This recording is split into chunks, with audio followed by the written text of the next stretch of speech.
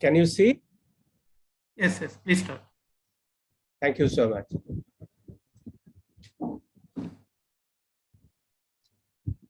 I'm thankful to Global Webinar on Laser, Optics and Photonics, LOPC 2021 organizer for this opportunity. I'm Shiv Krishna Ghoshal from University Technology, Malaysia, Johor Bahru. I'm going to talk on pulse laser ablated functional nanostructures for upcoming biomedicine. As we all know that laser optics and nanophotonics based various advanced green techniques have opened up several new directions for the synthesis and characterizations of various functional nanomaterials. And many of them are nowadays already commercialized, and many of them are on the way for the cure of several diseases. Now, in this presentation, I'm going to talk about how pulse laser ablation based technique, which is a green technique, because it does not need any chemical precursors. At the same time, it is environmental friendly technique. Using this technique, how we can synthesize some organic, inorganic nanohybrids, which are very effective for biomedicine. In this outline, I will talk a little bit about the motivations and issues at present time, then give a short overview on what is the present status on this area. Why nanohybrids? I call them invariably nanohybrids, nanostructures, or nanocomposites. It goes in different name. Why these are so useful and why we need them for the upcoming nanobiomedicine. What makes them so versatile? And then I will specifically talk about the fluorescent organic, inorganic nanohybrids. Then how they can be helpful for several health-associated infection prevention. And some applications I would be talking about how to synthesize them and characterize them, how to interpret the results. And then I will be showing you some of the prototype that we have already done and got some patent on anti-cancer, antiviral and antibacterial issues. And then I would be talking about the novelty and contribution of this kind of work, and then finally conclude the lecture. Of course, we know we are in the pandemic situation, and coronavirus is historically one of the most devastating virus so far human history has seen, at least in our generation. But apart from that, we know that nowadays the transmission of deadly, fatal, and lethal viruses, including the latest coronavirus and many other pathogens, become major concern worldwide. Every year, innumerable children, adults dies because of all these kind of virus and bacterial infections. So there are a lot of efforts to combat them, particularly the airborne human-to-human contact and contaminated surfaces related to this transmission of germs. And not only to kill this germ, there are efforts to detect them. For example, coronavirus detection is using some kind of gold nanoparticle, we also know. Killing them by making coating on the surface, or by insecticides, by spray, various ways, sanitizer, retarding this virus and bacterial infection, inactivating these germs. These are some of the areas where people are using this kind of nanohybrids to combat these pathogens. Now, why we talk about this using nanophotonics or using laser-based technique as I told you, laser ablation can produce very high quality nanoparticle. Not only that, we can also customize their structure depending on the need of application. Third thing is they are very good bioactive and bioavailability. See, the major problem with the present pharmaceutical drugs are the pharmaceutical drugs have unavoidable side effects. For example, we know if we take vaccine, we have fever, we have body ache, some have allergy. If we take any kind of antibiotic, either as oral pill or injection or whatever, they have a lot of side effects. We cannot avoid them. But if we use this natural inorganic based hybrid, nanohybrid, mixing with some of the inorganic materials such as copper, gold, silver, silica, and many others, then these kind of material, if we use them in the vaccine or in the pharmaceutical drugs, they are not only bioactive, they are very biocompatible, and their production also is very environmental safe and environmental friendly. And that is precisely the reason we opt for laser-based synthesis and characterization. And that's why the importance of nanohybrids and pulse laser ablation-based technique comes in. Now, why to use nanohybrid? As I told you, nanohybrid can be applied in various kind of medicinal applications, such as antibacterial, antiviral, anti-cancer, antifungal, anti-diabetic drug developments. What are the main issues that we would like to overcome? The main issues are we need to control their optical properties, because fluorescence properties, fluorescent yield, are very important for killing the bacteria and germs. Their surface functionalization we want to customize. How we can surface functionalize them? If we can control their structures and morphology, we can control the surface functionalization. And then tailoring the morphologies of these particles are really a big challenge, and that's why this kind of research is needed. Why are nanohybrids so versatile? As I have already pointed out, these nanohybrid is evolving areas. There are a lot of scopes to customize their properties. There are many properties. The bulk material we cannot customize, and as I told you, bulk material have low bioactivity. So we want to enhance the bioactivity, at the same time want to customize their properties. And that's why these nanohybrids become versatile. The other important thing of nanohybrids, they have a lot of emergent properties. That means those properties which are buried in their bulk counterpart, they can be now become operational when we go to the nano phase. And that's why we want to use inorganic, organic nanohybrids. What are the organic materials we are using? We are using, for example, turmeric. We are using cinnamon. We are using clove.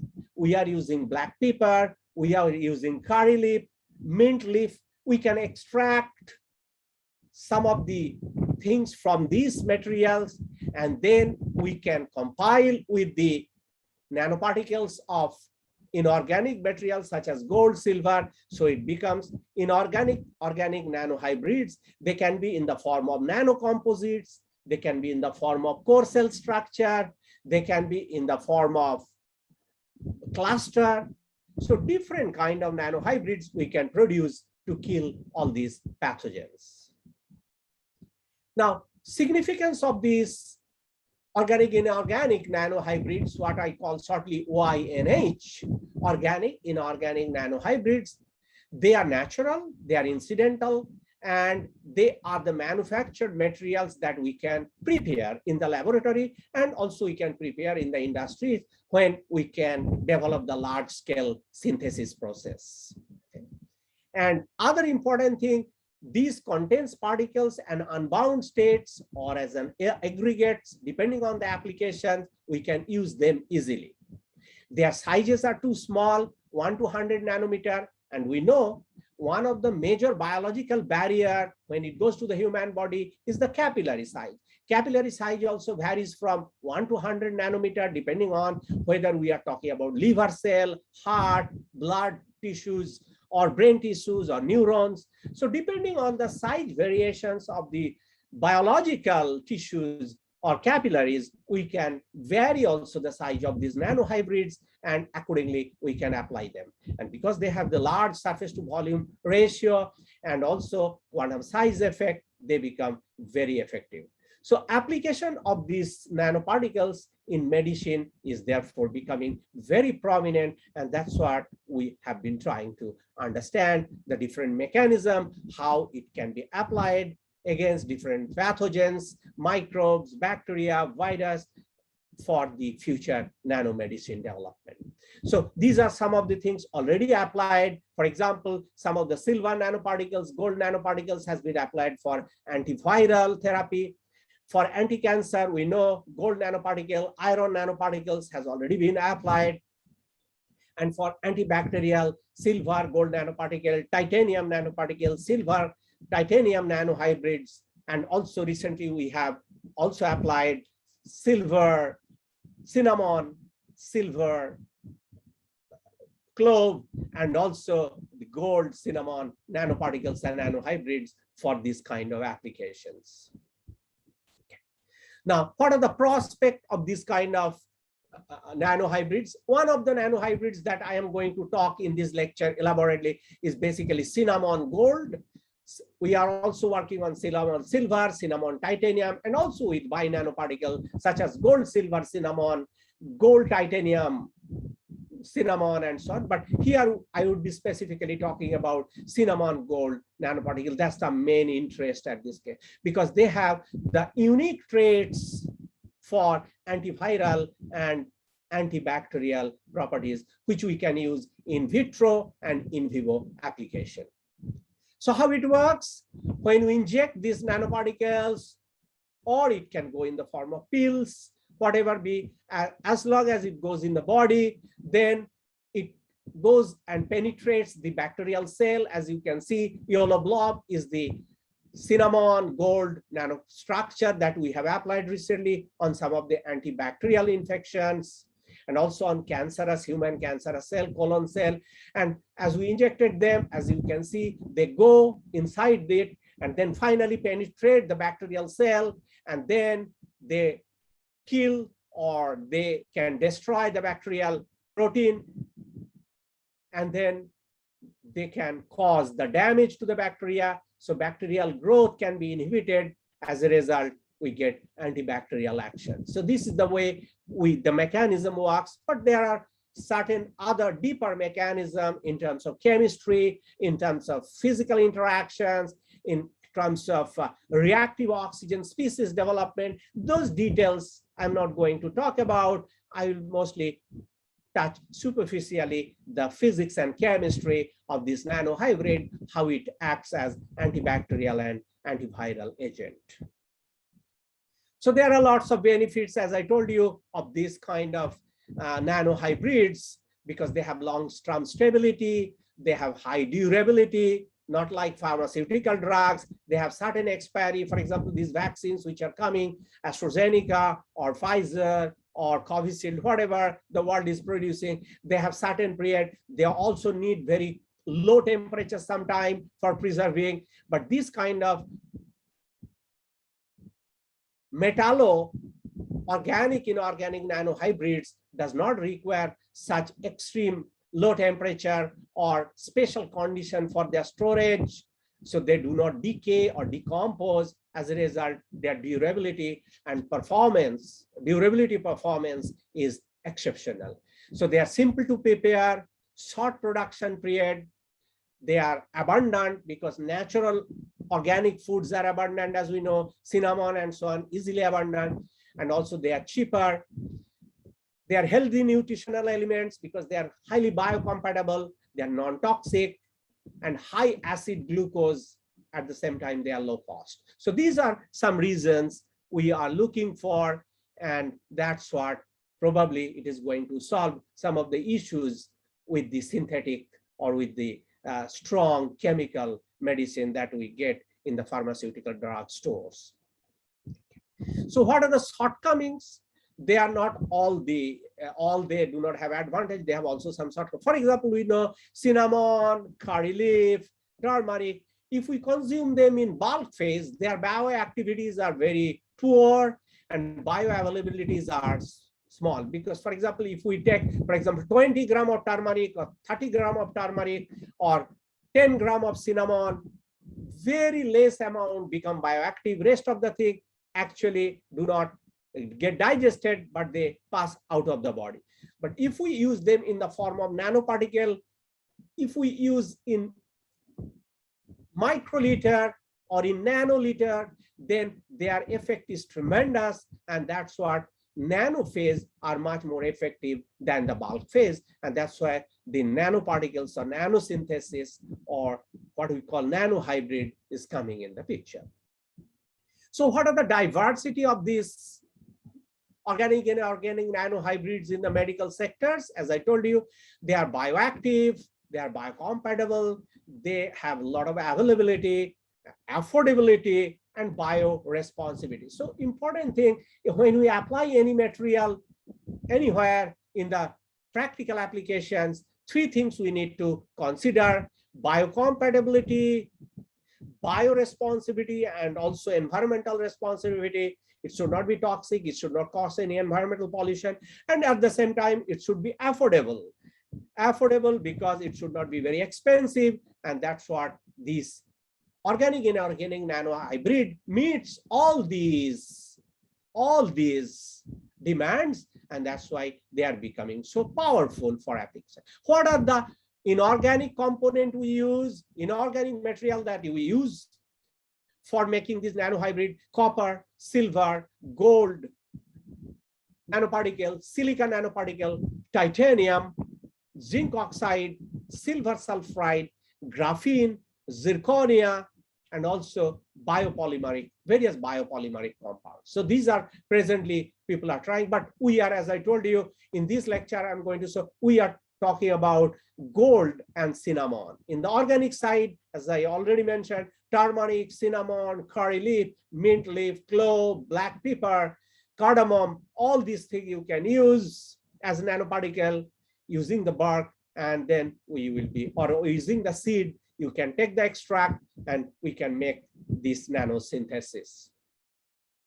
Now, dispersed and aggregated organic and inorganic nanohybrids are very, very important. They should have uniform distribution, precise narrow size distribution, and also their surface functionalization should be appropriate so that it can combat the cancer cells or bacterial or viral cells.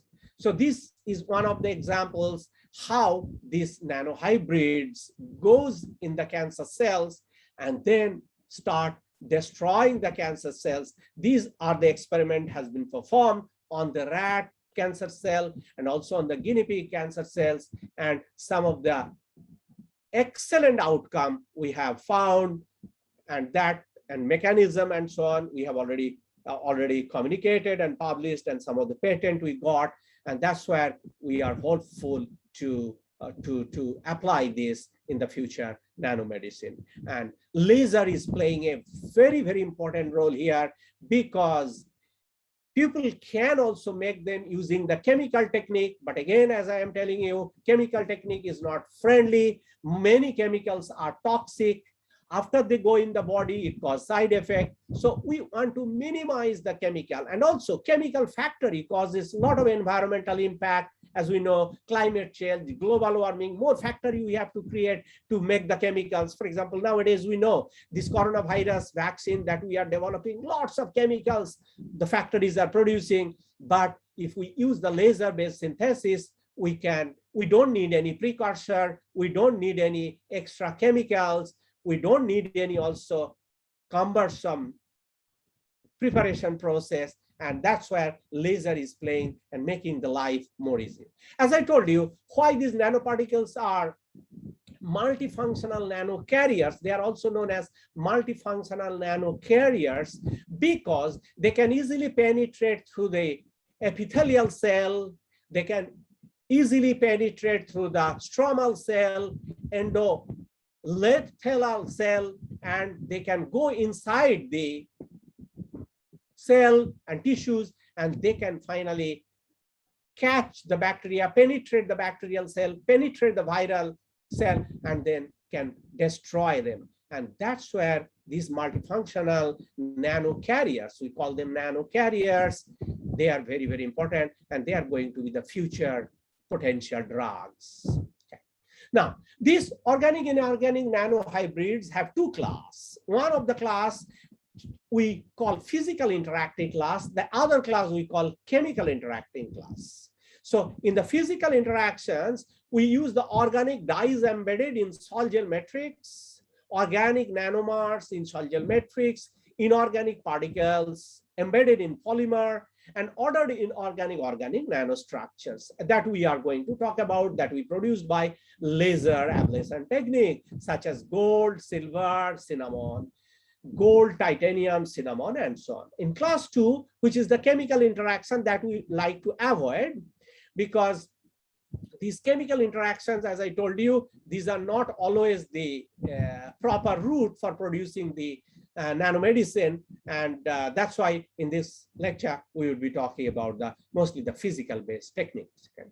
Now, the fluorescent properties of these nanohybrids are extremely important. As I told you, once you put inside the human body to combat the bacteria or virus, so these nanohybrid, when they are stimulated by the external radiation, they create some kind of surface plasmon. This is the important concept now coming. And many of you know that surface plasmonics, which you call localized surface plasmon resonance of nanoparticle, become very, very important. And all these nanoparticles, especially the noble metal nanoparticles such as copper, silver, and gold and titanium, they have very strong, very concentrated surface plasmon, very localized surface plasmon, and these surface plasmon become very active.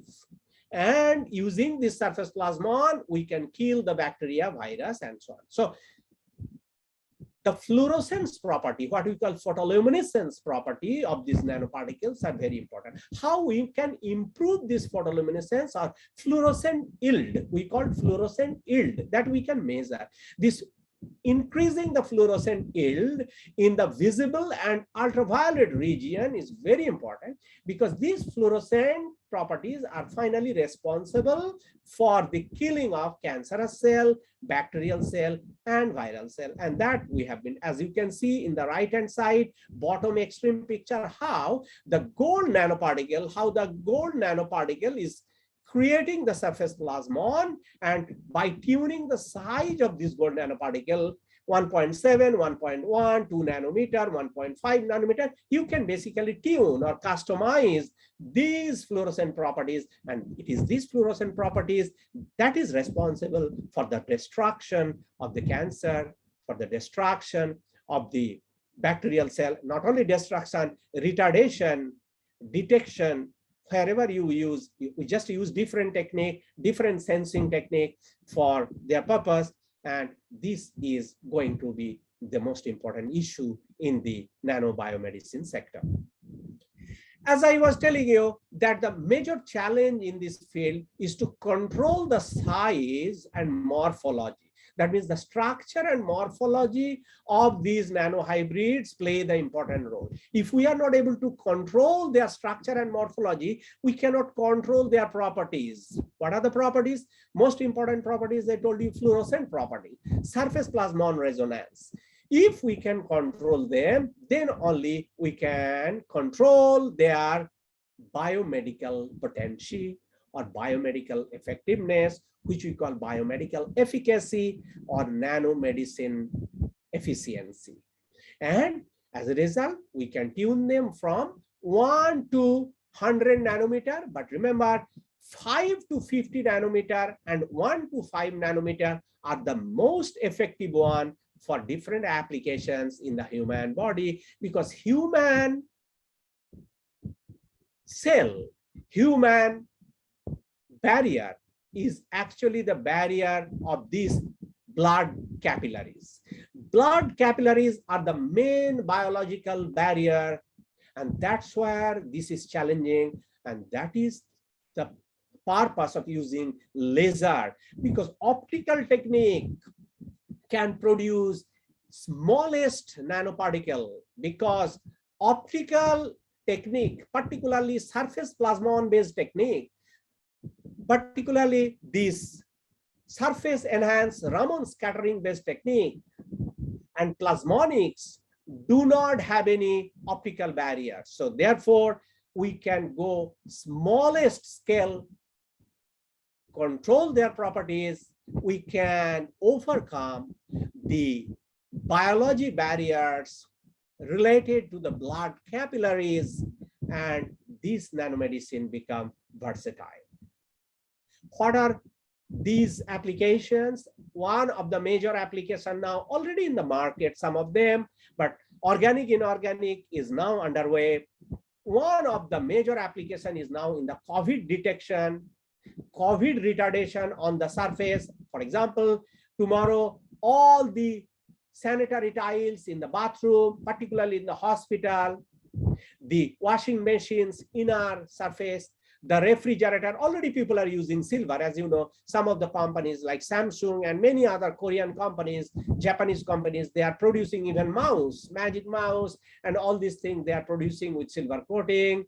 And some of this sprayed silver, titania, and copper on the kids' water bottle, kids' tiffin box, many other. And particularly due to COVID, train, bus, their seat, car seat, most of the supermarket where we pay, the counter, cash counter, ATM machine, all they would be coated with this kind of organic, inorganic nanohybrid to avoid the infection. Because on normal surface, depending on metal, plastic, or whatever, ceramic, this virus can stay from 2 to 20 hours or 24 hours. But if we make the surface with this and put a mild UV light, even sometimes visible light, this surface plasmon we will kill within few seconds. For example, one customer go withdraw the money from the ATM, that customer is infected with COVID virus, touch the nose and then use the ATM button, the virus goes there, next customer come, within that time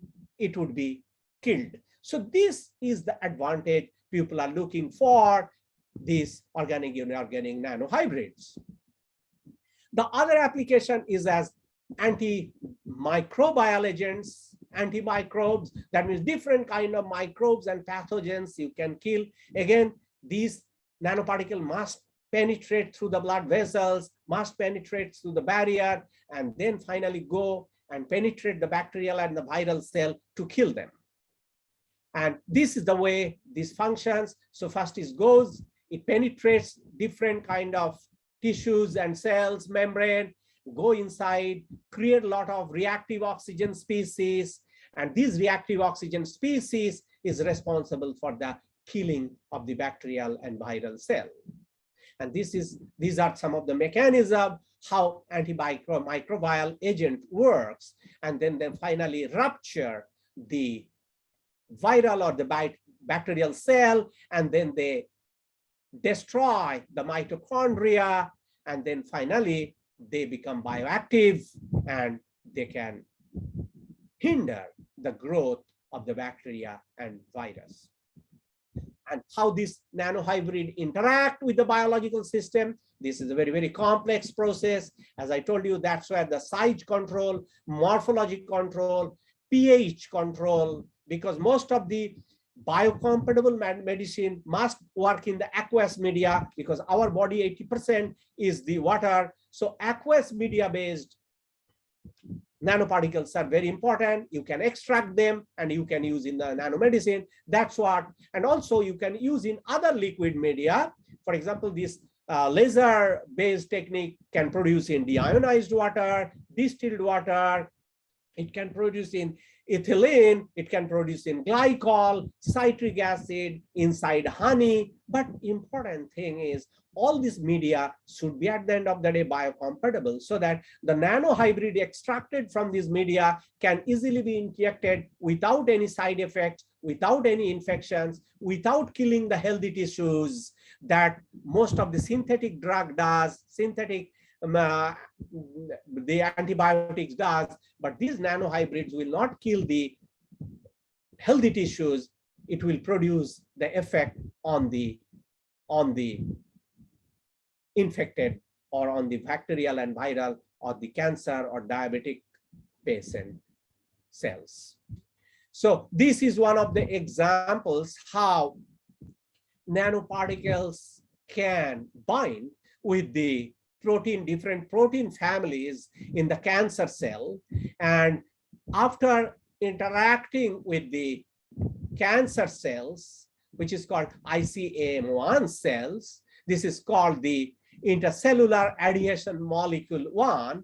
So this is used in the development of diabetic nephropathy, and these causes the severe diabetic. If we can control the growth, or we can control the infections in these cells, then using the nanohybrid, we can cure the diabetes. So this is one of the application of the cinnamon. And we already know cinnamon, honey, and so on, they are very friendly with the diabetics. So we can use them perhaps in the future. That is this research we are now undertaken, and this is going on. In the future, maybe I'll be telling how anti-diabetic nanomedicine works using silver, gold, titanium, and cinnamon-based nanohybrids. So this is the examples how multifunctionality of these nanohybrids comes in. We also produce some core cell structure. In the core, we put cinnamon. In the cell, we put silver and gold. Also, we can reverse. In the core, we can put silver, but in the cell, we can put also the cinnamon. But cinnamon in the core and gold in the cell is more effective, because gold produces the surface plasmon, it activates the cinnamon. As a result, fluorescent yield of cinnamon also goes up, and we can get the maximum bioefficacy using this. So we can attach a lot of things on the surface of this, and that's what we call surface functionalization. We can put fluorescent dye on the surface of this core cell. We can put radioisotopes, which may be required for the cancer therapy. We can put also chemotherapeutics. We can put DNA and oligonucleotides. We can put photothermal therapy on this, putting iron oxide nanoparticle. We can put linker groups, MRI contrast agents such as gadolinium and so on. If we want to do MRI, magnetic resonance imaging using NMR technique, and also we can put a lot of receptors and ligand for the interactions. So this is really multifunctional nanoparticles that we are producing using the technique. Now I am coming to the technique. We have a lot of techniques presently. We have top-down method and also bottom-up methods. But bottom-up methods are such as vapor deposition, sol-gel process, spray pyrolysis. Their bioproductivity or their bioavailability not that high, and also it needs a lot of material. Some of the material go wastage. But if we use the laser-based techniques, particularly the pillar technique, what we call pulse laser ablation based technique, in this technique, what we do, we take the target material. For example, from the market, we buy the cinnamon. We know we buy cinnamon bark in the form of chunk. We can use that chunk. If we want to use a clove, we use a clove. We buy the clove from the market, just clean it, rinse it, do some processing. And after that, we take this bark in the laser chamber, put inside the medium. It can be glycol, it can be ethylene, it can be citric acid, it can be honey, it can be water. Then we ablate it using the laser. We need to choose the proper laser.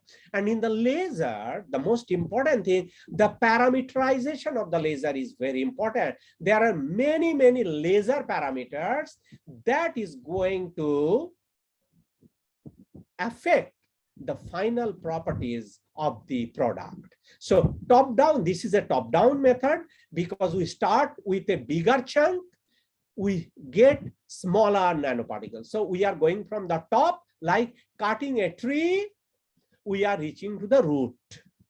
So this is something like top down approach. And in the top down approach, the laser parameterization is very, very important. And this is a green technique.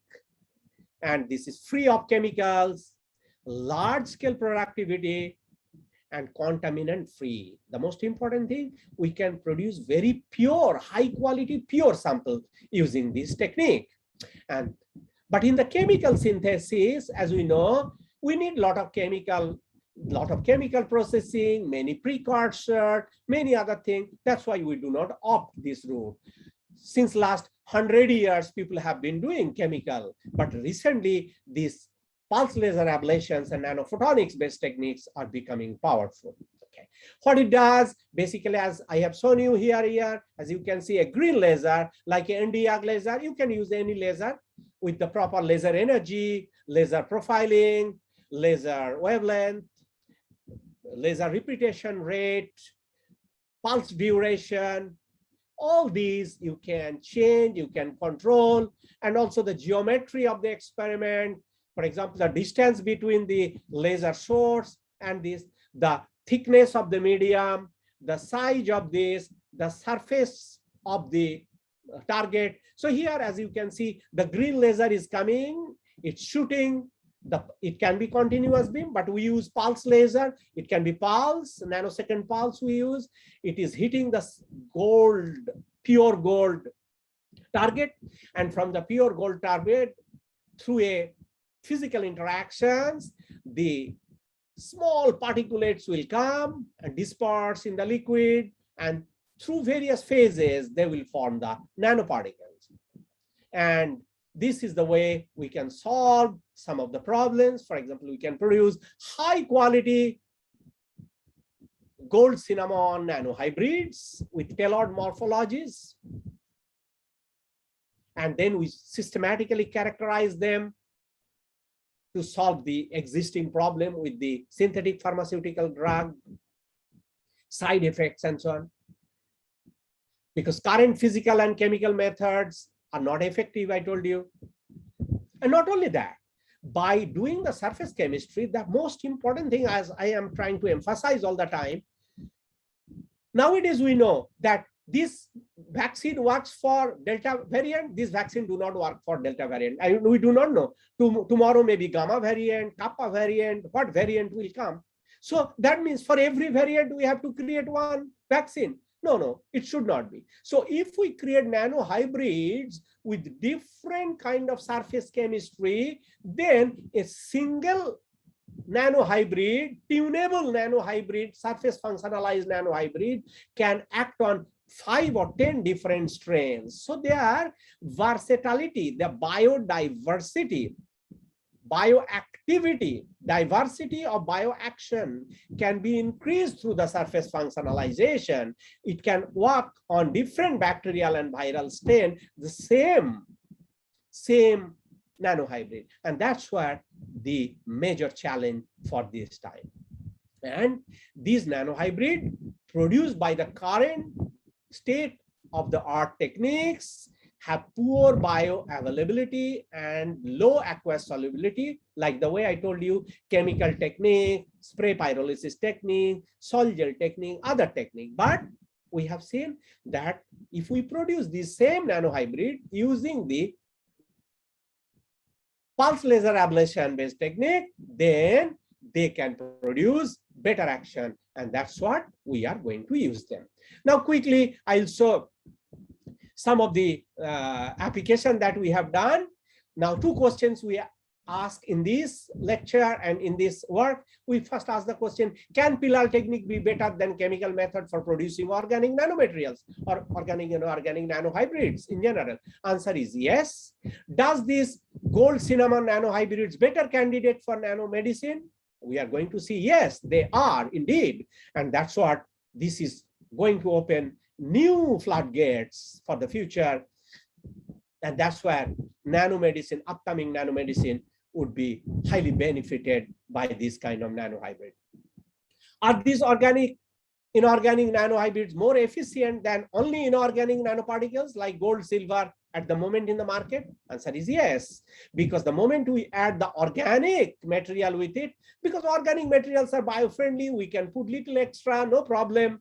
Body also needs, they are nutritious, they have nutritional value, they have other effect, we know, cinnamon, clove, all these we know, we take in the beverages, we take in the spice, we make hot water, gargle them. For example, in India, most of the Asian countries, since ancient time, they are using honey, cinnamon, clove, turmeric, curry leaf, all these, but they have not bottled as medicine yet. So tomorrow's pharmaceutical drugstores would be having organic, inorganic, nanohybrid based medicine, synthetic based medicine. So depending on your choice, you can buy them. Already we know in India and many places, some of the herbal products are already available and they are good for the body. And that's what we are going to talk about. And can one customize these properties? Answer is yes, as I told you, by changing several laser parameters, we can customize their properties. So the synergy is important. Processing parameter between the processing parameters and the different properties of morphology, structures, fluorescent properties of these materials are extremely important for their application. So we want to prepare them, we want to characterize them, we want to determine the influence of this pulse laser ablation based material on the bacterial and viral cell to see their bioefficacy. So we have used Escherichia coli, we have used other two strains, for example, Bacillus stabilis and also Staphylococcus aureus strain, to look at the biomedical efficiency of this nanomaterial. What are so significant about our nanomaterial? So this is new compound we produce in different liquid media, not only one. We use 6 liquid media, wanted to see which liquid media produce the best one. Ethanol, citric acid, glycol, distilled water, honey, and also methylene. And we also control their pH to see the best nanoparticle morphology. And the influence of the liquid media and energy of the laser to control their morphology is very important, and its mechanism is interesting to understand because nothing is clear yet. This field is not developed. We are one of the pioneers here in UTM, working also with some of the medical company for the commercialization and so on. And that's where this cancer patent came. Okay, so these pillar-based techniques are advantages over the traditional physical and chemical techniques. This is new kind of material we call emerging material in the history of biomedicine. Okay, and accurate measurements are necessary for their bioactivity control. Now, how we sample this? Next 5-10 minutes, I'm going to talk about this to finish this lecture. So how we sample the cinnamon? Very simple. We buy from the market. But important thing is cinnamon has a very, very important component in their chemical structure called flavonoid. And this flavonoid component, which is a protein, that's what the nutrition of cinnamon. And we use this protein to tag with the silver and gold nanoparticle. And this tagging create all these magical antibacterial and antiviral effect. And that magic, that physical-chemical interaction, we call physico-chemical properties are the important to understand. The mechanism, how it works when it goes inside the cancer cell, inside the diabetic cell, inside the bacteria, inside the virus, different ways this flavonoid-based tagging material works, and that's what the physics and chemistry, biology meets, and this field become interdisciplinary. So biology, physics, and chemistry, strong interactions in these understanding, and that's what nanohybrids are. So we use now, I'm talking a little bit about, so we use this cinnamon bark as target material, and as you can see also gold, piece of gold, chunk gold as also target material. So these two target we use and ablate by laser. What is the meaning of ablate by laser? We put this target inside liquid, then we shine the laser pulse, very high power laser pulse. These laser pulse create plasma, it bombard on this. It's something like atom bomb fall on a building, okay? And then it basically crushes the material, vaporize the material inside liquid. The moment it is inside liquid, liquid cools down, it becomes small granule nanoparticle, and this is the way it works. So what we use? We use nanosecond Q switch Nd:YAG laser. So here is the arrangements. We use the laser, control the laser energy, laser pulse duration, wavelength, and whatever. Then we put this inside the vessel, inside the liquid medium, the target. Then we shine the laser beam, the laser pulse, then it strikes the target. Target can be silver, target can be gold, target can be cinnamon, and then the particles get dispersed, detached from the target material, and it forms this. So what are the energies and so on we use? We use 3 different wavelengths of Nd:YAG laser, but the fundamental wavelength we use, and also use the second harmonics. We use the pulse energy between 30 to 180 millijoule, repetition rate 1 hertz, pulse duration 10 nanoseconds, spot diameter 2 nanometer. But you can vary them, and we have to optimize. Over the last 5 years, we know how to optimize them. Constantly postdoc and PhD students are working, and they are coming with new result every time. You can see our publications, and from there you can guess. But some of the things we don't publish because those are with the industries and so on. So those are basically industry funded project they need for commercialization. So this is very, very important. And this is the way it works. So the laser pulse comes in, hits the target, nanoparticles are formed, and there is a mechanism, interesting mechanism. Recently we reported the mechanism. Then we take the gold and cinnamon nanoparticle, organic and inorganic, we mix them, we do some kind of processing through magnetic stirrer, agitations, without any buffer, without any precursor.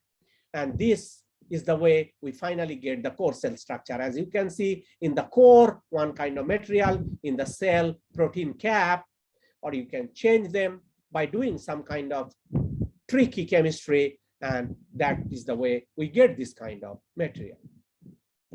And the most important thing, this is the animation, how it works. Basically, we put the cinnamon target, as you can see, on the target. From the target, this creates the plasma plume. This plasma plume creates the shock wave. And so the brown base is the cinnamon target. On the target, yellow pulse comes, which is basically the laser pulse.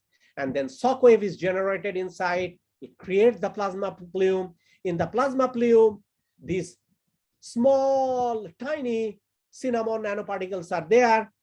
And from the cavitation bubble, this cavitation bubbles cools down. And from the cooling down, finally, the nanoparticle get dispersed, and we get the colloidal suspension of nanoparticles. So there are various phases through which the growth of this nanoparticle, or the growth evolution of this nanoparticle takes place. This is the most recent growth evolution we have reported in many Q1 journals, different liquid media, different ways the growth happens. And with the different pH, this growth is very dependent on the pH also of the liquid media. And this is one of the most interesting things, because the bioefficacy of this nanohybrid depend on the growth mechanism and the morphology. And finally, we get phenol and cinnamaldehydes. Basically, as I was telling you, the flavonoid structures on cinnamon, and they finally surrounded by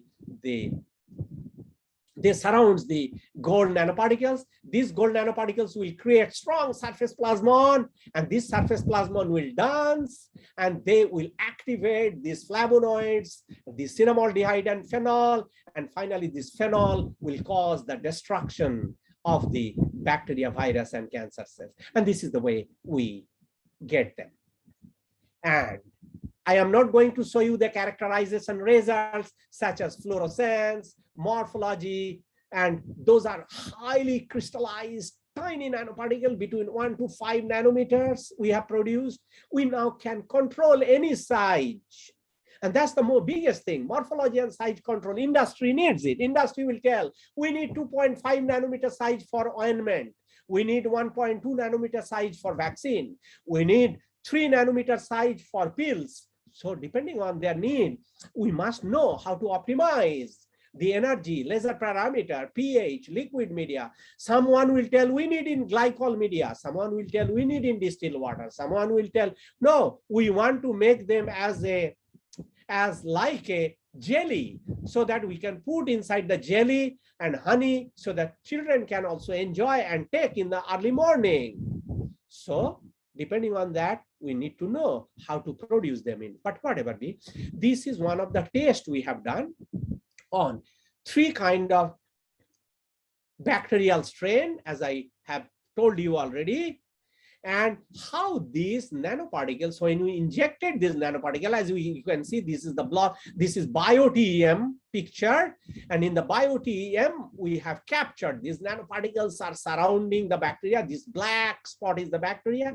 Then these nanoparticles, cinnamon nanoparticles, first we try with pure cinnamon. This pure cinnamon nanoparticle is penetrating the bacterial cell, and then after, so before we take the picture, we see intact bacteria, healthy bacteria, then bacterial culture, then we put this solution, nanoparticle solution inside the bacteria, then afterward we take the picture, and then we calculate we measure optical density, and we measure the inhibition zone diameter, how much nanoparticle has penetrated the bacterial cell, how much bacterial concentration has been destroyed before applying this nanohybrid, after applying this nanohybrid, and we can see as we increase the concentration, size, pH with different kind of parameter,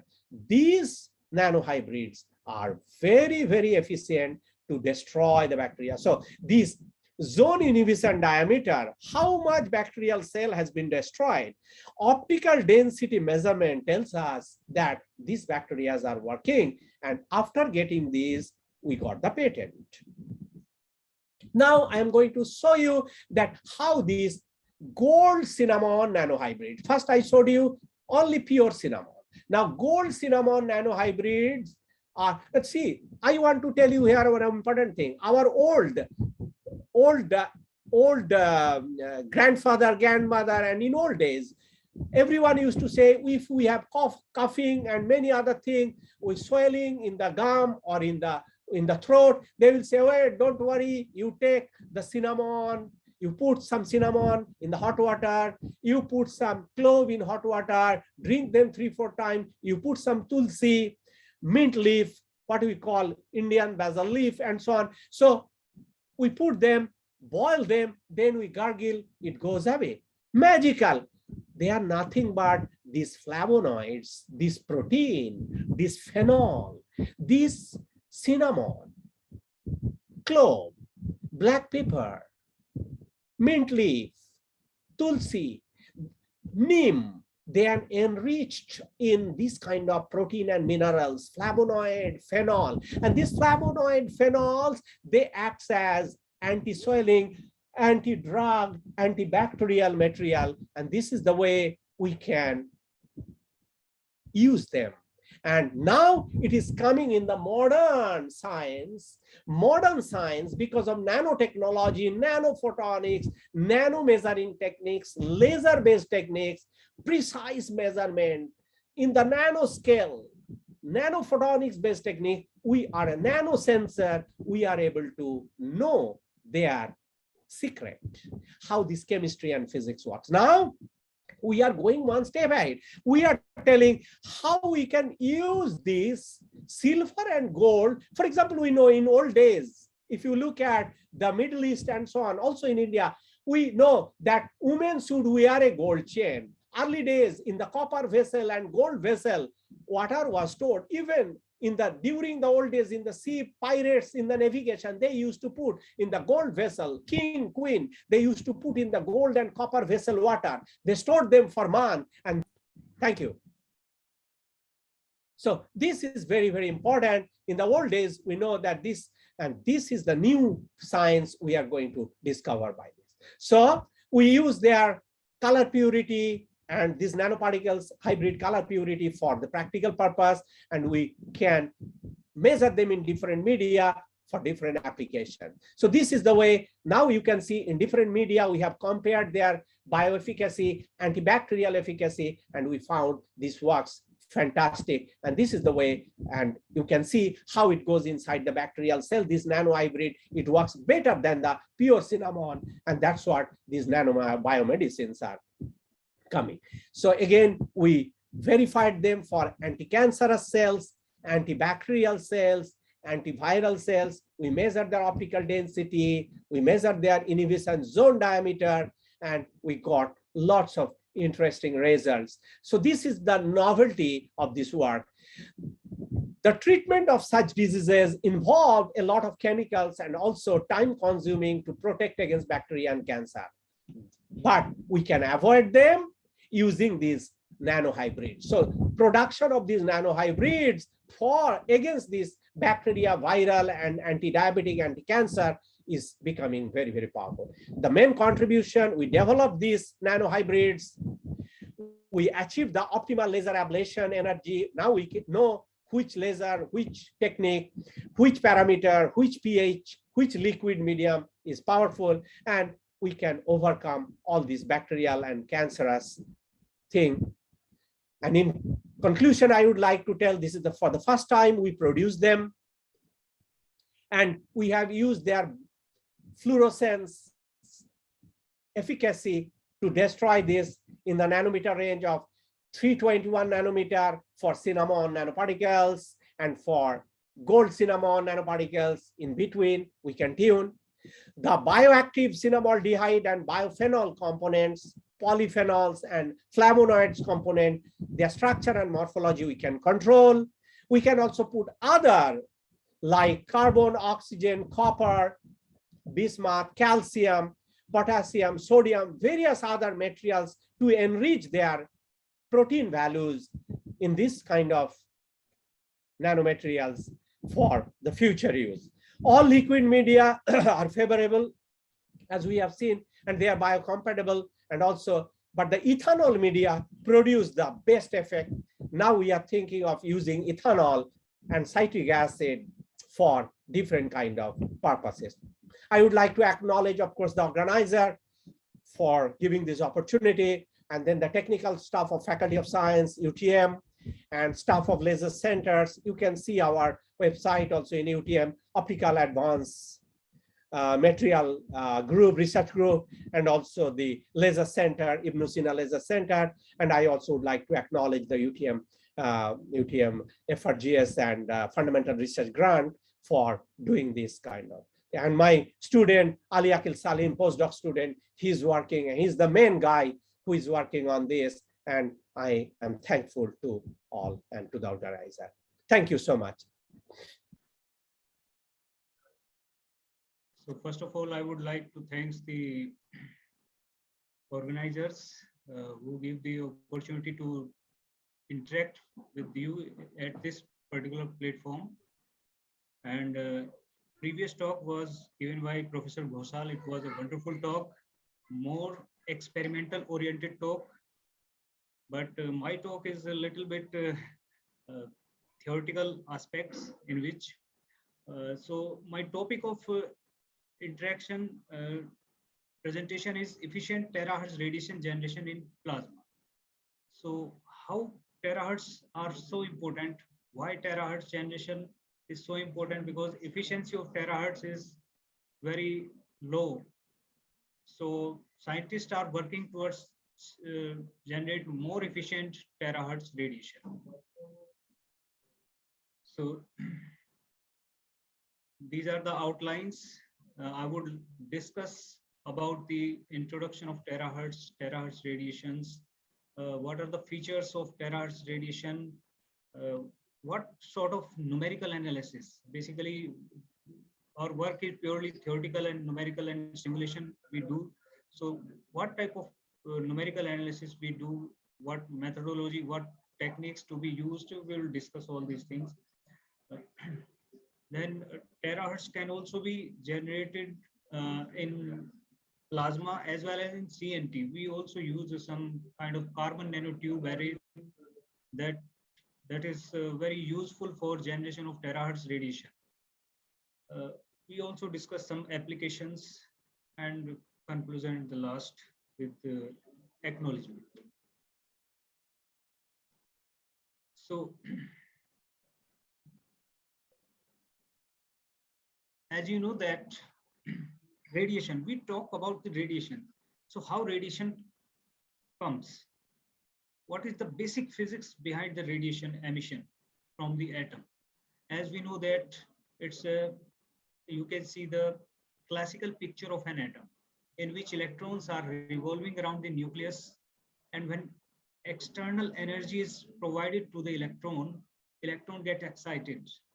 Once the electron get excited, it has some energy, and that energy can be released when it comes back to the initial state.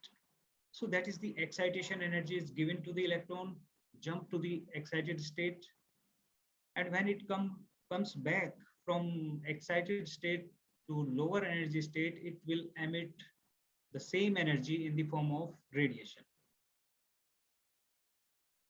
So if you look at the radiations, everyone knows about the matter radiates energy. Higher the temperature of the object means higher the value of radiated energy. High frequency, cooler objects emit energy at longer wavelength or lower frequency. And radiations, if you look at the electromagnetic spectrum, in electromagnetic spectrum, we have a visible region, a very small region, which is visible region.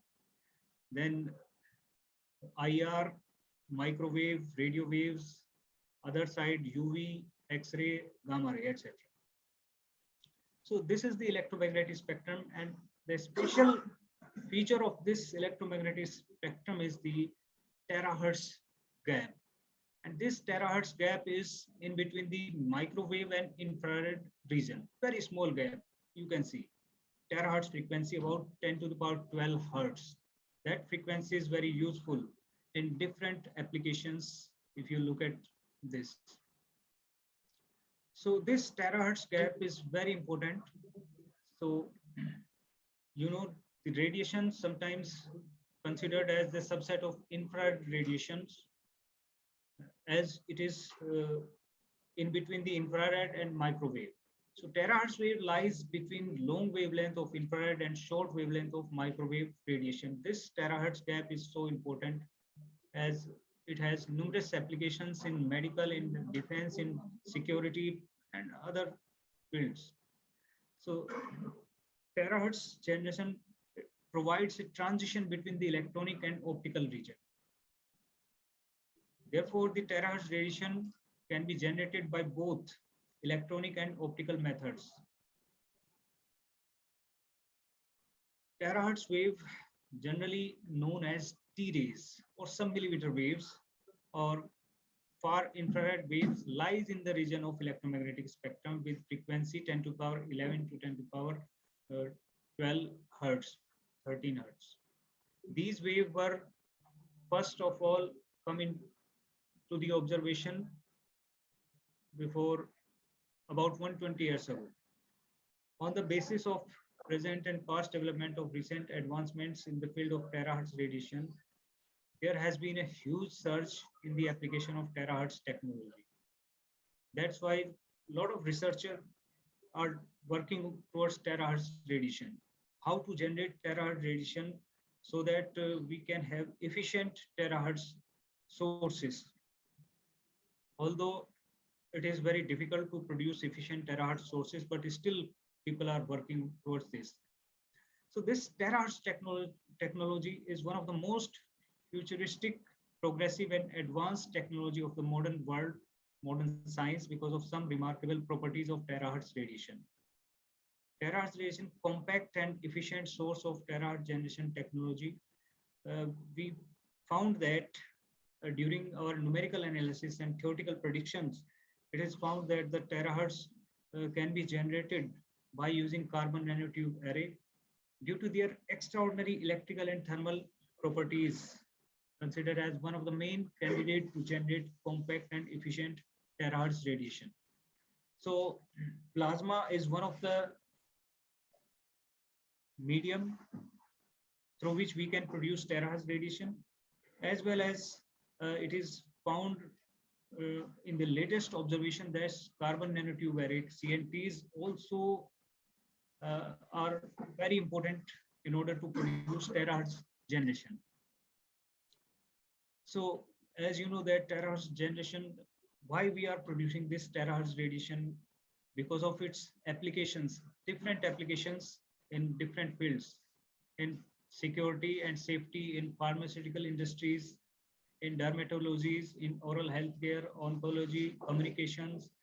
It also relevant to the cosmic microwave background and other astronomical, astrophysical phenomena.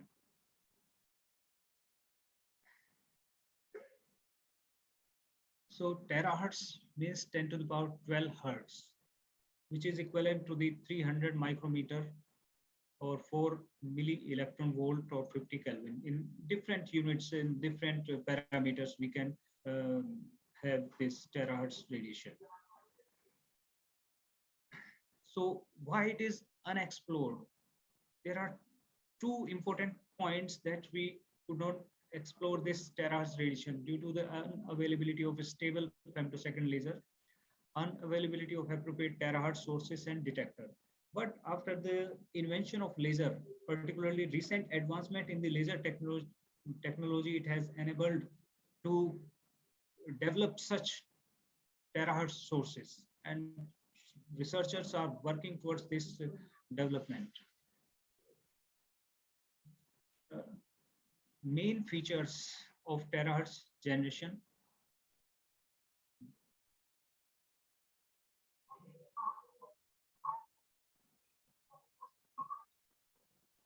The main feature of this terahertz generation is because it is non-ionizing. Although it is non-ionizing, but it can penetrate different materials like clothing, paper, plastic, cardboard, etc. It has a strong interaction with the molecules. Terahertz radiation interacting with the molecule strongly as compared to other radiations. As we know that IR radiation, visible or UV or X-ray, and transmitted through many materials like clothing, paper, plastic, cardboard, etc. So terahertz radiation can transmit these materials. It has higher resolution than microwave, also high chemical sensitivity.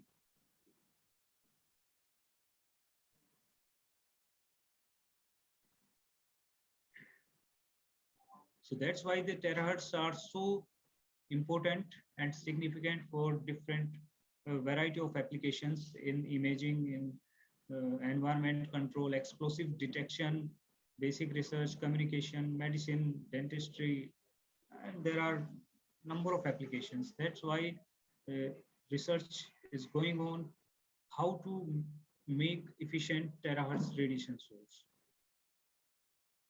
So our main motive is to find the efficient terahertz radiation. So it is difficult to approach terahertz wave directly because the frequencies are too high to approach using microwave engineering, or frequencies are too low to be generated by any laser until 1990s, before the high power laser. But now high power lasers are available. That's why it is very useful to produce such terahertz sources by using lasers. The limitations of the most of the available methods are not enough. Efficiency is very small, very low, and detecting of terahertz signal is also difficult. These are the limitations of the terahertz sources. In order to produce efficient terahertz generation, we proposed a scheme of excitation of terahertz radiation by nonlinear mixing of two obliquely incident laser beams in rippled density magnetized plasma. And we found that it is an attractive alternative scheme, and this scheme can be easily realized, and it provides higher efficiency due to coupling between the terahertz radiation and the plasma wave. So laser play an important role in this. So we can produce terahertz radiation by using laser, and two lasers incident on the plasma obliquely. So they will interact with the plasma electrons and produce nonlinearity. Such nonlinear current is produced which drives the terahertz radiation. So this is the schematic diagram for terahertz radiation source in the rippled density magnetized plasma. We consider a plasma slab like this, and its plasma is having plasma density is changing in the form of ripple. So when two laser beams incident at an angle theta from the axis of the laser propagation, it produce terahertz wave, and these waves are obtained in the reflected direction, backward direction. So two p-polarized laser beams in plasma of electron temperature having density ripple on its surface. These lasers are incident obliquely at an angle to the plasma surface, such that the ripple density profile, we assume that n equal to n naught plus n naught n q naught e to the power I q z. So this is the plasma density ripple. We consider that plasma is having ripple and laser incident obliquely at a certain angle theta. So these laser beam interact with the plasma electrons, which exert a pontomotive force on the electrons, which derive the nonlinear current. And that nonlinear current further produce the terahertz radiation. And the frequency of the laser, two laser beam is chosen such that the frequency difference between the two lasers lies in the range of the terahertz frequency. So the field inside the plasma is given as, this is the field EJ. J stand for 1 and 2 for first laser and second laser. So two laser beams. So under the influence of electric force, plasma electrons start oscillating in XZ plane. The applied external magnetic field along y-axis. So we apply the external magnetic field along y-axis. That external magnetic field play an important role to make the process resonant. That's why we apply this magnetic field. So applied magnetic field changes not only the amplitude and the polarization, but it also introduces an imaginary part to the pontomotive force, which represents the phase difference between the nonlinear pontomotive force and electric field profile of beating lasers. So that's why the magnetic field is so important, because magnetic field can confine the electrons motion or charge particle motion. So electrons motion is confined under the influence of magnetic field.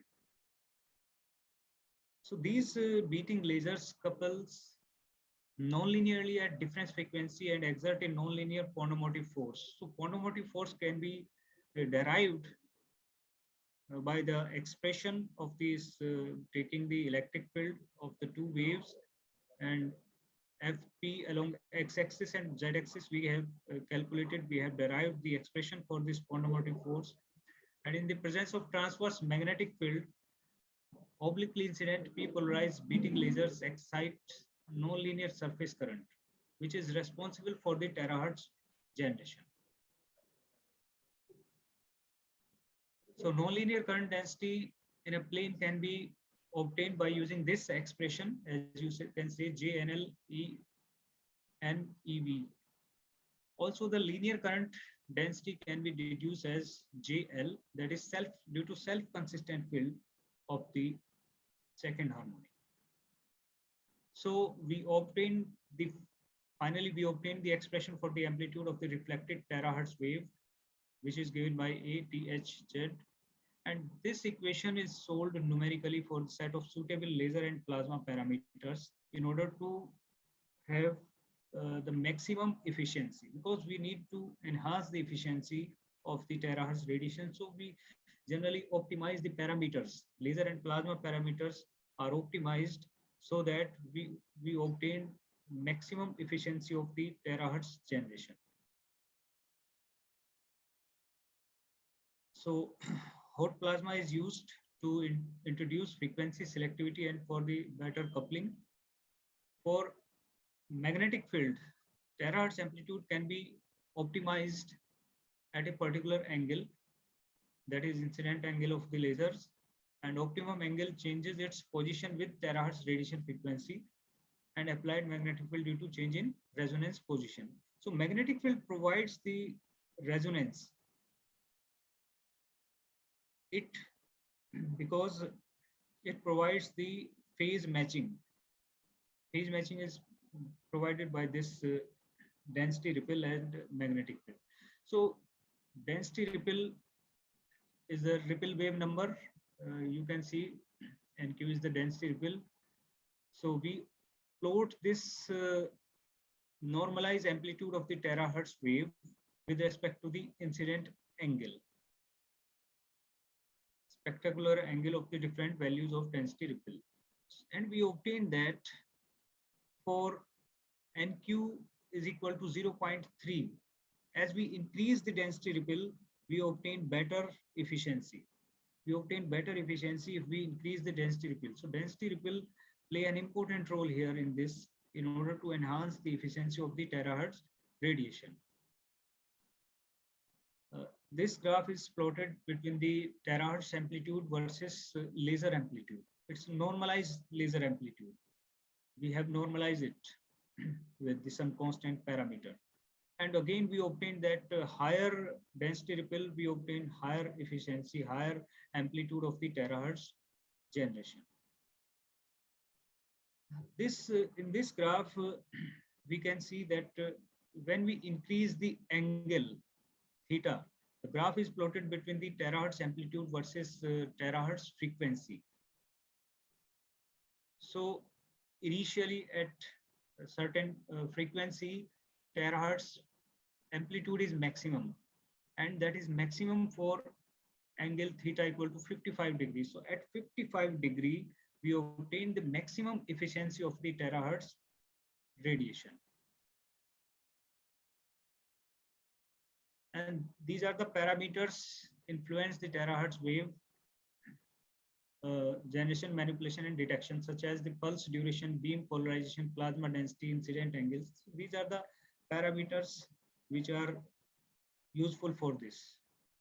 In our case, laser intensity, we consider this laser intensity with this parameters. These parameters are chosen for this. 30 kilogauss is the magnetic field we applied here, and we publish this research in these journals, different journals. Second point, we consider that carbon nanotube array. And you know that the terahertz generation in plasma and in CNT are different. And we observed that the carbon nanotube array are very promising candidate for this terahertz generation. So in this model, we consider an array of vertically aligned CNTs posted on the dielectric surface, maybe glass, and the inner outer radius of each CNT is considered as A and B. So electric field is given by this equation, and we obtain the different quantum force and other related equations we have derived in this. The displacement of the electrons due to the laser is given by this.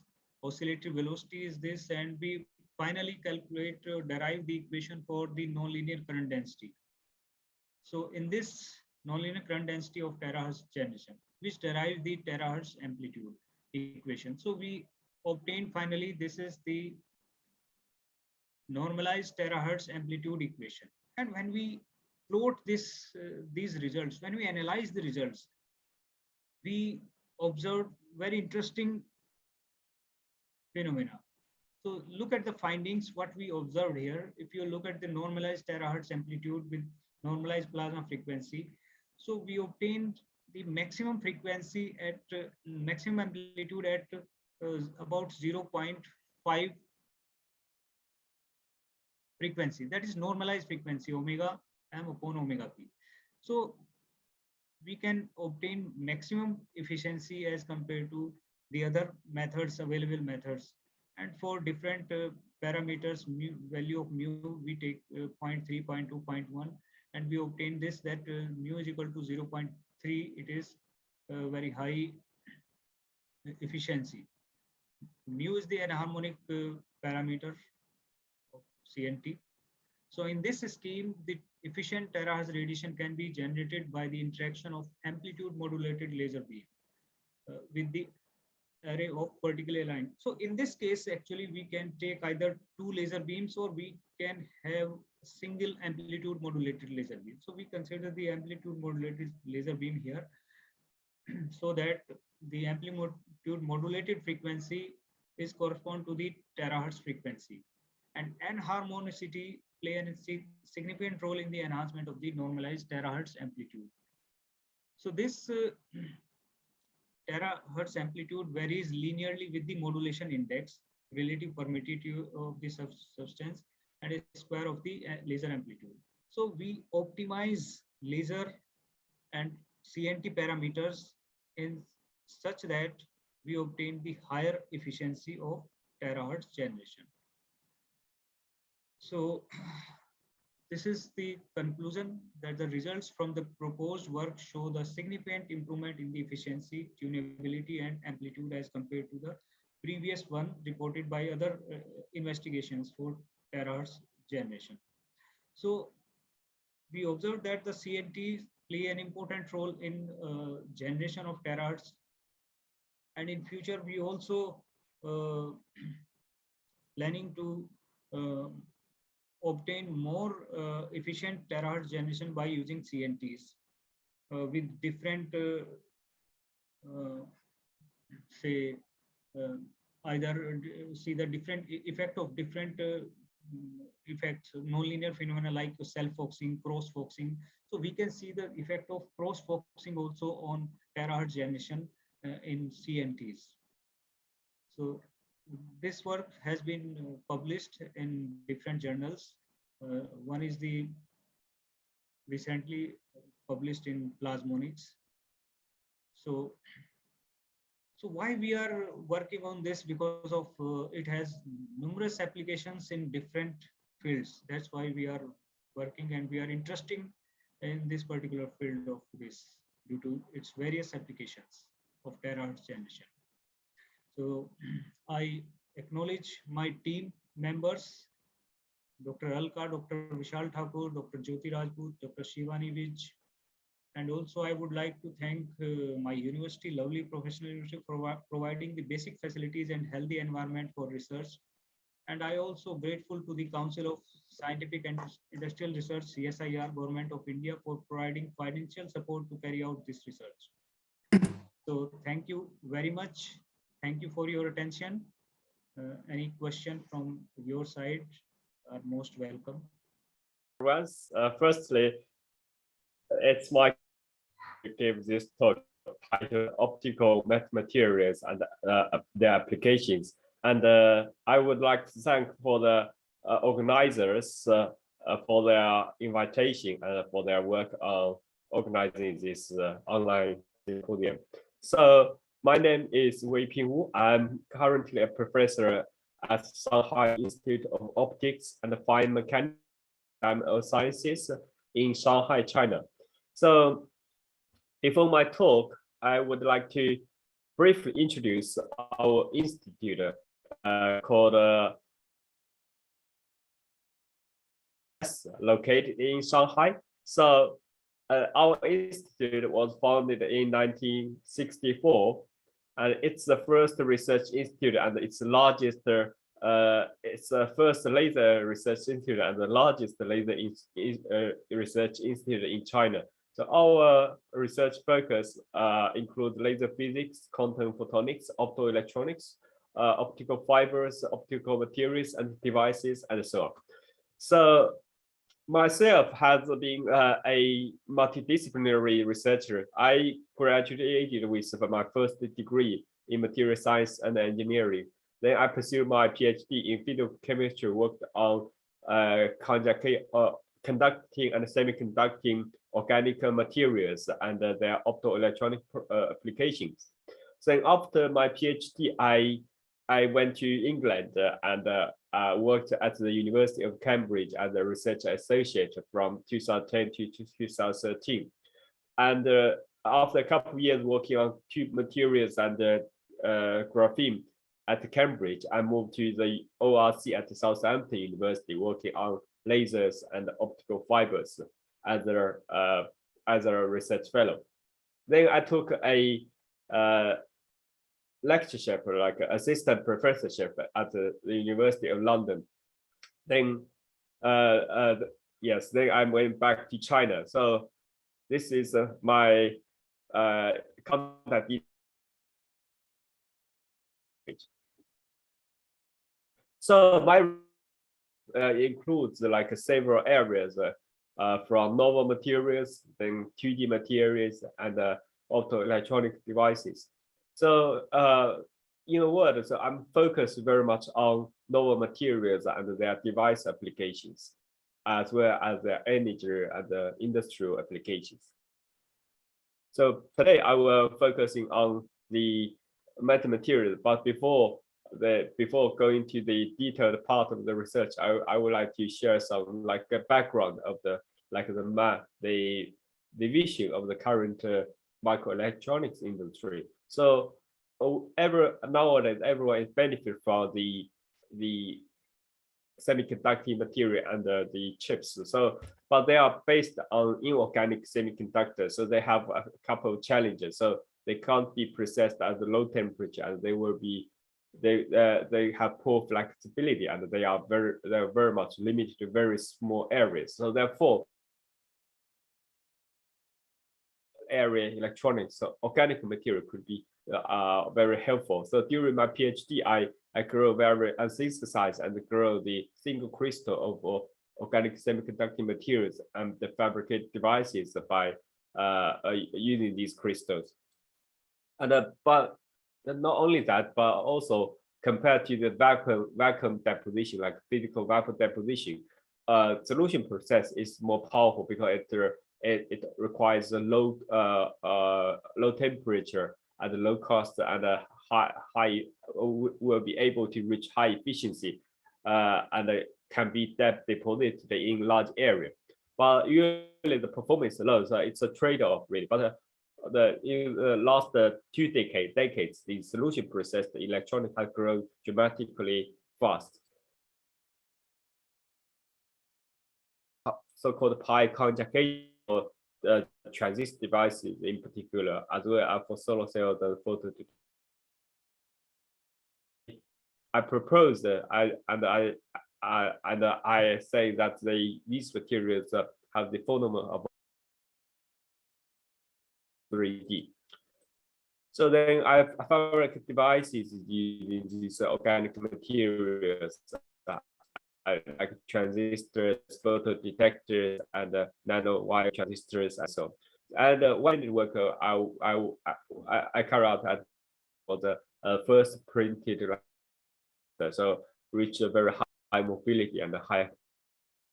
And this paper has been cited by top journals more than 1,000. So now we are moved to the next part about metamaterial. So metamaterial actually is a newer field. So what is a metamaterial? So a metamaterial is a material engineered to have property that is not found in naturally occurring. By the Vasilako, a Russian physicist in 1967, more than 50 years ago, but actually it was demonstrated experimentally very recently in 2001 by David Smith in the United States. So the typical structure of this metamaterial is usually consists of a split ring, so that it can be described by this kind of RC model, so that we can figure out the kind of the resonance frequency. So then in the two-dimensional cases, so part of my graphene work is actually build this different multi-layered graphene segregated by the quartz. So then we did observe the change of this resonance frequency towards the transparent metamaterial microwave absorber. Then the technique, the detail or the material we have been used has been grown by the chemical vapor deposition using in 2013, and we were able to grow up to 8-inch wafers. By transferring process, then we build these different number of layers of graphene on the quartz or on a flexible P substrate.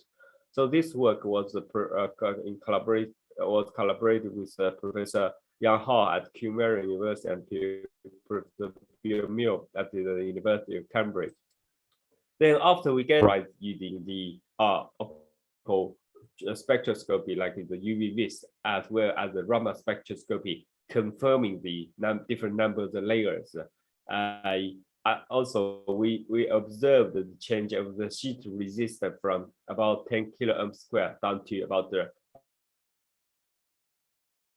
Then the metamaterial was measured using the microwave technique, and we observed the resonance peak, and we conclude that the 2D graphene on the quartz loading achieved a dramatic peak suspension about 10 dB, followed by a slowly increasing suspension from dependent phenomena or results are very important towards the practical use for microwave cavity metamaterial.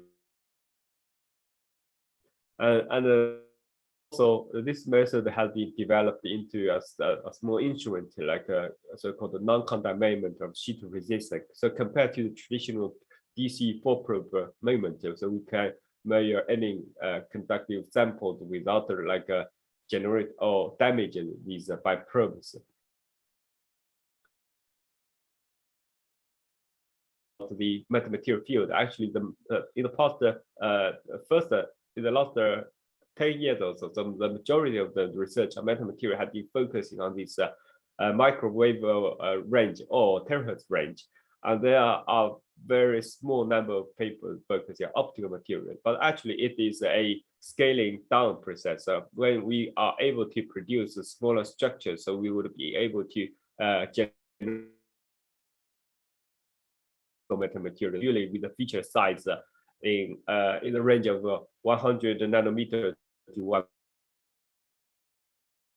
The advanced nanofabrication capability, for instance, by focus on beam or electron beam lithography and etching. So this type of nanoscale metamaterial or optical material can be experimentally fabricated and demonstrated, and we, in addition, various type of structure like the grating structure or this square structure or this split ring structure and so on can be fabricated using a gold plasmonic material like gold, silver, copper, as well as using like a semiconductor material like silicon, germanium, and topological isolation. Actually, why we are working on this optical metamaterial, because optical devices like nanophotonic devices actually will need this type of metamaterial devices for various applications like waveguide and these photonic crystal fibers and the optical quantum computing and high quality optical cavity resonators and so on. So therefore, it's very important, the metamaterials. So traditionally, the metamaterial has been fabricated using the split ring concept and based mainly on the gold. But the problem of the gold is that actually the gold has the so therefore there's a gold rush to search for newer plasmonic material aiming the lower loss or high quality factor. Difficult because the physics of this plasmonic, instead the dielectrics can be building blocks for metamaterial as well. So the for microwave application. So then actually in early years of research, so these high in refining index materials have been used, like tellurium and silicon has been observed some very interesting like localization of optical field. And one very particular phenomenon we can observe is actually using these laser to generate silicon nanoparticles under the microscope. These nanoparticles will show different colors. So actually, this is the very early like evidence of the dielectric metamaterial. Explain that the metamaterial is that these metamaterials can be fabricated by nanofabrication technique. So using like a dielectric materials like silicon nitride, or germanium, it's possible to fabricate like dielectric metamaterials. And then in addition, without any substrate, so we can fabricate freestanding like dielectric metamaterial. So in this particular system, this optical force can be used to utilize to drive within this metamaterial. Therefore, we could use the like a pump probe, like a measurement vacuum, and actually we successfully fabricate device and get their metamaterial optical probe.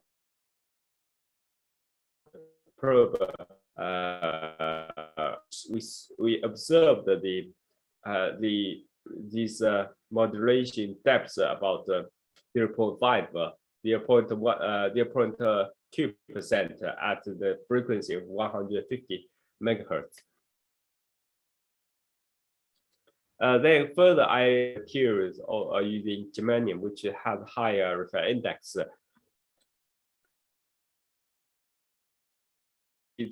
Actually earlier I described the challenges of the dual losses, or in other words, ohmic losses in plasmonic metamaterials. So it is a bad thing for many of the metamaterials research and application, but actually it can be a good thing for like enhanced like optical absorption. So therefore we can to harvest the thermal energy. So therefore, it's possible to fabricate these gold containing samples, and we can see like a black gold sample in this figure. So my work has been using like a carbon under these plasmonic materials. So these carbons have been generated using biomass and gel polymer, which are made them be widely available and be environment friendly. So therefore, this near perfect optical absorber can be used to harvest the sunshine to purify the seawater to obtain or produce the drinking water. So this work was published at the front cover of the journal Advanced Functional Material and drew a lot of attention globally. So we actually our results was really, really good, and we achieved a record high of the evaporation rate per kilogram per meter per hour, which is about 5 times of the previously reported results by introducing the wind energy in this particular system. So therefore, in a short word, we can utilize in the solar energy and the wind energy at the same time. So it's very close to the practical application, and we are pushing to build a prototype system towards application. Then, based on that, using the metamaterial concept, I proposed and fabricated 2-dimensional carbon and 1-dimensional carbon and the heaters. We published a front cover paper, and the feature of this research work is a very high temperature, up to 389 centigrade can be reached, so that the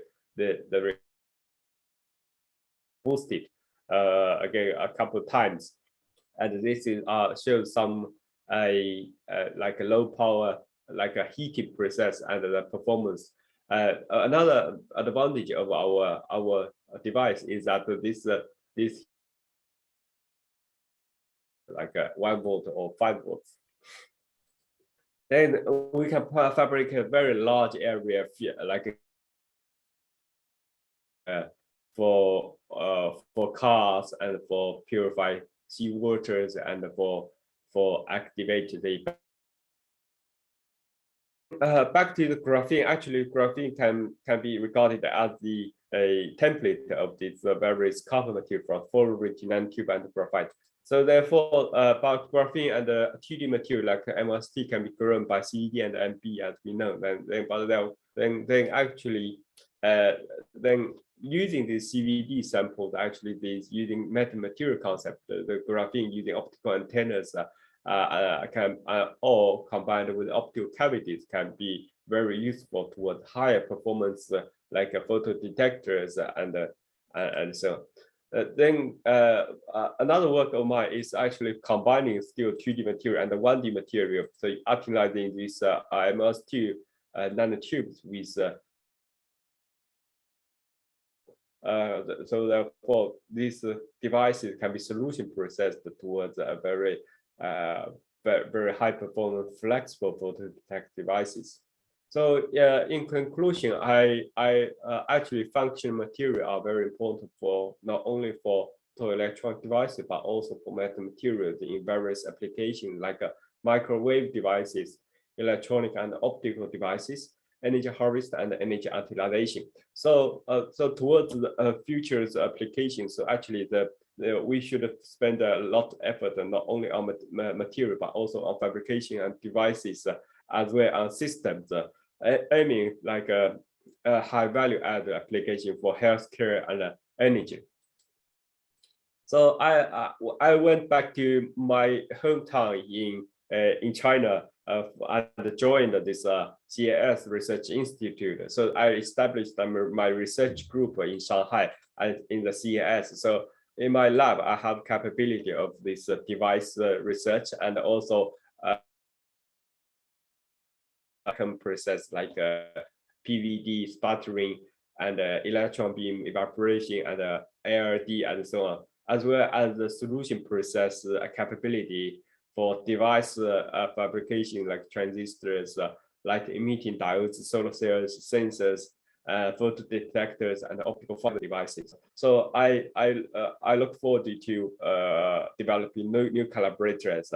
And by the way, I when I was working in the UK, I have been working with a lot of countries like the United States, Singapore, Australia, and India, and African countries through some GCI funds and through some like RSC and IUPAC is international organizations. So I'm a senior member of OSA, and I'm an associate member of IUPAC, and still look forward to future collaborations. And finally, I would like to acknowledge my collaborators when I was in ORC, and I worked closely with Professor Robert Bradley at the University of Oxford, and I would like to thank my team at the Chinese Academic Sciences, Dr. Fenghua Liu, Dr. Yunjiao Gu, Zhang Wang, Xiaomai Li, Yigu Hu, and Kaixin Zhang. And also, I would like to thank Professor Bingyuan Zhang from Shanghai Jiaotong University, and I would like to thank the funding, support I received along my research in the last almost 10 years. And I would like to thank you very much for your time and attention. Thank you very much. So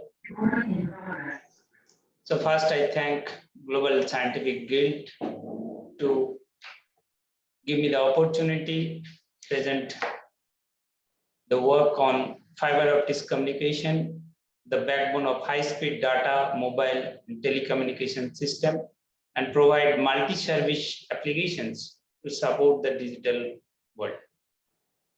Basically, I am working at Sidhu Kanu Birsa University, Purulia. It is in India.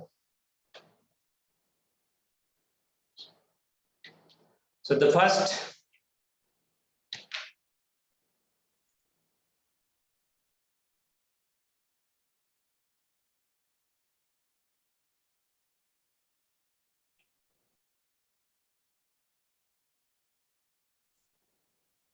okay. So the brief, I will go to the brief introduction of my talk. Then what is the optical fiber, structure of it, its principle, the communication system, and next the 5D technology, how it advanced to us, and wireless over communication and advantage and disadvantage and the application. Basically, the light guide principle behind optical fibers, which demonstrated by Daniel Claydon and Jacques Bargny in 1840s.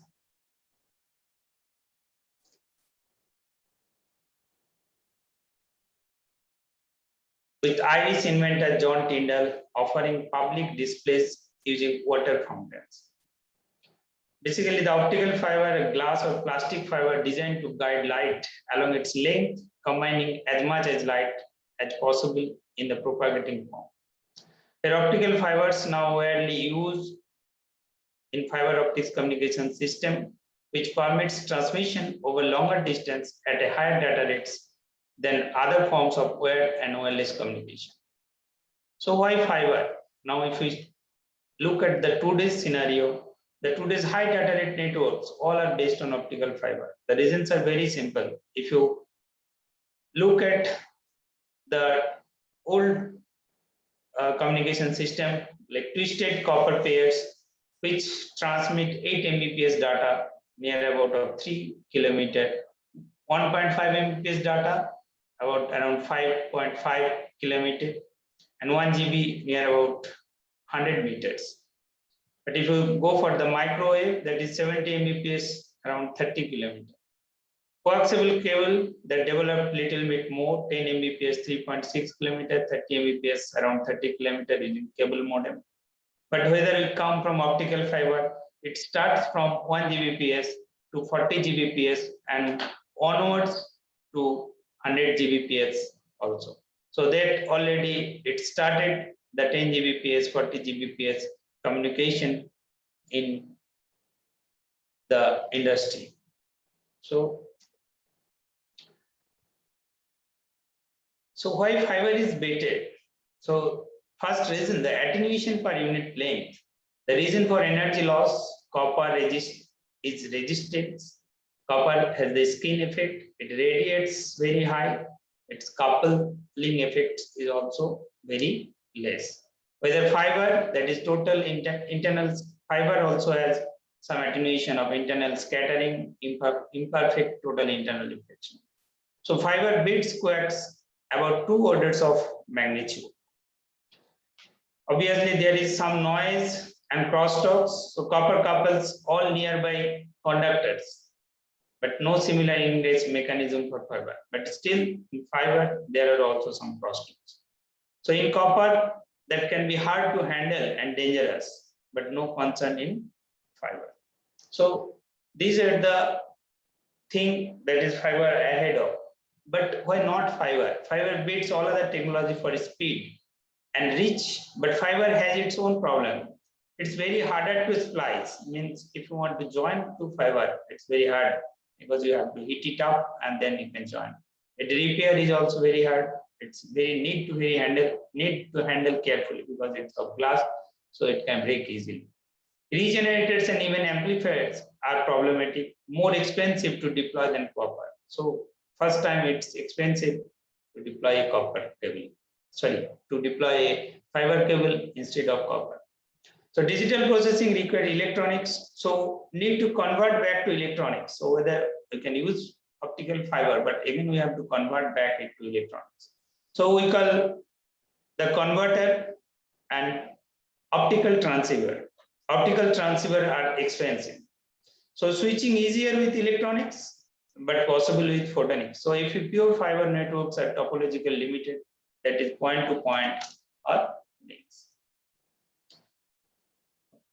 So I can skip this one. So basic is the basic of the optical fiber. There is a core inside, and then after that there is a cladding of less refractive index than core, and then coating obviously to protect the fiber. Obviously you can get some bare core or also some optical fiber, but it's hard to maintain its fiber. So how it works? So the fiber, that is optical fiber, is completely work on total internal reflection. When a ray of light travels from a denser to rarer medium such that an angle of incidence is greater than the critical angle, the ray reflects back to the same medium, and this phenomenon is called the total internal reflection. So that total internal reflection, it saves the energy a lot. Okay, we'll see later. The optical fiber rays undergo through the total number of reflection repeatedly until it emerges out the other end of the fiber, even the fiber is bent. So that is some signal coming, and that is guided through a optical fiber. So if I go through the core, then we can see there are 3 rays coming inside to the core, and one ray can directly pass through N1, another ray, next ray, that is reflected back from the surface of the cladding and core, that is total internal reflection, and the light which come greater than the acceptance angle, it directly go to the cladding. So this light will, and the energy of this light will be lost when light passes through the optical fiber. So that you can find out what is the acceptance angle and what is the how much light is coming out through the optical fiber. So there are different types of optical fibers. So popular size optical fiber, single mode fiber, around 125 micrometer. The multi-mode, different types of multi-mode fibers are there. So whether in single mode fiber, it can directly pass through a single mode fiber. Whether a multi-mode fiber, the light can, different mode lights can totally internally reflected and come back. Obviously, there is a refractive index change gradually through the inside the core. Now, why fiber? If I found the optical loss versus wavelength, there are 3 windows we use to get around 850, 1310, and 1550.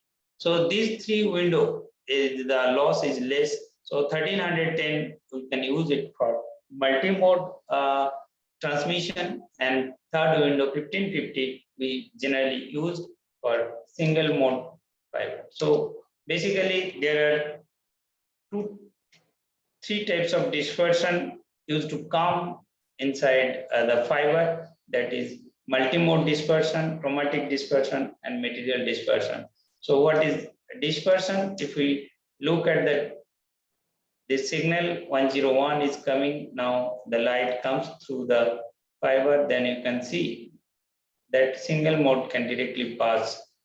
Okay, so multi-mode fiber. So these are the, again, the dispersion occurs when the mode they are traveling different rates. So there will be a dispersion limits bandwidth in the optical fiber. So there is a overlapping range. So the 0 that comes to 1. So that is the limitation of the multimode fiber. So if you go for the gated index fiber, then it can pass through in this way, and you can find 101. So for multimode, we need better to have a graded index fiber. Then you can get 101 is in the fiber, and when you come out, then you will get also 10. But then in single mode dispersion, it's very simple. So that is the limit bandwidth caused by chromatic dispersion. Otherwise, we can send it up to long distance, a large amount of distance. We can send it. So whether we'll see the dispersion versus waveguide, this material dispersion, total dispersion, and waveguide at 0. That for multimode at 0, if we get a 1310. So the dispersion basically what occurs, that input pulse, if you see this is the input square wave bar rectangle wave pulse, and when the output it dispersed. Okay? So that full width half maxima that is increased, and you see this is a Gaussian wave. So we have taken a simple square wave or rectangle wave, but it comes when at the output a Gaussian wave. So that is the basic problems occurs in a optical fiber. So whether communication, if you go for the fiber optics communication, is method of transmitting information from one place to another by sending pulses of light through an optical fiber. The light forms an electromagnetic carrier waves, which frequency can vary from few megahertz to several terahertz. The fiber optics communication system are light wave system that employ fibers for information transmission from one place to another, whether separated by a few kilometers or by transoceanic distance. So we can send the optical signal through fiber optics up to a ocean distance also. So optical fiber is used by telecommunications companies to transmit telephone signal, internet communication, cable signals, etc. A fiber optic communication system consists of transmitter to generate the optical signal, a communication channel using fiber, a receiver through which optical signal is converted to electrical signal. So in the optical system, basically there is information source, optical source, electrical source, optical fiber cable, optical detector, electrical receiver, and the destination. So I'll just cross the. So next is towards the 5G. So in the nowadays we have a lot of demands, device and consumers. Then it's applications and industry. Then we service provider, network. So that is the scenario. We can go to the next generation. So vision of 5G wireless technology. Now evolution of towards, you can see that 2G, 3G, 4G, and 5G. Now we have a mobile data is a large amount. So 5G that envisions to design a real wireless world that is free from obstacles of their earlier generation. So this requires an integration of networks. That is important. So 5G aims to design a multi-bandwidth data path by integrating the current and future networks for new network architecture or 5G real wireless world. So now broadband experience everywhere, every time. If you look at the picture, there are many people, they are sending the photos directly. So users require unlimited access to information and services anywhere, anytime. Video download and upload drives traffic volumes and peak bit rates demands. The challenge in 5G network is to create high bit rates and high capacity. So the challenge in the service aspects is to create third-party provided access and make it multi-radio access technology capable. The change in customer experience dimension is to. So create automation and self-organizing network. So if we look at the simple wireless over communication, that is an advanced technique for the transmission of data, that electrical to optical conversion, then the send data, optical data, and then come it again optical to electrical, and even transmitter antenna, so we can get the signal back. So there are various types of settle from central office to base station. We can send the data through optical fiber, and after that there are different types of electrical local oscillator mixers are there, millimeter wave mixers are there, so we can 5G communication.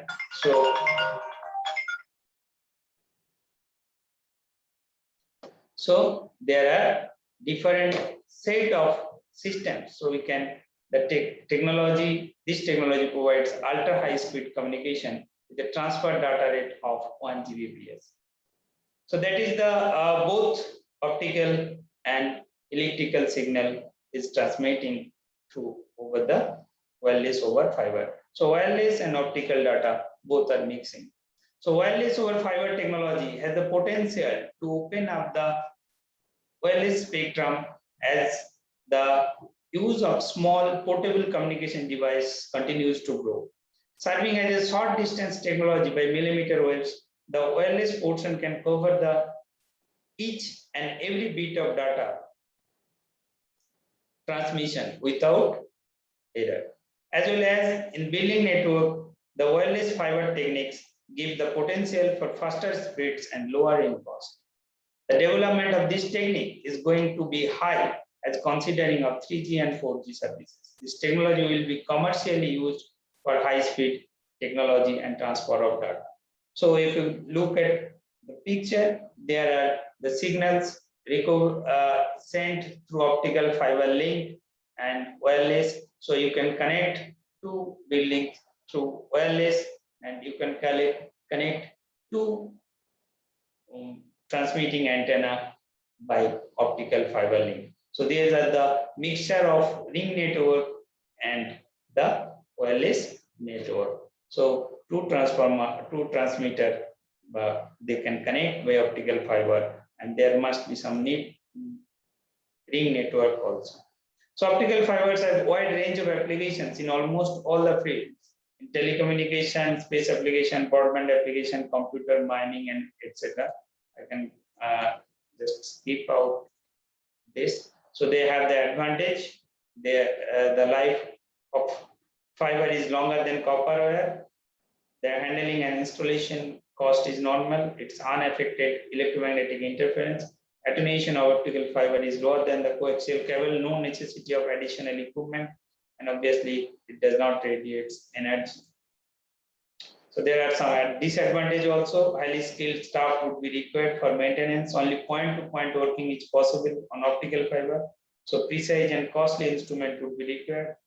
So it's costly, underutilized. Acceptance unipolar ports only. So joining of the fiber and splicing is. Now, if I go for the directly towards 5G, so a photonic based millimeter wave signal generation for applying 5G phone. So here the people that reported in scientific reports.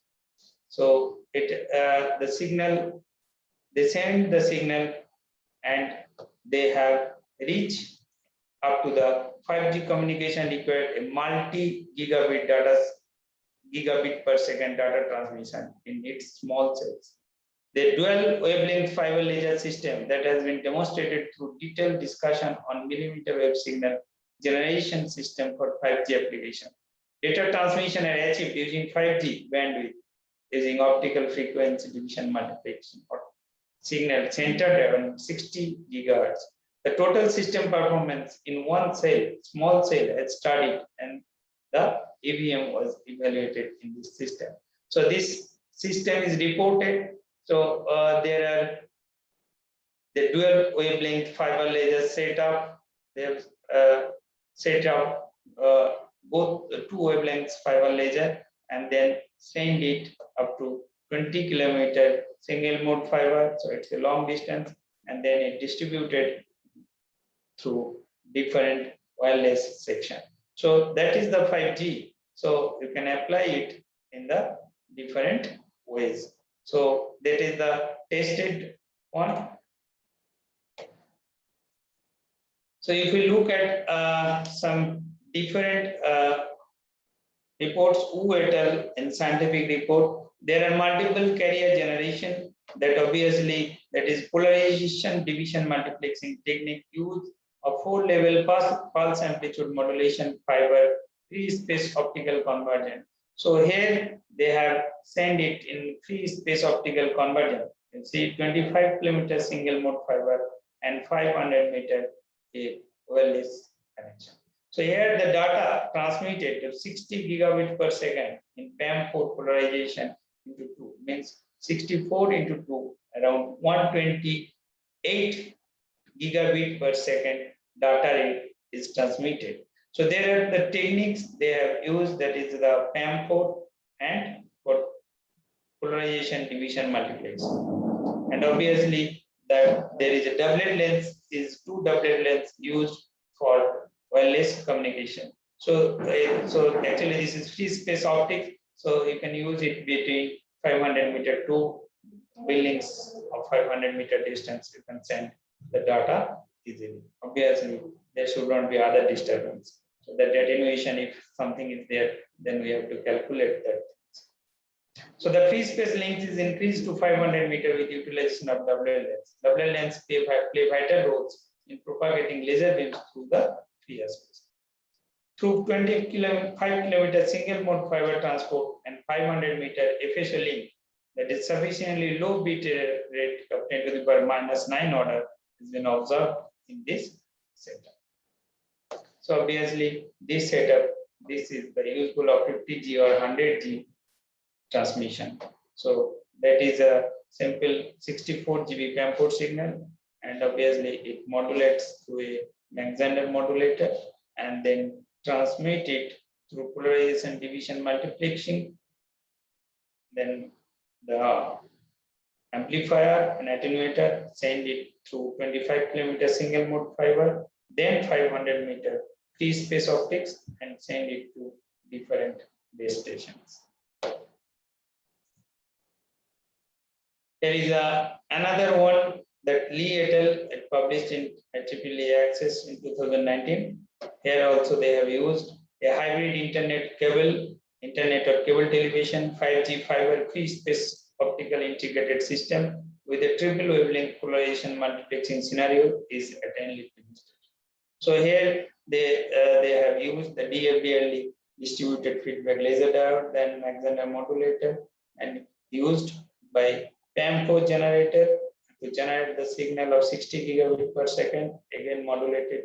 So there are 3 generators. You can see cable TV generator and put it here, then AWG and 70 gigabit per second, 16 port QAM and waveform signal generator fed it into Mach-Zehnder modulator.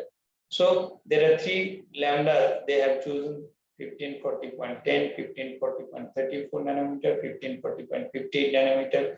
Then modulate all the 3 in 3 different signals and then send it through one optical fiber. Here they have polarized it with Z cut, and so a hybrid internet cable that FSO transmit through 40 kilometer single mode fiber.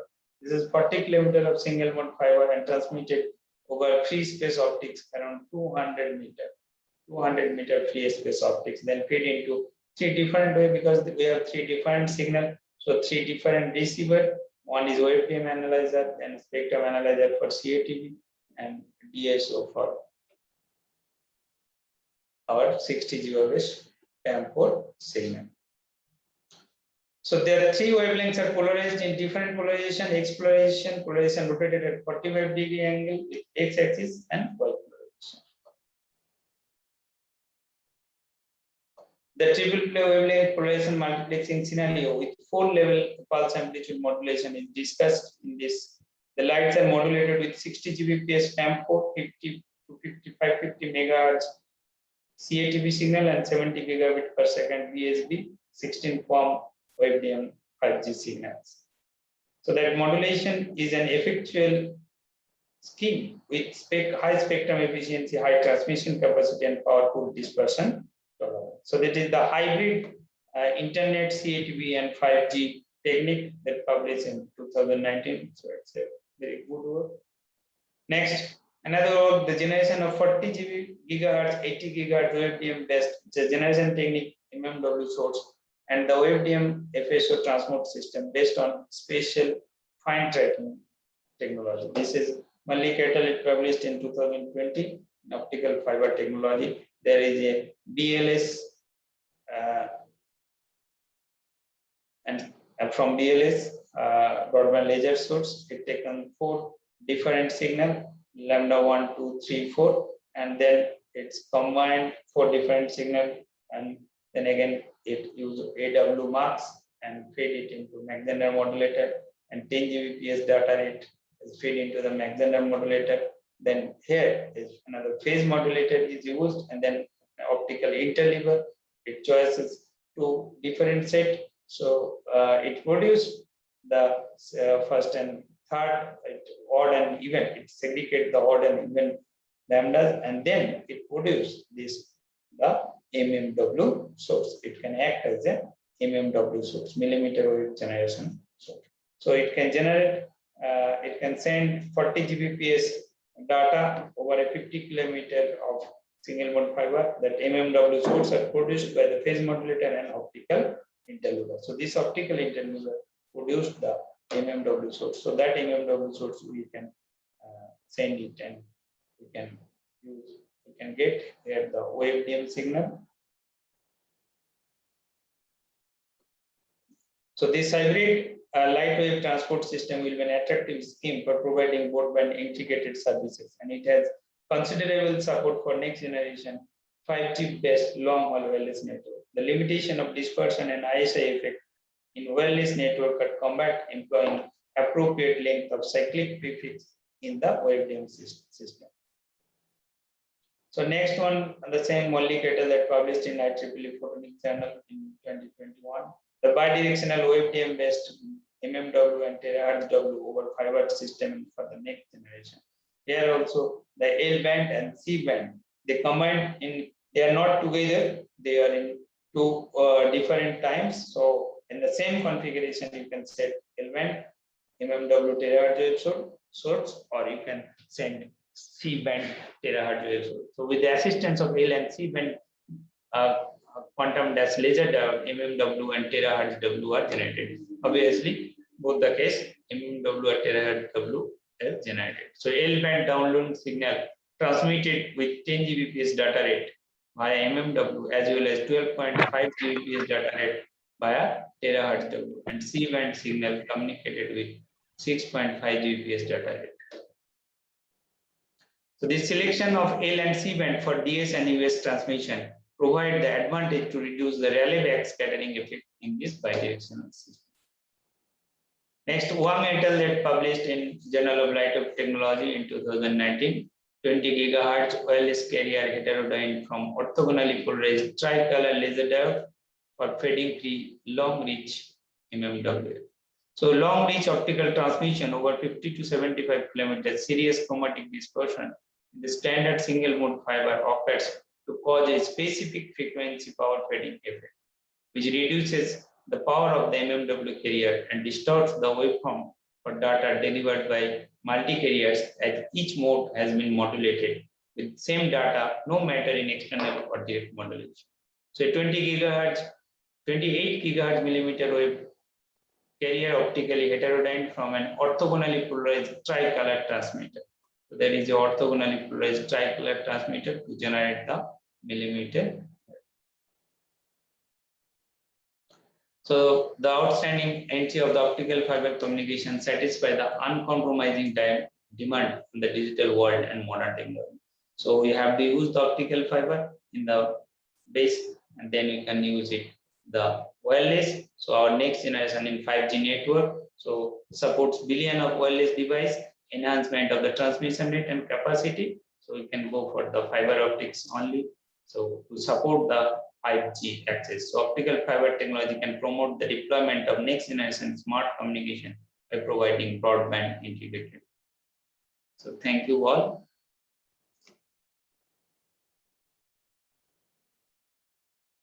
Apologize because my internet connection was very unstable, and so I missed part of the conference. So I really hope that even if I cannot hear you, at least you can hear me. You can see my screen. Is it okay? We can hear you. Yes, we can hear you. Please. Okay, so maybe it would be better if I just deactivate my video, because I don't trust in the internet connection. Okay, so first I would like to thank the organizers for inviting me to this invited talk.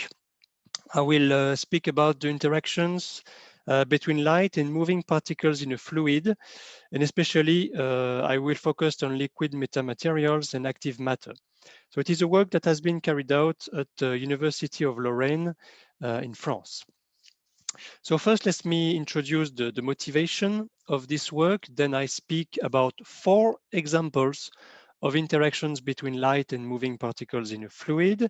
I'm not going to read the text on the screen, but I will come back to this later. And of course, finally, I will give some conclusions. So first, about the motivation. My motivation is related to the worldwide growing interest for stimuli responsive materials, especially in the field of soft robotics, haptics, or medicine. And there are indeed many examples of such so-called intelligent materials across the literature. There is also the expected emergence of non-trivial properties in metamaterials. And indeed, even for the most obvious meta-atom design, which is an homogeneous sphere, it can lead to non-trivial behavior. For instance, the electrical polarizability of metallic particles can become negative above the plasmon resonance, while in the electric particles, either the magnetic or the electrical polarizability can be negative due to mere resonances.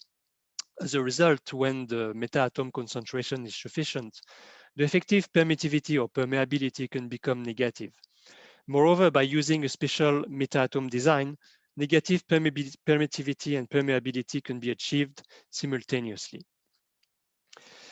There is also in my motivation the recent developments of liquid metamaterials, which have received special attention because of their high tunability and reconfigurability. In particular, nanocluster plasmonic metafluids and negative index metafluids have been studied theoretically, while colloidal metamaterials and hybrid liquid crystal-based colloids have been studied experimentally. And the C+1 are arrays of spherical particles suspended in a viscous fluid. And finally, there is the extremely rapid development of physics of active matter. Active matter systems consume energy from the surroundings and convert it into motion. Initially inspired by biological systems, the study of active matter has become one of the fastest growing fields in soft condensed matter physics. So I will start with my first example called controllable transmission of an electromagnetic wave through a plasmonic liquid metacrystal in the optical frequency band. If you need more details, more information about this work, especially related to equations, you can see our paper published this year in Nanomaterials, and for which you have the reference here. Okay, so first, a liquid metacrystal, as I say, is an array of anisotropic subwavelength particles suspended in a viscous fluid. And like a regular liquid crystal, such a medium has no spatial order, while the orientational order can be induced by an external static electric field, leading to the appearance of macroscopic anisotropy. At the same time, the meta-atoms can be designed for resonant response at certain frequencies. So the implementation was as followed. We have purchased plasmonic gold nanorods from Nanoparts USA. You can see here the particles They have an aspect ratio close to 8 and a concentration of 10 to the power of 13 particles per milliliter. So these are nanorods stabilized by CTAB, used as capping agent. They were oriented in a static electric field, as you will see in the next slide. And then we produced the onset of macroscopic anisotropy of the medium and the suppression of the electromagnetic wave transmission at certain frequencies and polarizations. So first, a few words about the theory, even if I don't develop the equations here. We have calculated the angular distribution as a function of the external field. This angular distribution of the meta-atoms has been described by the Boltzmann distribution function, and it leads, as you can see, to the calculation of the angle between the z-axis and the anisotropy axis of the meta-atoms. The calculation uses parameters such as the difference between the longitudinal and transverse static polarizability of a meta-atom, the Boltzmann constant, and the concentration of the particles. And as a result, as you can see, with the growth of the electric field, of the external electric field, the particles tend to orient along it, and therefore a peak near theta is equal to 0 forms in the distribution function, indicating the appearance of the preferred orientation direction. As a result, with the growth of the, so next we calculated the macroscopic electromagnetic properties based on the calculation of the average X and Z dynamic polarizabilities, followed by the calculation of the components of the permittivity tensor, and followed by the calculation of the reflection and transmission coefficients for the X and Z polarized beams, normally incident on a slab of a given thickness. And finally, we have calculated the absorption coefficients as a function of frequency and external electric field for X and Z polarizations. And this is the results of this calculation. You can see the absorption for X and Z polarization as a function of field and as a function of wavelength. And you can see the absorption peaks at some given wavelengths. So now we compare with the experimental values. So first, the device. The measurements were performed using an infrared spectrometer, using a quartz beam splitter and a room temperature silicon diode detector.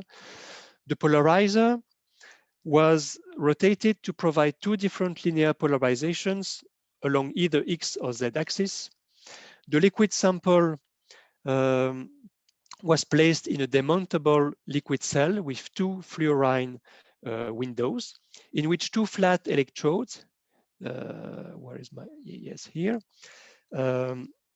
two flat electrodes of thickness 25 microns, separated by a gap of 3 millimeters, were installed to provide the static electric field.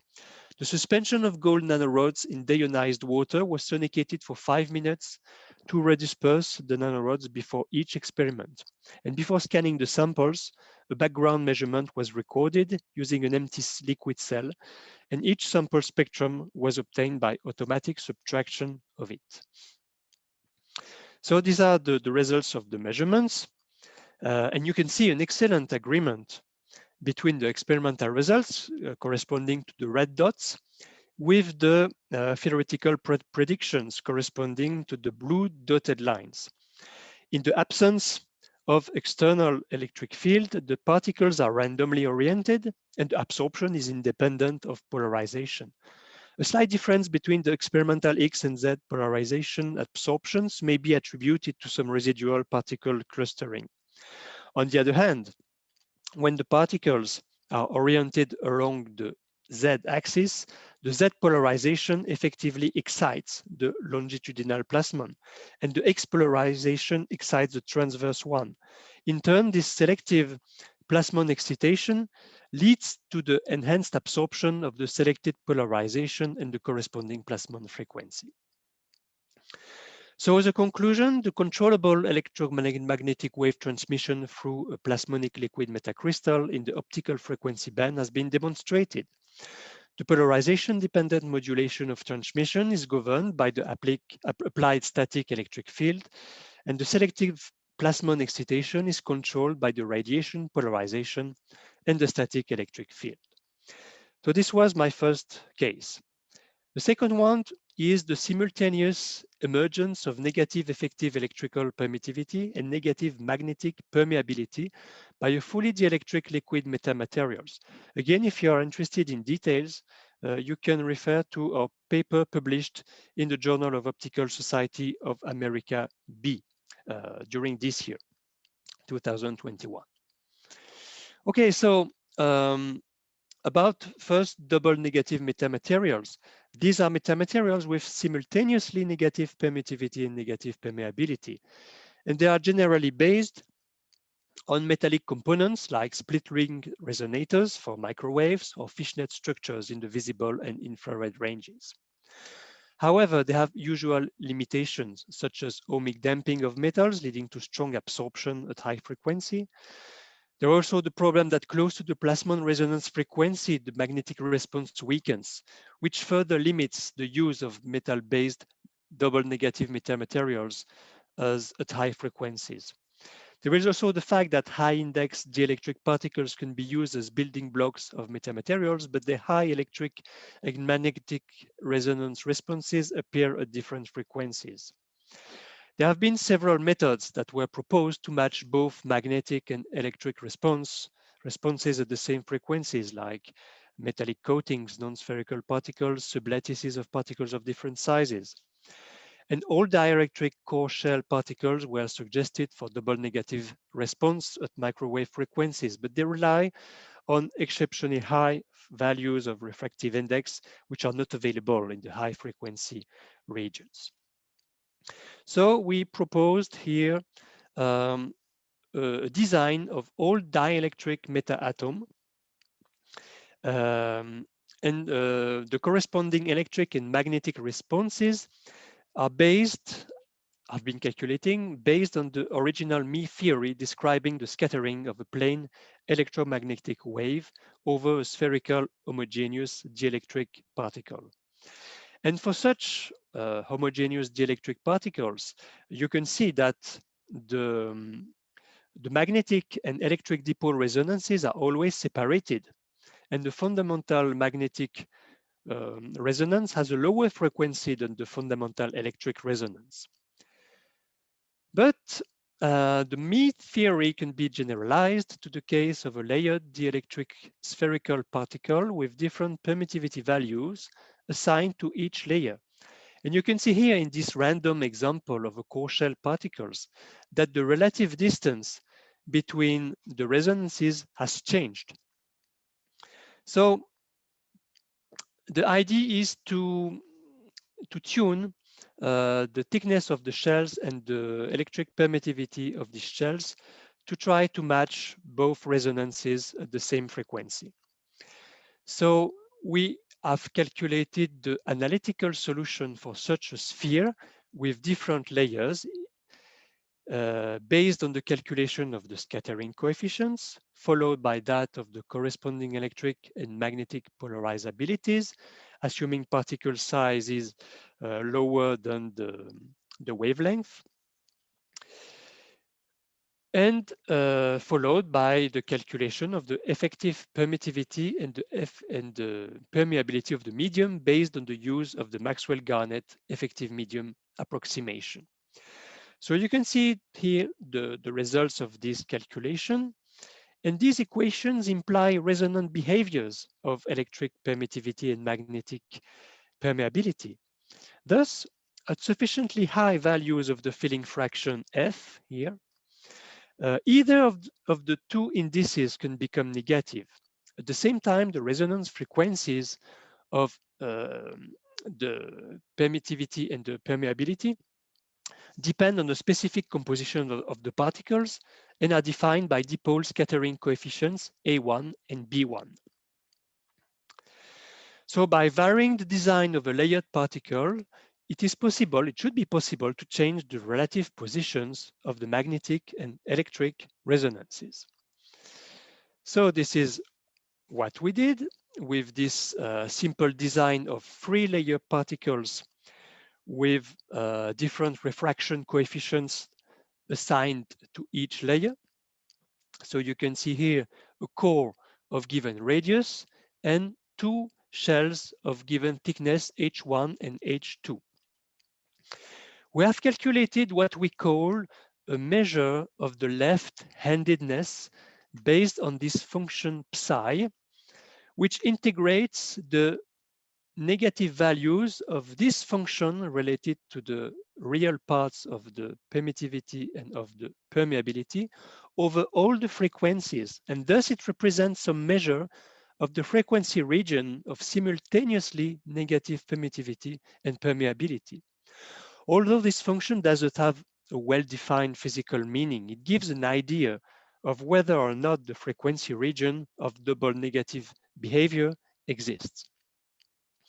So you can see here the results of some calculations, some optimization. First, in the Terahertz band, using a core radius of 20 microns, okay, with a core relative permeability of 10. And then we did some calculation with 2 shell layers that you can see here on this figure with different permittivity inside.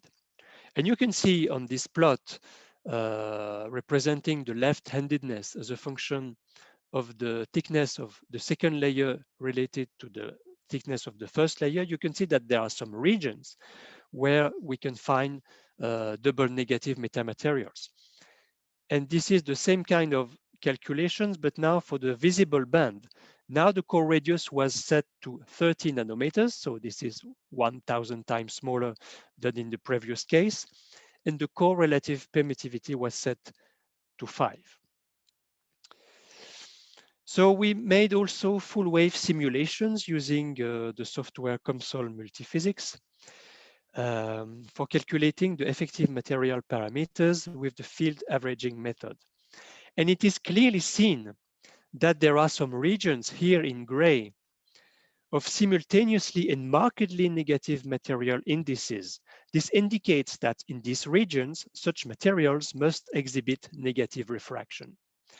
The same was applied to the visible band, for which, according to the refractive index databases, the desired properties of the materials discussed here might be obtained from particles with, for instance, a tellurium core and outer shells made of different metallic tellurides. The figure of merit was calculated and presents values that are much higher than those generally reported in the literature. And you can see on these movies the visualization of the left-handed transmission behavior at 70 gigahertz and here in the infrared range. So as a conclusion, an all-dielectric meta-atom design has been proposed, which provides simultaneously negative permittivity and negative permeability, which is scalable from microwaves to visible, is isotropic, and is not too sensitive to parameter variation. This is something that I could not show here, but it is detailed in our published paper in JOSA B. Okay, next, first case, the resonant absorption of electromagnetic waves by an induced inhomogeneity in a liquid metamaterial. So this is a work that is not published yet, but who is submitted for the second review, round of review to physical review applied. So the justification of inhomogeneous liquid material is, as I explained before, that even if the most obvious meta-atom design, we can obtain non-trivial behavior either for metallic particles or for dielectric particles. Just the origin of the phenomenon will not be the same, plasmon resonance or Mi resonance. Okay, but a particular case of interest is the behavior of an electromagnetic wave in a metamaterial with continuously varied permittivity, especially near the point at which the refractive index crosses 0. So for the theoretical implementation, we have imagined a transparent container filled with a liquid metamaterial with a cylindrical electrode immersed in it. We assume that the size of the container is much larger than any other scale in the problem. In particular, in what follows, we consider the scattering of a plane electromagnetic wave on the metamaterial inhomogeneity induced by the immersed electrode, and we don't take into account the influence of the outer boundary of the container. In other words, we neglect the scattering on the external surfaces of the container, and we focus solely on its inner parts. So the liquid metamaterial is regarded as a suspension of sub-wavelength spherical particles. These particles have isotropic negative polarizability in a certain frequency range, so they behave as druid materials. These particles are non-interacting, so they don't cluster, they are not subject to the influence of gravity. They can be metallic or dielectric. So as I said, in the first case, the negative polarizability can be achieved at frequencies about the plasmon resonance. And in the second case, caused by me resonances. They are much smaller than the wavelength, and their concentration is such that the number of particles in a wavelength scale is much greater than 1. So the liquid metamaterial can thus be treated as an effective continuous medium with an effective relative permittivity determined using the Maxwell-Garnett approximation.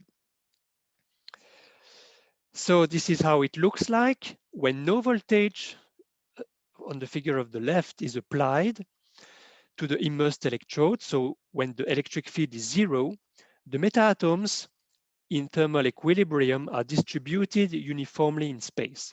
This corresponds to uniform concentration and consequently to homogeneous effective permittivity. On the other hand, figure of the right, a potential applied to the immersed electrode induces an electric charge in it and therefore gives rise to a cylindrically symmetric static electric field in the vicinity of the electrode. The electric field induces dipole moments in metaatoms, which in turn interact with the electric field, producing the electrophoretic force. This electrophoretic force attracts the metaatoms to the central electrode, making their concentration inhomogeneous. So we have performed full wave simulations, again using the COMSOL multiphysics software. And as expected, you can see that the effective permittivity is clearly negative inside the cylinder after application of the voltage. You can also see here that the electromagnetic absorption is concentrated in a thin cylindrical layer nearby the surface of the cylinder, at which the real part of the effective permittivity is 0. As can be seen, the resonant region appears at some threshold voltage, grows with the increase of the voltage, and then starts to shrink with further increase of the voltage. The growth, followed by the shrinkage of the resonant region, is even better seen on the movie. As you can see here, such a shrinkage can be understood in terms of the distribution function evolution. At high applied voltages, the metaatoms are basically attracted to the surface of the central electrode, making the distribution function very sharp with a small but highly inhomogeneous central region. So the resonant region is asymmetric because of the different tangential here and radial components of the electric field that you can see here for a voltage of 60 volts and the same conditions as before. And here you can see these components as a function of voltage. So it is noteworthy that the radial contribution at the right of the electric field has a stronger resonant peak compared to the tangential component at the left. So the behavior is in accordance with the theoretical analysis that I could not detail here, but indeed the radial component has a power divergence while the tangential has a logarithmic divergence. And I will show now some movies of these two pictures. You can see here the scattering of a plane wave on the liquid metamaterial distributions. Okay, so as a conclusion, the scattering of a plane electromagnetic wave on the cylindrically symmetric and homogeneous distribution of a liquid metamaterial induced by a static electric field, which can be generated by an applied electric potential to an electrode immersed in it, was considered. By changing the voltage, it is possible to manipulate the scattering of this wave. The resonant absorption can be turned off and on. Its intensity can be altered. The backscattering can be minimized. The total scattering can be manipulated. The central region can be shielded. The proposed controlled scattering mechanism benefits from the particular simplicity of all its constituents. At the same time, the system can be scaled for either higher or lower frequencies by varying the sizes and choosing the meta-atom materials. Okay, so now my last example, the magnetohydrodynamic self-propulsion of active matter agents. Again, if you are interested in all the details and equations, please refer to a paper published last year in Applied Physics Letters. So about active matter. Active matter is composed of particles called agents, which consume energy from the surroundings and convert it into motion. It is intrinsically out of thermal equilibrium. It can be biological or artificial, and it exhibits non-trivial behavior. Examples of active matter are bird flocks, fish schools, insect swarms, bacterial colonies, cellular tissues, self-propelled colloids, driven granular matter, and so on. With different self-propulsion mechanisms, with, for instance, different types of flagella based on diffusiophoresis, on thermophoresis, mechanical motion induced by external feeds, and so on. But in our work, we proposed for the first time the use of magnetohydrodynamic forces for propulsion, which is based on the acceleration of a conductive liquid or plasma using crossed electric and magnetic fields. The magnetic field interacts with the current induced by the electric field, which just produces the Lorentz force, which in turn accelerates the liquid and generates the reaction force. So if the fields are oscillated, there is the possibility of a non-vanishing time average Lorentz force. And the cross product in this equation is non-zero when there is a region where the current density and magnetic field are non-zero and non-parallel. So for periodic processes and for a particle that can be represented by an LRC circuit, you have the Lorentz force, which is a function of the imaginary part of the electrical conductivity of the fluid and of the charge of the capacitor. So we thought about possible designs for this active matter agent. You can see two of these examples, and both can generate crossed electric and magnetic fields and thus create MHD thrust. The simplest way to implement an LRC circuit with a crossed electric field from the capacitor and a magnetic field from the inductor is represented in this first design at the left of the picture. However, simulations that we did showed that it has no efficiency advantage over the second design that you can see on the right, which is a well-known split ring resonator. Although it doesn't have such a distinct separation of capacitance and inductance, it can still be treated as an LRC circuit, and it produces crossed fields in the space outside of it. In addition, it is remarkably simpler and can be realized at different scales for different frequency bands. Therefore, in the following, we only focus on the analysis based in this second design, the split ring resonator.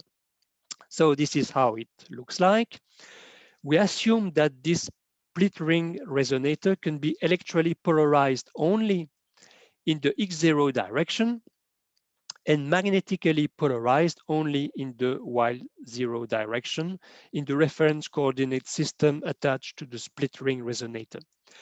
The electromotive force can be separated in two parts: that associated with the polarization by the electric field, and that attributed to the electromagnetic induction due to the variation of the magnetic field flux through the split ring resonator. The equilibrium orientation of the split ring resonator is governed by the minimum of its potential energy in the external fields. Its calculation shows that the particle orientation can be controlled by the frequency and polarization of the electromagnetic wave. Indeed, the polarization specifies the interactions of the electric and magnetic fields, while the frequency defines the orientation of the split ring resonator with respect to them. So the particles can experience the action of several forces induced by the electromagnetic wave. These forces are schematically shown in the figure. First, there is the reaction force coupled to the body force acting on the surrounding fluid. Second, there is a force caused by the radiation scattering of the particles. The calculation of the MHD force induced by the shows that it is always the MHD force is always directed along the Z0 axis in the coordinate system attached to the particles. On the other hand, the orientation of the particle and thus the direction of the Z0 axis in the fixed laboratory coordinate system is defined by the minimum of the potential energy, enhanced by the polarization and frequency of the electromagnetic wave. As a result, the direction of particle motion can be controlled by the polarization and frequency of the electromagnetic wave. We show here the results of simulations using COMSOL multiphysics for a split ring resonator made in copper and put in water at room temperature and submitted to a linearly polarized plane at a given intensity. We show here that the MHD propulsion force as a function of radiation frequency for different particle sizes and two orientations. The particle is oriented such that at the left, the electric dipole moment is parallel to the external electric field, and the magnetic dipole moment is perpendicular to the external magnetic field. At the right, the electric dipole moment is perpendicular to the external electric field, and the magnetic dipole moment is parallel to the external magnetic field. And the particle size is written here below the plots, and the particle size decreases from number 1 to number 7. We can see that the ratio of the peak force to the particle's own weight increases as the particle size decreases, typically from 0.2 to 0.7.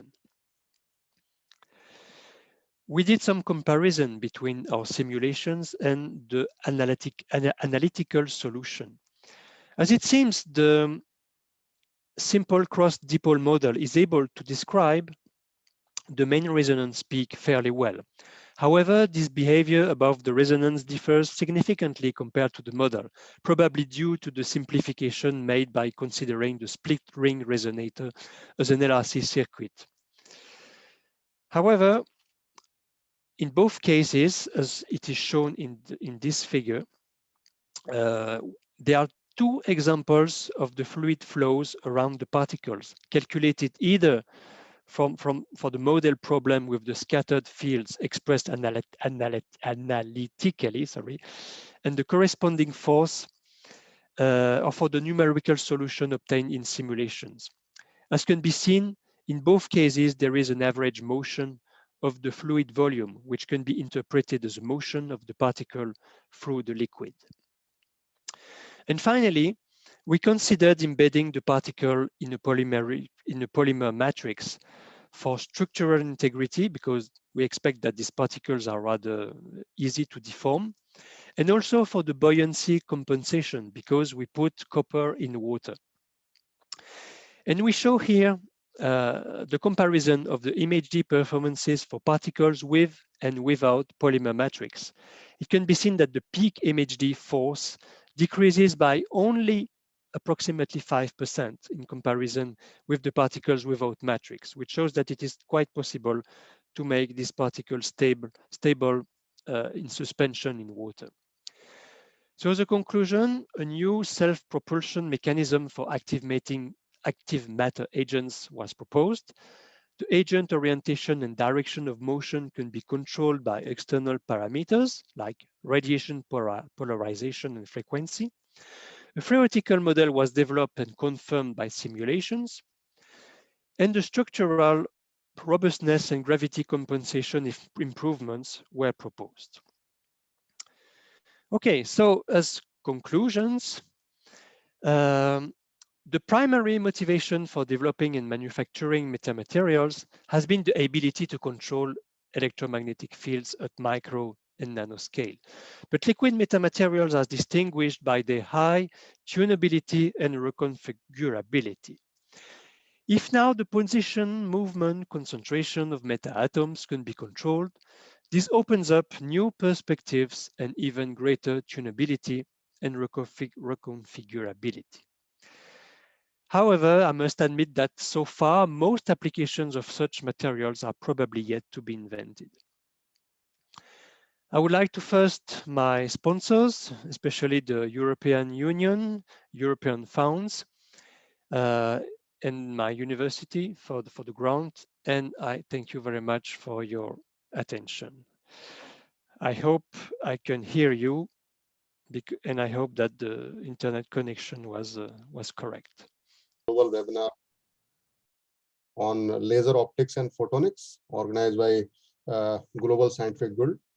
The topic of my presentation is the graphene quantum dot sensitized gallium nitride nanotower zinc oxide nano dot heterostructure based optoelectron device. So before I'll start to my scientific presentation, I'll just give the why this scenario or why this research is useful in different domain.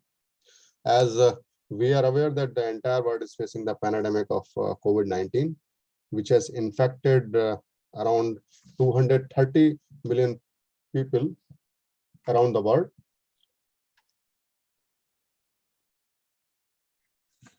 And approximately 4.7 million people have lost their lives.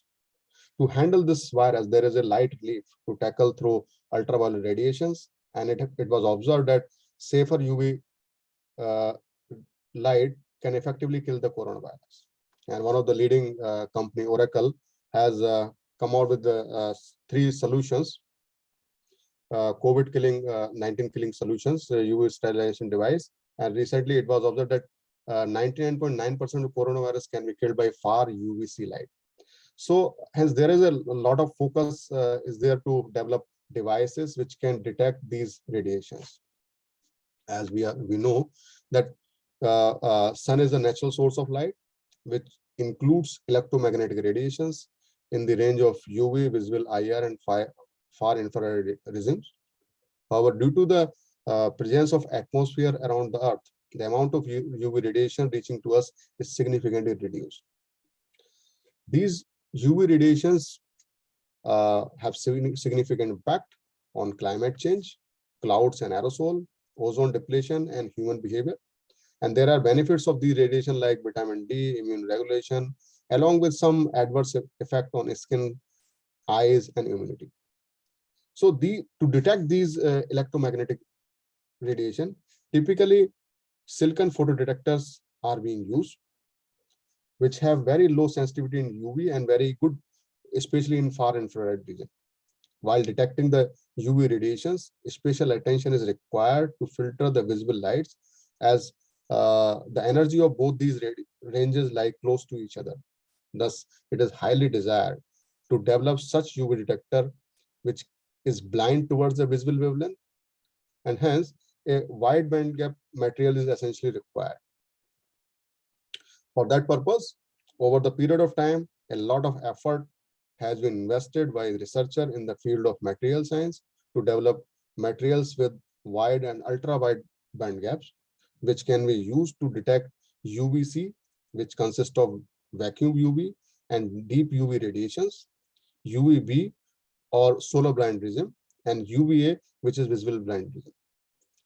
And these materials includes various oxides, nitrides, and silicon carbide oxide. Among these materials, nitride semiconductor have received special attention. These nitride semiconductor contains group 3rd metal and group 5th nitrogen, and their alloy can lead to formation of aluminum nitride, gallium nitride, indium nitride, which are direct bandgap semiconductor. However, silicon is indirect bandgap semiconductor, by the way, and also provide a bandgap tunability between 0.7 electron volt to 6.2 electron volt. So one can tune the bandgap from 0.7 to 6.2 by changing the alloy composition. If you have indium gallium nitride with composition varying from indium X to 1 minus complete covering of that range, so one can tune from 0.7 to 3.4 electron volt, and aluminum gallium nitride can go from 3.4 to 6.2. If I'll say in terms of wavelength, it is around 1772 to 363 and 200 to 363. So effective coverage is 200 to 1772 nanometer. So these materials are known as third generation semiconductor after silicon and gallium arsenide. We are also very well informed that inventor of blue LEDs, Professor Akasaki, Amano, and Professor Nakamura has received a Nobel Prize in 2014 for the development of nitride-based efficient blue LEDs, which enables bright and energy-saving white light source. If we compare gallium nitride with silicon, which is an established technology and have high electron mobility, the gallium nitride is a direct bandgap semiconductor having high absorption coefficient with excellent temperature tolerance and very high radiation hardness. Besides, one can easily choose the materials based on the requirement of electromagnetic radiation, and the detector can be fabricated with these materials which have significant impact. So now if we talk about the optical detectors or a photo detector, the prime importance is high direct bandgap, very high sensitivity, detectivity, fast response time, low noise equivalent power, reliability, and robustness.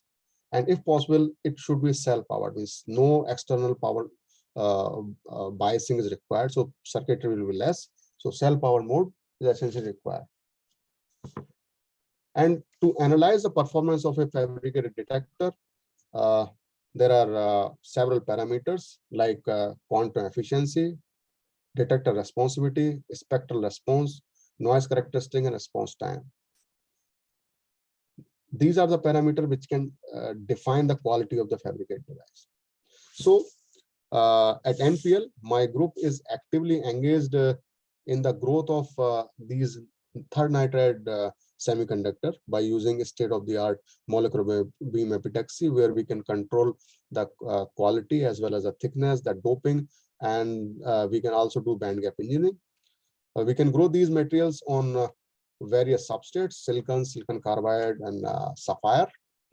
With high quality, we can see the quality of layers and then test through different characterization technique. We can do optical characterization, their structural characterization, electronic structure using X-ray photoelectron spectroscopy and other techniques. And finally, device fabrication and device testing. So overall, we are growing the material, testing and checking the quality, and then going to the fabrication of device. So among various type of structure grown by my group at CSR National Physical Laboratory, I am going to discuss the specific example of gallium nitride which we have grown. This is a unique growth where gallium nitride films were grown on silicon substrate with different aluminum nitride buffer layer. So in case of silicon and gallium nitride, the lattice mismatch is 17%. So it creates a lot of stress in the grown film. So buffer layer are introduced between this gallium nitride to have better epitaxy. So these aluminum nitride layer can be tuned. So in this particular these particular example which I am discussing here, we have used aluminum nitride of 580 nanometer in one case, and in other case is a 655 nanometer, and gallium nitride structure are gone. So in that case, these gallium nitride epitaxial layer are gone, and at the end of growth, we have changed the kinetics to have the taper-ended morphology of gallium nitride nanotube. So effectively, what we are trying to do, we are trying to increase the surface area at the end, so that the light which is falling and then creating the photo-generated charge carrier will see more surface coverage. Okay, so we test or we characterize these grown films through different characterization like high resolution X-ray photoelectron X-ray diffraction and FESEM techniques. And you can see this is a grown close-up structure of grown gallium nitride taper-ended nanotowers. And this side you can see these layer by layer stacked hexagonal gallium nitride nanocrystals. So the IV characteristics of the grown film given sample number 1, which is having thinner aluminum nitride film, display change in the photo-generated current versus dark current. And in fact, the fabricated device, which is in the metal semiconductor metal MSM geometry, shows response in cell power mode of operation. Means we need not to apply any external bias. You can see at 0 volt applied bias, we can see the difference in the dark current and applied photon power. And this is power which we have used 3 milliwatt, 7 milliwatt, 12 milliwatt, 13 milliwatt, and we can see there is a change in the photo-generated carriers. We are using here a 325 nanometer laser to illuminate the samples or to illuminate the device. And the device you can see on the other side is gallium nitride with the thicker aluminum nitride, which shows better photo-generated charge carriers. And you can see the dark current to photo-generated carriers are much more than the generated in the sample 1. Now, if we see the transient spectral response, which is the typical behavior of these device in the cell power mode, when we are not applying any bias, means here in this particular sample where we are using different power 3 milliwatt, 7, 12, and 13. We can say the response with no bias with the system showing cell power mode. The detectivity which we have seen, we can see is in the range of 10 to the power 11 joules, and the responsivity is 2.47 ampere per watt, which is the highest reported for any such type of structure worldwide. This device follow power law and show response time in millisecond at 0 volt bias. Now, when we apply the bias, the photo-generated charge carriers increases significantly and display high photocurrent. You can see as we are increasing the bias, the photo-generated charge carriers are increasing, photocurrent is increasing. Then if I'll see and compare these two devices in terms of responsivity and other performance parameter, the device one which is having S1, which is having less aluminum nitride buffer, is showing 35 ampere per watt at applied bias of -3 volt, with detectivity in the range of 10 to the power 10 joules, while for sample S2 the responsivity is found to be around 88 ampere per watt for -3 volt. However, in case of S1 sample, where we are having a smaller, thinner aluminum nitride buffer, we can go up to -3 volt, but where we are having higher aluminum nitride, we are going even to higher applied bias of -6 volt. So there we are getting the responsivity is further enhanced to 484 ampere per watt. The developed UV photodetector is stable at even to this applied bias. The other performance parameters such as noise equivalent power is found to be in the range of 10 to the power -13 watt per hertz, and external quantum efficiency is 2 10 to the power 5. So if I would summarize these results, they can be summarized like this. For a sample S1, the responsivity is 2.7 10⁻³ milliampere per watt at 0 applied bias. It increases 3.54 10⁻⁴ at applied bias of -3 volt. Rise and decay time, we can say 0.433 millisecond, which is actually the detection limit of our instrument. It may be further low, but we can detect up to this level. And quantum efficiency is around 1.35 10⁻⁴ for this particular S1 sample. While if I'll go for S2 sample, where we have thicker aluminum nitride buffer, the responsivity is significantly higher, 484 at ampere per watt with -6 volt, and rise and decay time was slightly higher in the second. So, but actual quantum efficiency is significantly improved in this particular case. Now, I move on to the graphene quantum dot functionalized gallium nitride nanotower UV photodetector.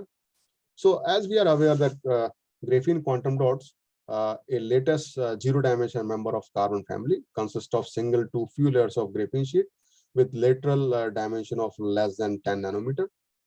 Typically, graphene quantum dot not only possess the intriguing property derived from two-dimensional graphene, but also demonstrate extraordinary physicochemical characteristic of the quantum dot, which includes edge effects, non-zero band gap.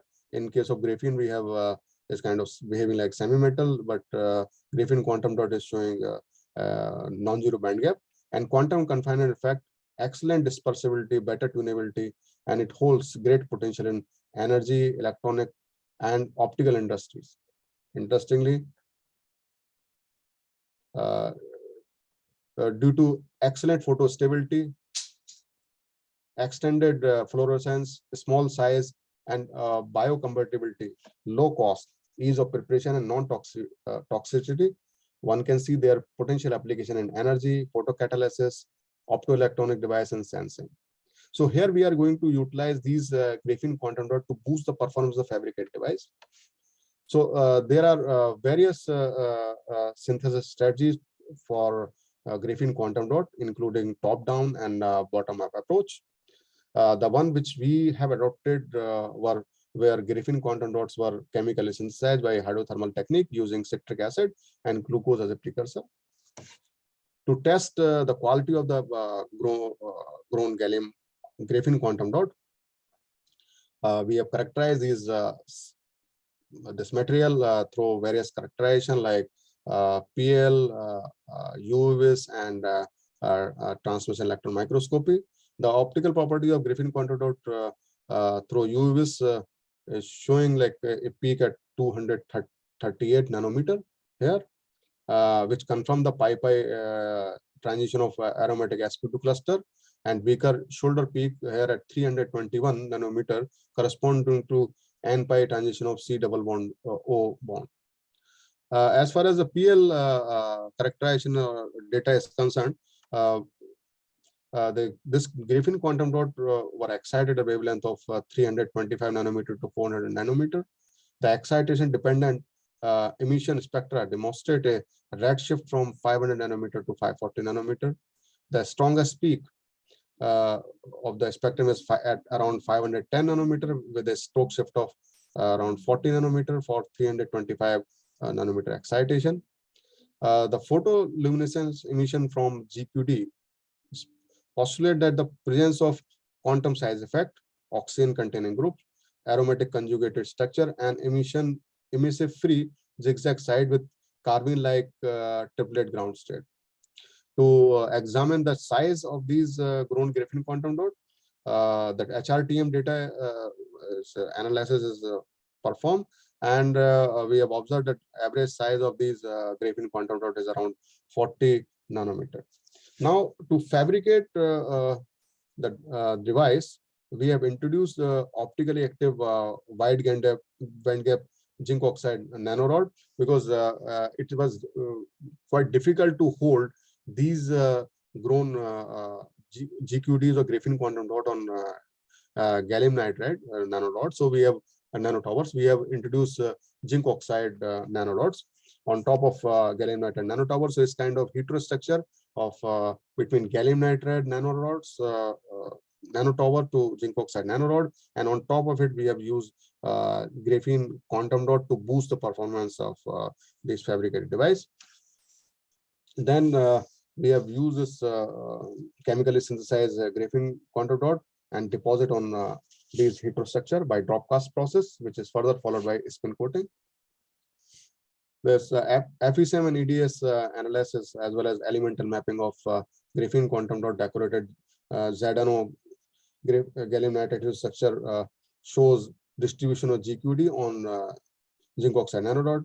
The elemental mapping also confirm the presence of GQD as well as all other elements which we have seen in the other characterization.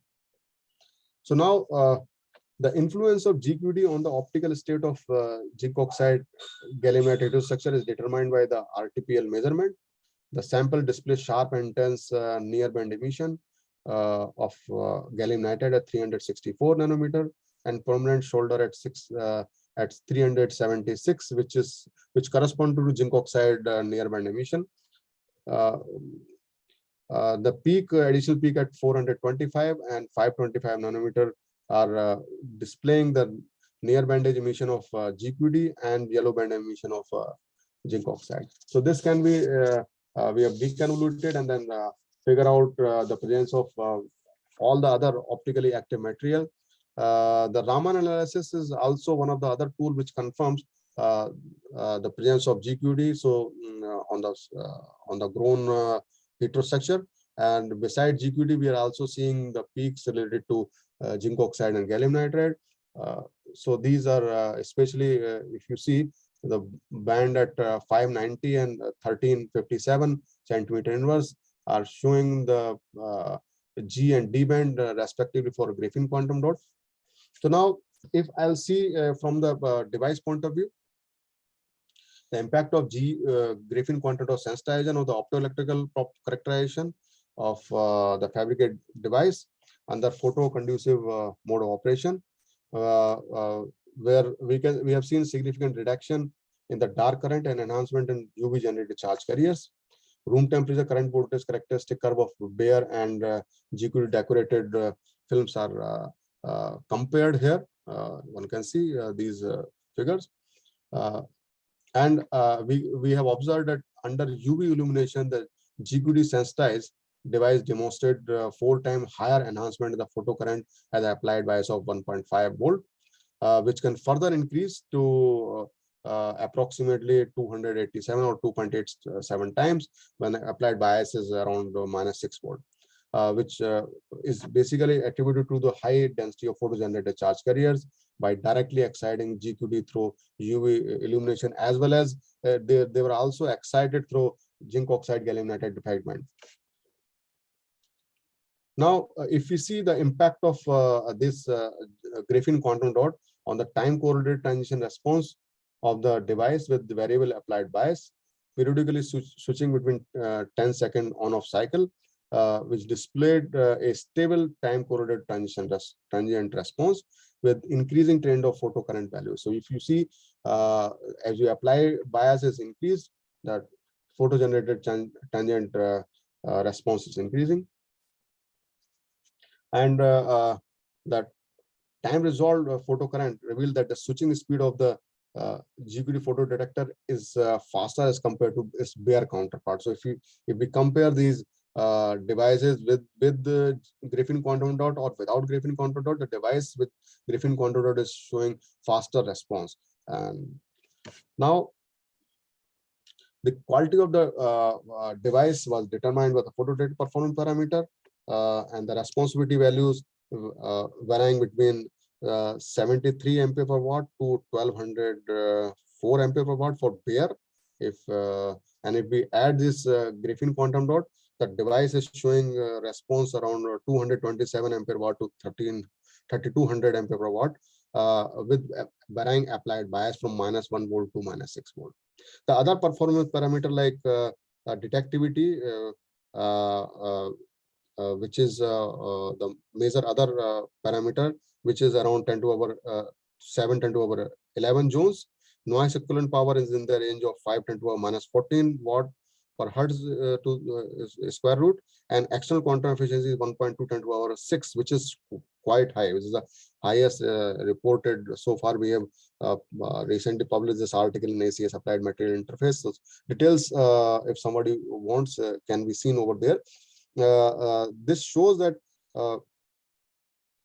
this graphene quantum dot sensor detector can detect a signal as low as around 50 femtowatt, and high external quantum efficiency shows that there is a high gain in the device, which shows around 12,000 charge carriers are being generated per absorbed photon. Now, to understand this phenomena, what is happening in the device, then we have to have a closer look on optoelectronic transport. This is the correct values. Optoelectronic transport, where an electron injection barrier of around 0.8 electron volts is created due to the difference in the work function of gold, which we have used as a contact electrode, having work function of 5.1 electron volt, as compared to electron affinity of zinc oxide gallium nitride, which is around 4.3 electron volt. So there is a electron injection barrier of 0.8 electron volt, which help in channelization of existing charge carrier even in the dark current conditions. Now, the surface of zinc oxide nanorod has a tendency of to absorb oxygen molecule from its surrounding. These oxygen molecules negatively charged oxygen ion capture the available free electron on the zinc oxide surface, which reduces the overall electrical conductivity of the device. And once you excite this device with the UV illumination, the generated electron hole pair increases the density of free electron, which enhances the electrical conductivity. Beside the incident UV photon and zinc oxide nanorod originated holes combined with few zinc oxide nanorod oxygen trapped electron and releases energy. This energy played a significant role in electronic transport by discharging a negatively charged oxygen ion.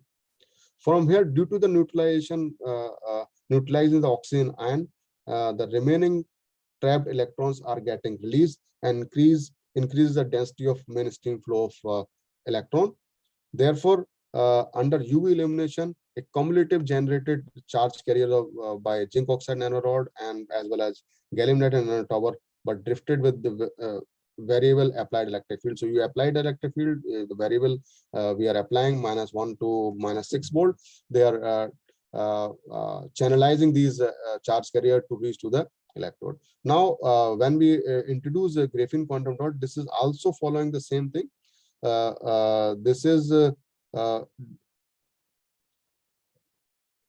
This increases the same in the same way, except more flow of electron due to this involvement. Now, if you see the energy band diagram of these device, which is shown as per the Anderson model, when heterojunction between zinc oxide and gallium nitride is formed, a charge depletion region is created at the hetero-interface, and accordingly generated electron drift into the zinc oxide, and respective holes are accelerated toward the gallium nitride. Besides this, like sensitized material, GQD having a conduction band of around 3.5 to 3.7 and balance band of 5.1 to 5.4.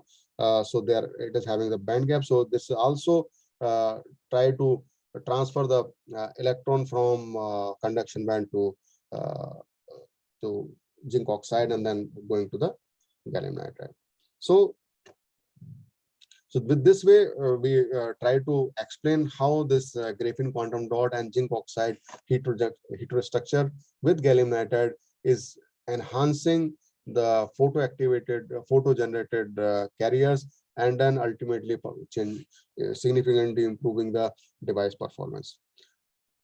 Now, if I'll see or compare, as I mentioned, my group is actively involved in the fabrication of various kind of structure. We are using surface engineering, then different substrate planes from sapphire to silicon. Then we are using different strategy like electrode engineering. We are also playing with the material like their AP layer. Then we are using zinc oxide thin films and nanostructures, and in gallium nitride epitaxy also, we are trying to change the growth conditions from nanostructure to nanoflower.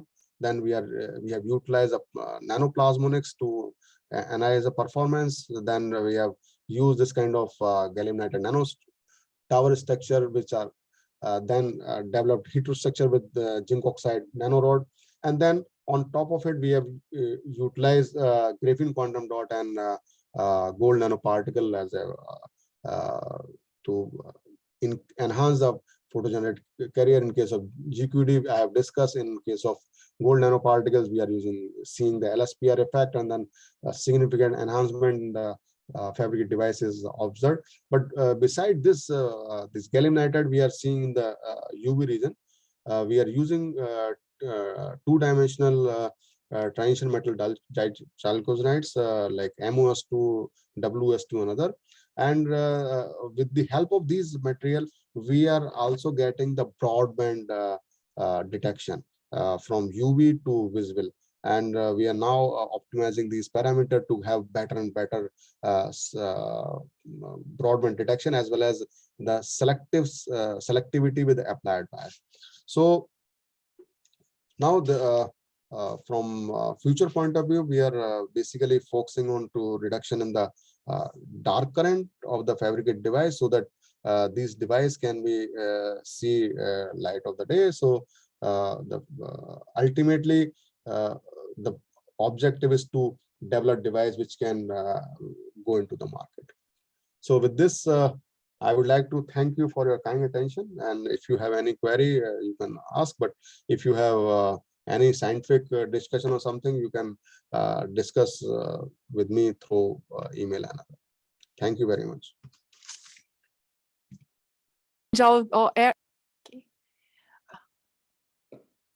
So hello, everyone. I'm very thankful for the opportunity to show our results in the global webinar on laser optics and photonics.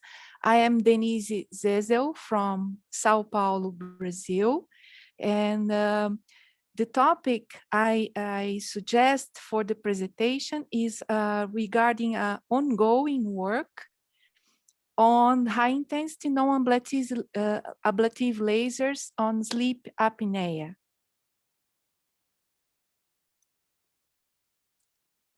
Okay. So I will talk a little bit about the place we developed the research.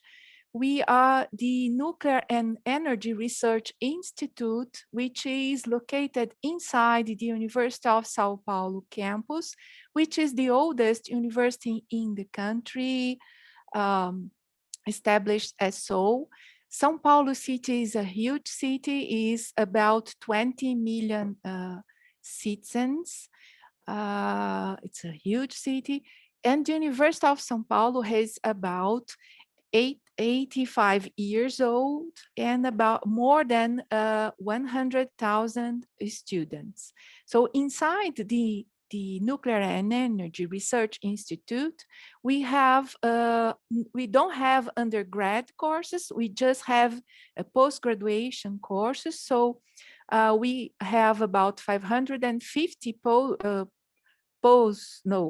PhD students and master students, and more than 100 postdoc students in a research involving all methods that could improve the quality of life of Brazilian populations. So we have energy studies, we have radiopharmaceutical production, is the only one in Brazil who produces radiopharmaceuticals, and also lasers in dentistry and lasers in medicine applications. So regarding, the campus is about 3 kilometers long, and the gray area in here is the Nuclear and Energy Research Institute. So we take about a quarter of the whole university campus. Inside the IPEM, as we are named in short, is the Center for Lasers and Applications, where we have several studies and applications going on. It's the oldest center in the institute. We have about 50 years old, and there is a very strong established group in growing crystals for lasers. And from that, we have material development for random lasers, diode pump laser development. We have industry application of lasers such as cutting, welding, microfluidics, just using femtosecond lasers. So those are the microchannels for microfluidic. And there is a group working with LiDAR, so monitoring the atmospheric pollution, which is São Paulo is a really, unfortunately, good place for this kind of study. And there is a part of us, of the researchers, developing biophotonics applications, and as in the spectroscopy, FTIR imaging, Raman imaging, OCT, optical coherence tomography, and also we use infrared thermography. So this image of OCT from a teeth in here. So example of FTIR from a bone in here, and the clinical use of lasers. We develop those protocols as well. So as my group, so I have a little bit of people working on FTIR. If I have some times at the end of this talk, I will show a little bit of that.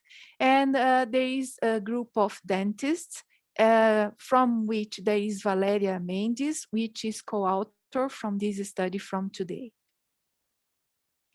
So we do a lot of biophotonics in skin, in dentistry, and bones, and prosthodontics, breast cancer, also, and so on. So regarding today's presentation, specifically on sleep apnea, it's a problem that evolution of man caused that, because as you can see from the evolution of our shape of the head and mouth and tongue, the space for breathing in here decreased a lot. So, and also there is a very strong problem in all the population, even in Brazil, which is kind of poor country, but people used to take a lot of non-expensive food, which makes the obesity problem even worse with time. So why obesity is a problem? Because it presses the breath light and then causing snoring. So this in this image we can see the problem of sleep apnea reported in most countries in the world. Of course, those who are not affected by obesity, for example, or are underreported information. So there are several factors that can cause this sleep apnea problem. So at the end, it will cause a lot of other problems. So as I mentioned before, gravity, it affects the sleep and so on. So it's regarding to age, gender, and other comorbidities, and it can cause other comorbidities as the main one, as a physicist I can see, is the heart problem. So there are several ways to classify this problem. And there is all this factor we mentioned before that cause the airway pathway decrease. So the apnea is when someone cannot stop breathing so during the sleep, and that is the problem. snore is just a consequence of that. So when the space is just decreased, there is the hypopnea, but the apnea is the total closing of this air path. So the point, as I mentioned, is there's a lot of associated disease. I believe the heart failure is one of them. The hypertension is another one, but we can not know.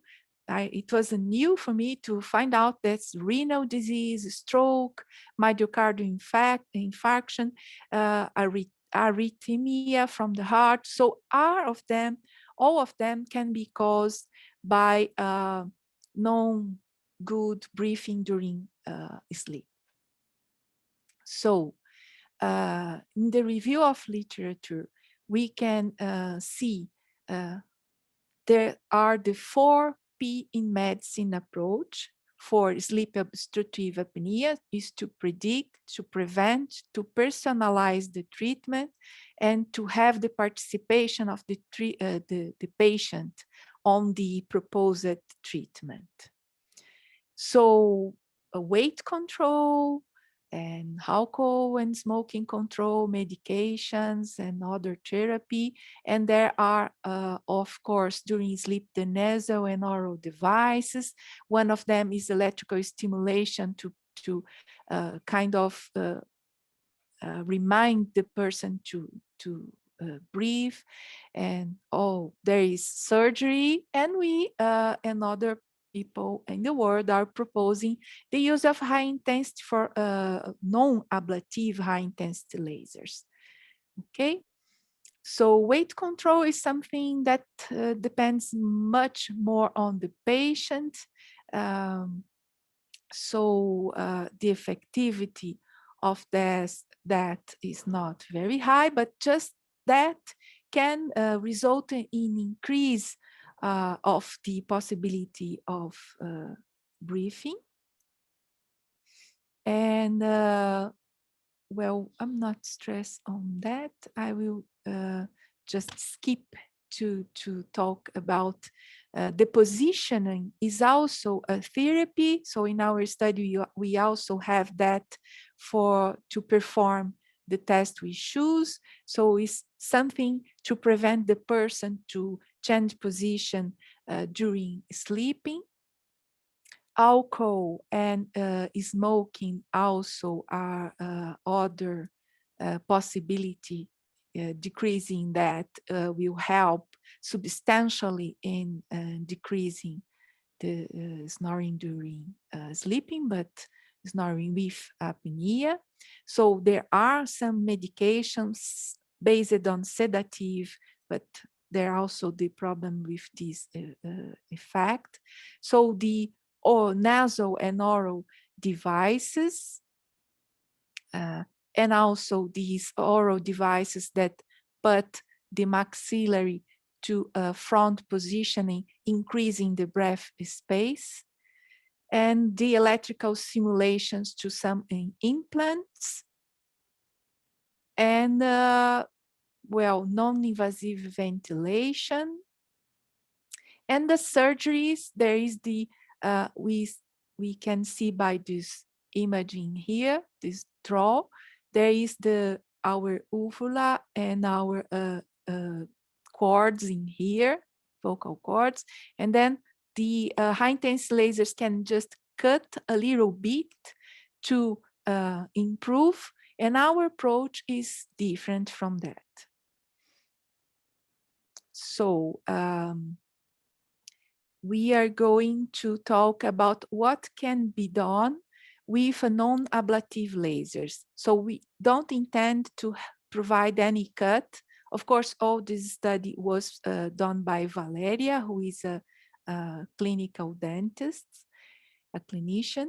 So when we have histological imaging, in this case here, when we have a high intense laser on the soft palate and in the mucosa, we can increase the temperature in a way before the ablation threshold, below the ablation threshold, so we can change the collagen, mainly the collagen, and all this tissue below the laser irradiation place, in a way that the collagen will kind of make the tissue harder than before, so shrinking the whole tissue just by the increasing the temperature on the place below the ablation threshold using the proper energy condition from the laser. So we are using a Photona laser from Ljubljana, Slovenia, a high intensity laser. This is one of our patients in the study. So we can, come on, no again. I think it's the file which has some problem. Okay. So what can be done with these lasers? Now I'm showing the review of the literature.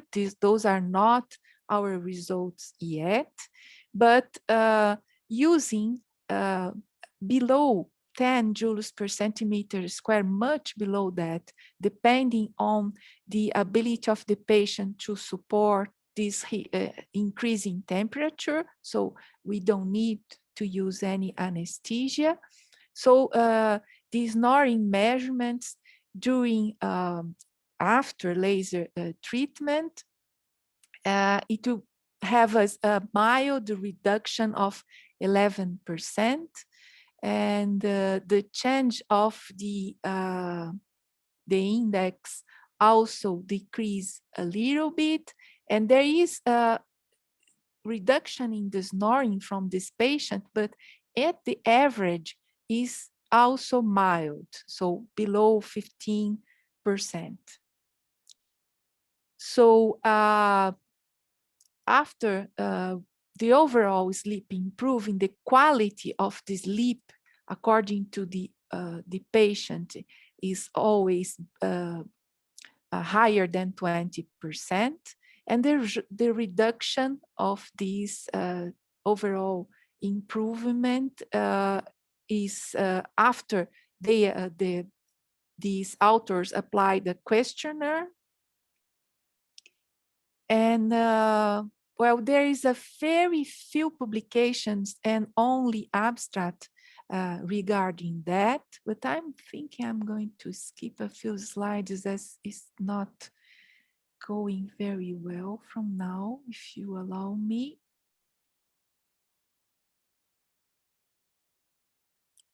So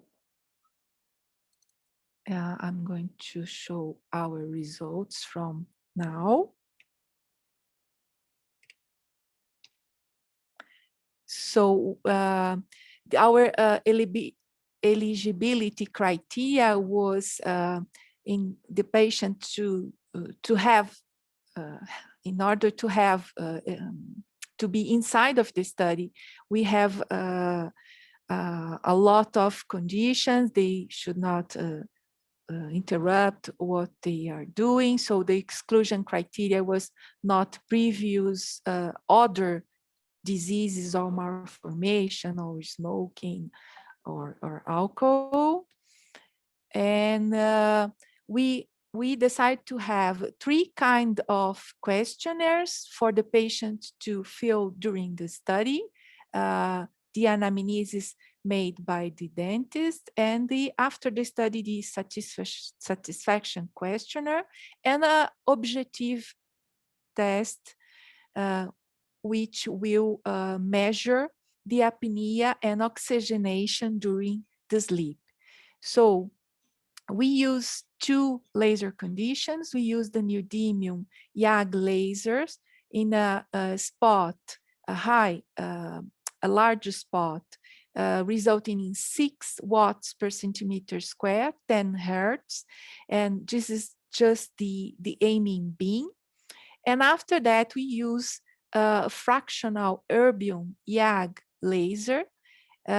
Depending on the patient, the energy density from 4 to 6 joules per centimeter square. In the irradiating N spots, just scanning all the area shown in this image. So in the border of both sides, in the soft palate in here, and just below the tongue as shown in here. So the appearance of this situation are these small spots, like it is done on the facial for resurfacing, but below threshold condition. So 3 sections where in the design of the study, we have 3 sections of treatment, day 0, 14, and 28, a part of each study. And the follow-up will be, as I mentioned, we are on the ongoing part of the study, 3, 6, and 12 months post-treatment. So we don't have all the final results yet. We have a few patients' results by now. So the polysonography test, we are showing the results from now, and also the Mallampati index, which is a golden standard index for deciding which kind of apnea the patient can have. The objective measurements of the severity of the snoring, the neck circumference measurement, which is regarded also to body mass index, and the form to verify, the questionnaire to verify the sleep quality of the patients.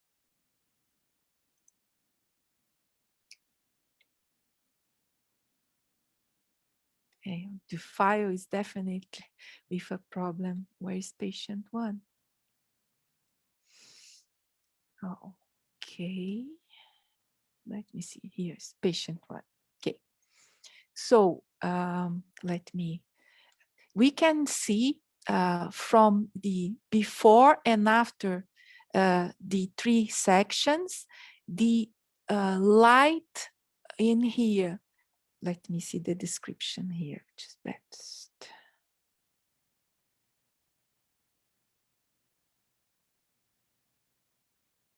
Okay, so the patient 1 outcome is the body mass index and neck circumference remained constant. And although the modified Mallampati index not changed because we cannot see the uvula, so it's the worst case for apnea and snoring, it was possible to note some tissue retraction and increase in space, a little bit increase in space because there was retraction on the soft palate. So in this case, the peak amplitude before and after treatment decreased a little bit, from 40.5 to 38.5 decibels. So due to the COVID-19 pandemic, we use an examination already done as a baseline record. And this polysonography, there was no record of snoring during time sleep. In the follow-up exam, the snoring time was 25% of the recording time. So there was also a decrease in that index.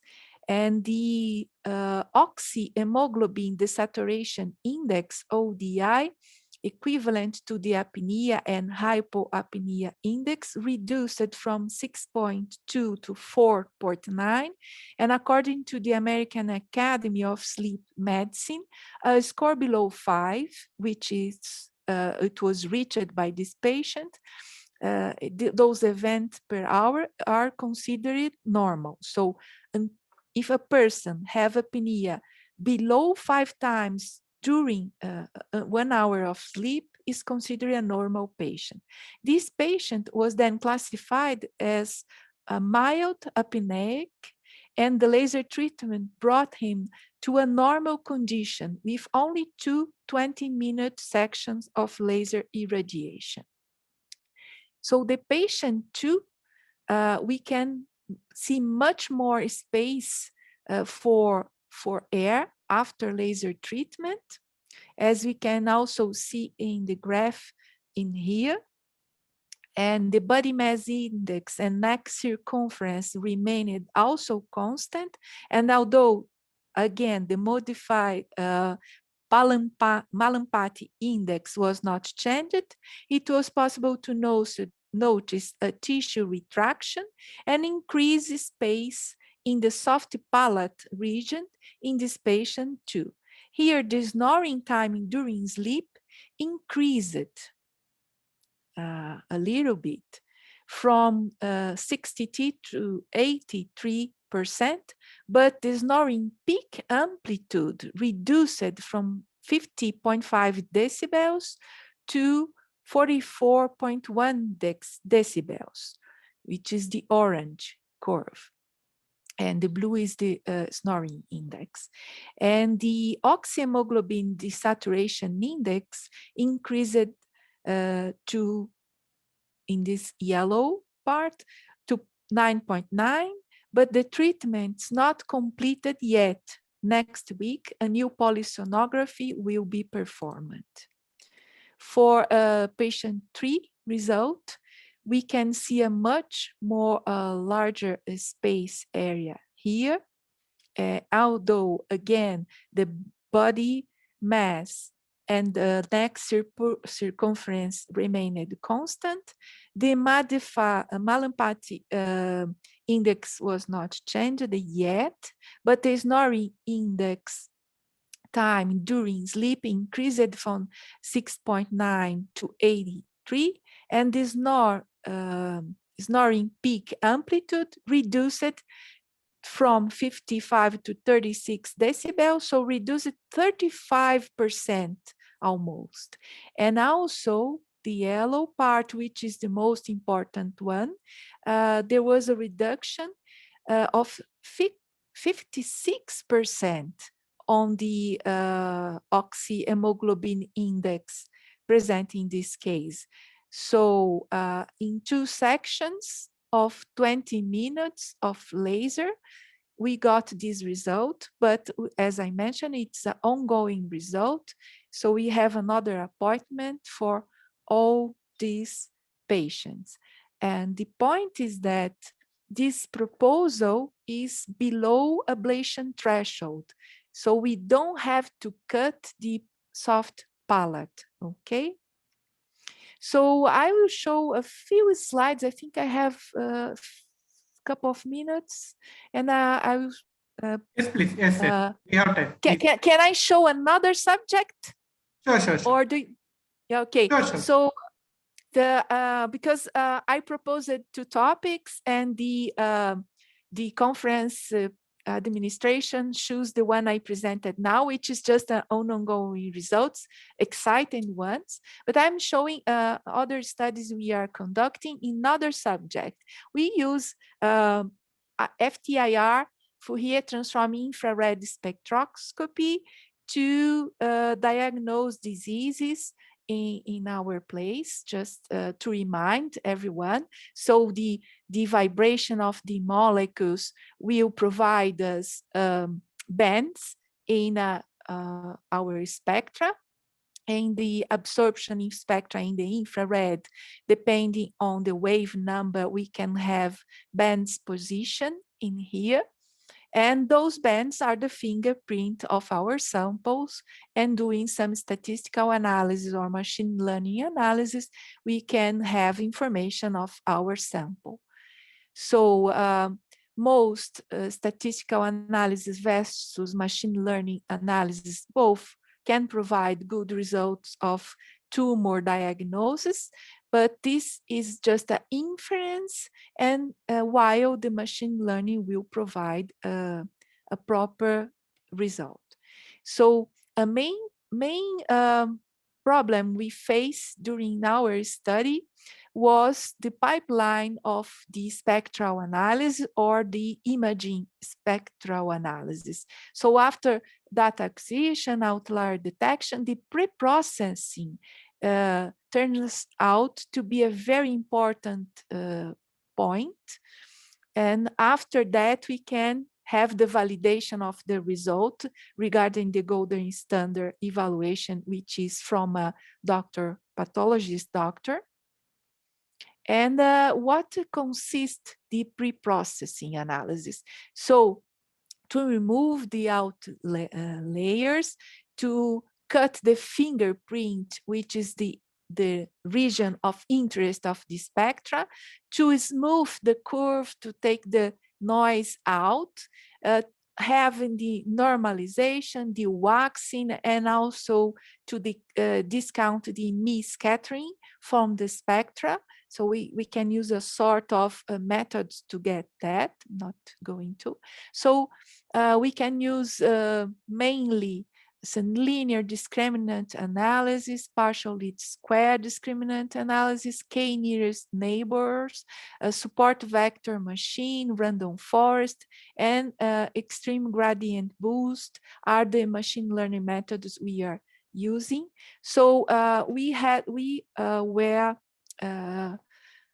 contacted from people from veterinary school, because we have, as in human, skin squamous cell carcinoma incidence due to the sunlight, which is very important in Brazil due to the fact we have a lot of sun, and in opposition of the other countries in the world where the lung cancer and then prostatic cancer and breast cancer are the most prevalent. In Brazil, the skin cancer are the most prevalent. And among the skin cancers, the non-melanoma skin cancer are the most prevalent.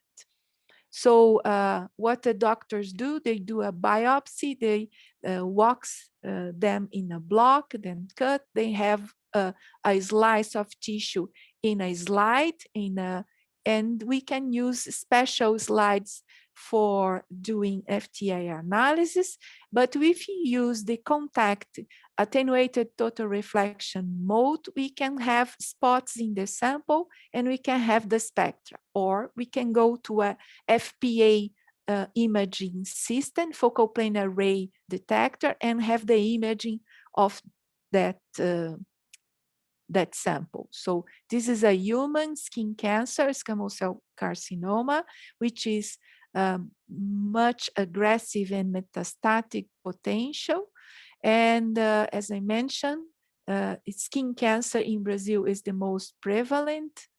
And then we choose a model published in a Nature protocol to induce, this is not our publication, we follow that to induce the skin cancer in animals, and then we treat them by aminolevulinic acid by photodynamic therapy. That our results were published in Journal of Biophotonics, and we follow by optical methods using optical biopsy, using optical coherence tomography, and from there we took information regarding the increase in the healthiness of the tissue, but only one section was not enough to make the tissue totally sound.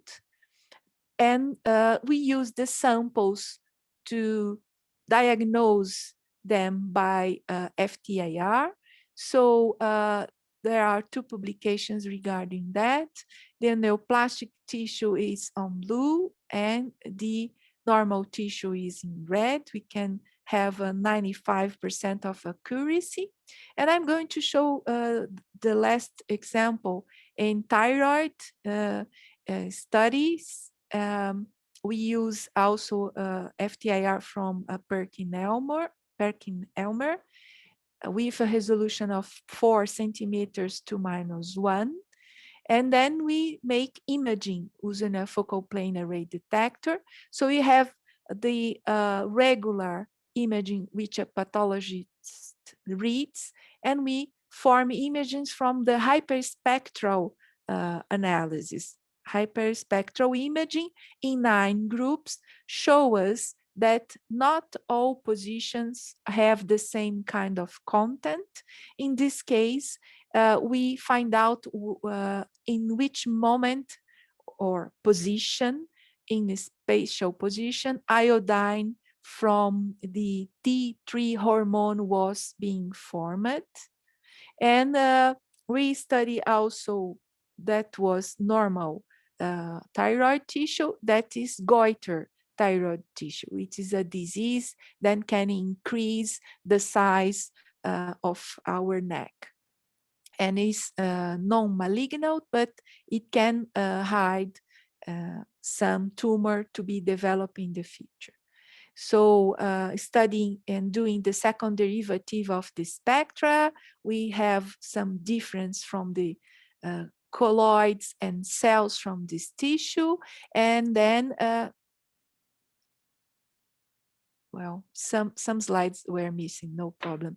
We can, we had a 99.1% of accuracy in separating normal tissue from goiter tissue. And we could conclude that it can be a very nice tool for clinical diagnosis of cancer. Just to present a few books, chapters and book we had published in those last years. A little bit of São Paulo city.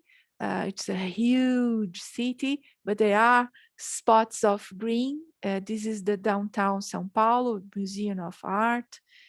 And this is the image of the IPEM, my institute, the image of the University of São Paulo, some of our students, present and past students. So I would like to thank you all for giving me the opportunity to share our results.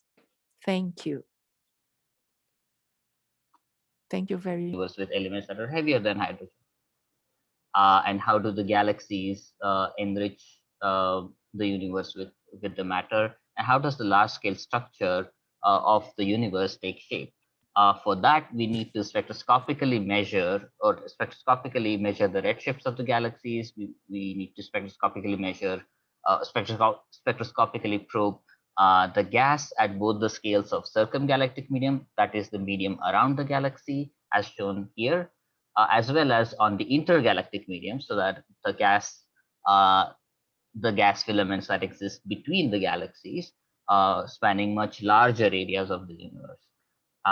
So these are done typically using integral field units or multi-object spectrographs. So essentially, a multi-object spectrograph is taking different sections of this image and acquiring their spectra. And in astronomy, when you take a spectrum, you're essentially looking in the third dimension. So it allows you to build a three-dimensional picture of gas flows in the universe, which is really crucial for figuring out the cosmic baryon cycle. Now, another major question in astronomy is what are the atmospheres of exoplanets made of? Now, there are various ways to do that. For example, transit spectroscopy is used for planets that are closer to their stars, and direct spectroscopy is used for planets that are much further away from their stars. Also, at the same time, we want to figure out the masses of the exoplanets and the precision radial velocity. And by precision radial velocity, I mean measurements of the order of 10 centimeter at the resolution of the order of 10 centimeter per second. So precision radial velocity measurements are used for figuring out the masses of the exoplanets. And so all of these measurements require spectroscopy at different levels. So for example, multi-object spectroscopy or spectroscopy at low spectral resolution for the transit or direct spectroscopy, and the very high resolution spectroscopy that is required for this precision radial velocity measurement. So these require spectroscopy of different nature, and astrophotonic instruments in particular, spectrographs, are geared towards contributing to solving these questions and hopefully many other in the next decade. So again, to solve these questions that I just talked about, we require extraordinary telescopes. And currently, the largest telescopes in the world are like telescopes such as VLT or Keck telescope or the Subaru telescope, and these are of the order of 10 meters in diameter. Like the mirror of these telescopes is 10 meter in diameter, which defines the collecting area of these telescopes. And now, in the next decade, in this decade, we are going to have EELT, which is European Extremely Large Telescope, or TMT, that is the 30-meter telescope. So these telescopes have diameters of the order of 30 meters. So essentially, their collecting area is a factor of 10 higher than the collecting area of the largest telescopes that we have. So these telescopes are really going to be the game changer in solving the scientific questions that we just talked about.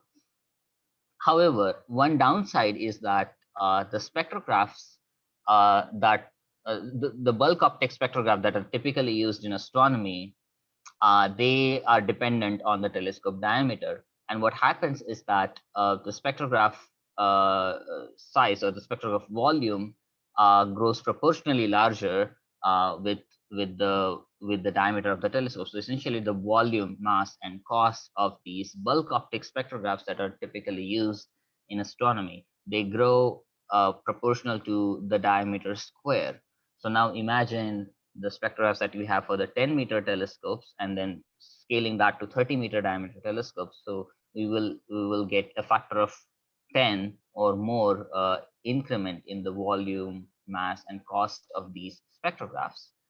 And essentially, I mean, currently the sizes of these spectrographs for even the 10-meter size telescopes is of the order of a small truck or the size of a room.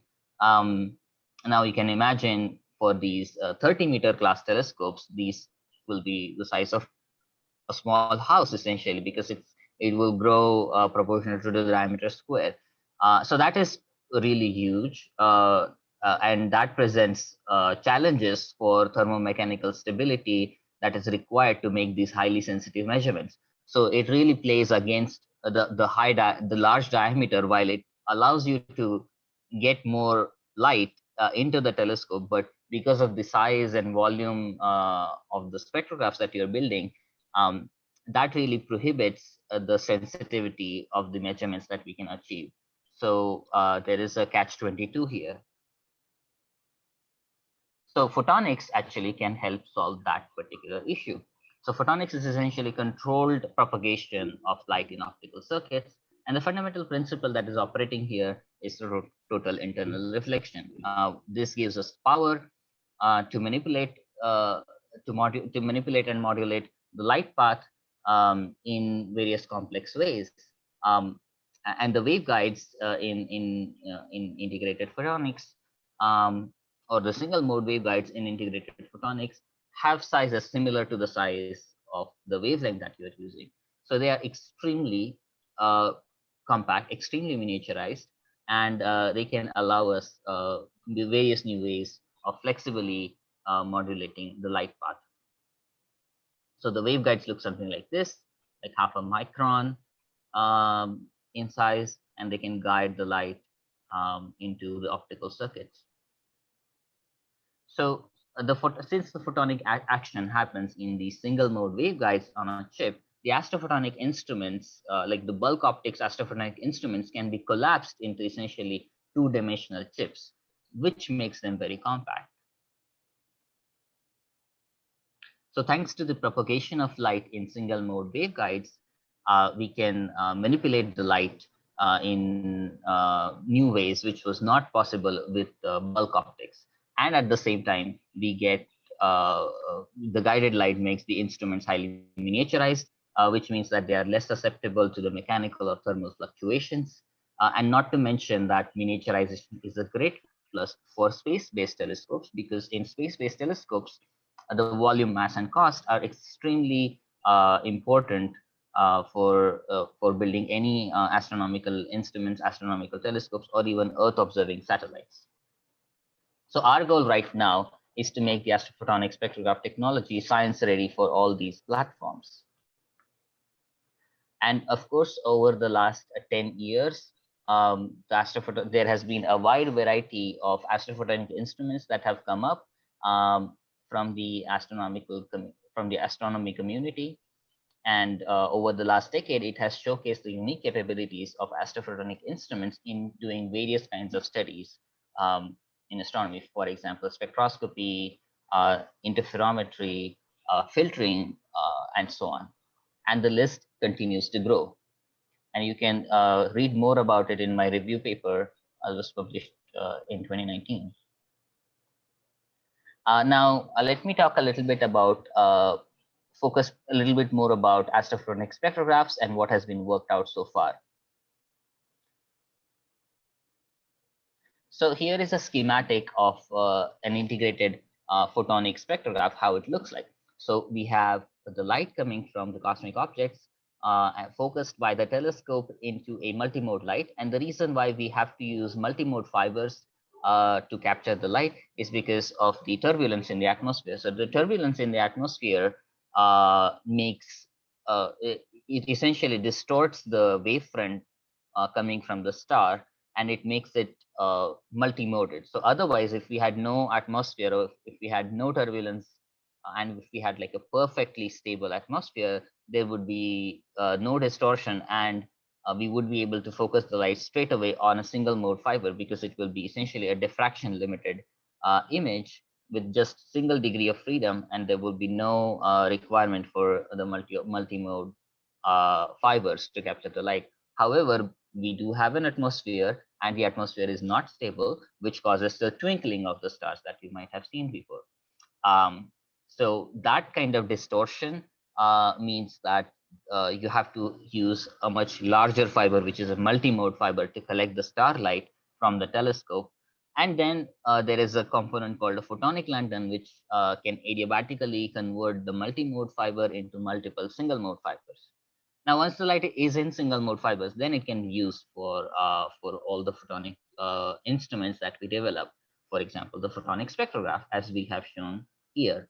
And then the photonic spectrograph does the dispersion, and then it can be imaged onto a detector using lenses or a camera.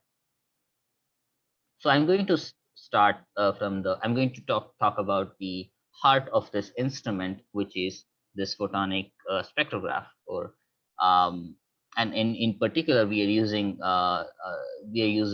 this approach called arrayed waveguide gratings for doing on-chip spectroscopy. Now, arrayed waveguide grating is a promising photonic technology for astronomical spectroscopy. It's the most mature photonic spectroscopic technologies among the others that are available in photonics. And actually, this has come from telecom industry. So in telecom industry, they use arrayed waveguide gratings to increase the data capacity of the fibers carrying the light or carrying the light signals. But the same technique can be used for spectroscopy as well. So the way the arrayed waveguide gratings work is very similar to a normal diffraction grating, as you see on the left. So essentially, the light is focused. The light is collimated using a lens, and then the collimated light falls on the grating, which is where the path differences are created. And then this light, and then after creating the path differences, the light is then focused onto a focal plane or a detector, where the constructive and the light interferes, and it gives us the constructive and destructive interference. And basically, we get constructive interference of different wavelengths at different locations, which is what we call a spectrum. Now, in an arrayed waveguide grating, it's exactly the same principle. So the light, the light consisting of multiple wavelengths essentially goes through the single mode fiber, and then it's illuminated on this array of waveguides. And each of these waveguides essentially adds a path difference adds a distinct path difference in these beams, and then these beams interfere constructively at different locations. I mean, essentially the different wavelengths interfere constructively at different locations on the output plane of this arrayed waveguide grating. And then this plane can be sampled by the waveguides, or the plane can be just directly imaged onto a detector to get the spectrum. So this is how an arrayed waveguide grating essentially works. Now, to fabricate these AWGs, we use a platform called a silicon nitride platform. So essentially, the silicon nitride platform has a silicon nitride core, and the cladding is made out of silicon dioxide. And there are multiple advantages of using a silicon nitride platform. For example, if you see on the left-hand side, the bend radius of the silicon nitride, so the red points, so the propagation loss as a function of bend radius is significantly lower than the other platforms that are available, like SOI or indium phosphide. As you can see here, even for very low bend radii, the propagation loss for silicon nitride is actually the lowest. So consider any bend radius. So for example, if I consider 0.01, the propagation loss for silicon nitride happens to be the lowest. Similarly, for 0.1 or 1 millimeter radius, you can see that the silicon nitride offers the minimal propagation loss. So as a function of bend radius. And as you can imagine, in an arrayed waveguide grating, there are lots of, I mean, there is a large component of curved waveguides there.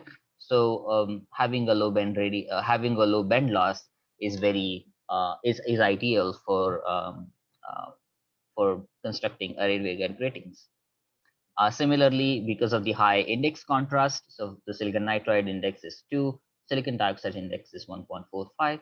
So the high index contrast enables a small mode size, which is ideal for miniaturization and for building various complex circuits. So integrating multiple circuits such as arrayed waveguide gratings, or different kinds of interferometers, or Mach-Zehnder interferometers. Basically, we can integrate multiple components on a same chip because of this high index contrast. And it allows us to build highly integrated photonic circuits. Also, silicon nitride is a broadband material, as you can see in the plot on the right. The silicon nitride is transparent from 400 nanometer all the way to 2400 nanometers, which is quite broadband and very useful for astronomy, as opposed to some of the other platforms such as SOI or indium phosphide. So this makes silicon nitride ideal for stable, miniaturized, and broadband astrophotonic devices. So we built this AWG for near infrared measurements and for a low resolving power. So the resolving power of around 1500 in the wavelength range of 1.45 to 1.45 to 1.65 microns. Now, of course, there are various challenges, and I will talk about that in a little bit. So here I just show a CAD of the AWG chip that we built, and I will show some of the critical components of this chip. So first, look at the waveguide tapers. So the waveguides on the chip are very narrow. So the waveguides are only 2 micron in size, 2 microns in width, and the fiber that we feed, the single mode fibers that we normally use, or that are normally used in the industry, are 10 micron in size. So there is a size mismatch. So as you can see here, the input fiber is much larger than the waveguide that we have for the single mode operation on the chip. And essentially the fiber mode and the waveguide mode, the fiber mode that is shown on the left, the fiber mode that is shown on the left, and the waveguide mode that is shown on the right they are mismatched, which basically prevents high efficiency coupling from fiber to the waveguides.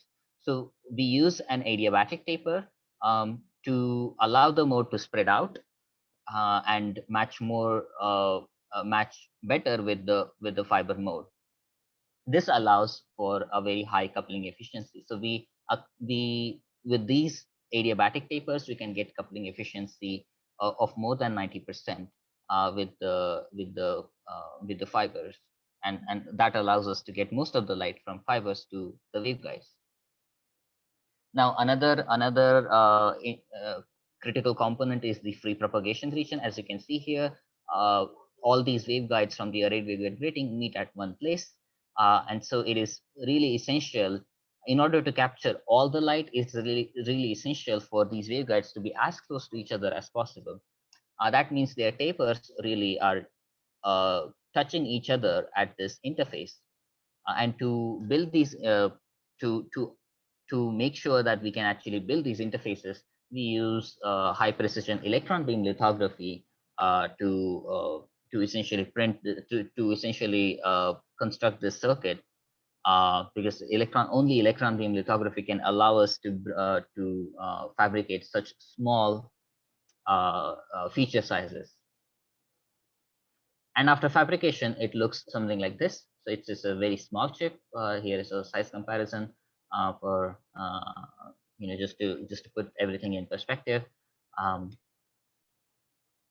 And here I show some results of this AWG. So the overall transmission that we were able to, the peak transmission that we were able to achieve with this AWG was of the order of 25%. We do see some absorption around 1500 nanometers, and that's actually because of hydrogen bonds in the top cladding of silicon dioxide. However, we have figured out a different way of depositing the top cladding.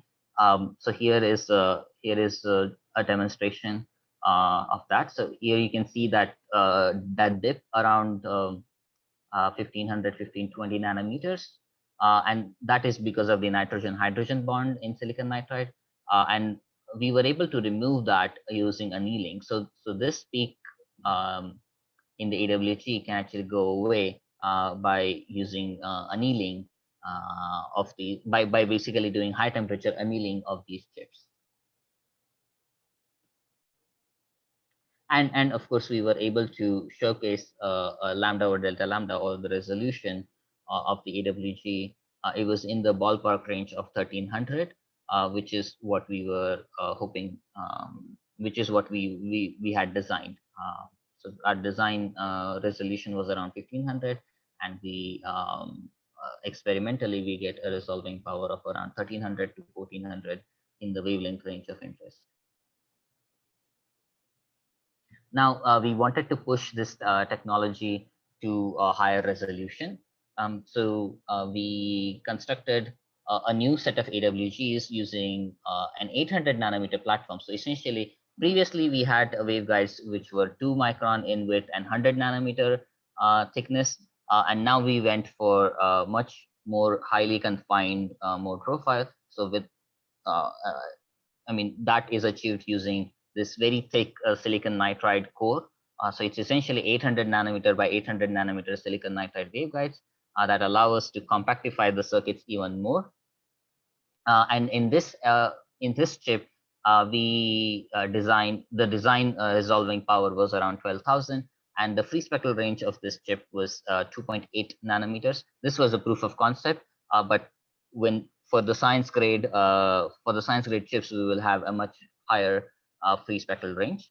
But as you can see, the impact of increasing the thickness of the silicon nitride, that directly translates into a very compactified chip size. So here we get a chip area of only 2 millimeter by 7 millimeters.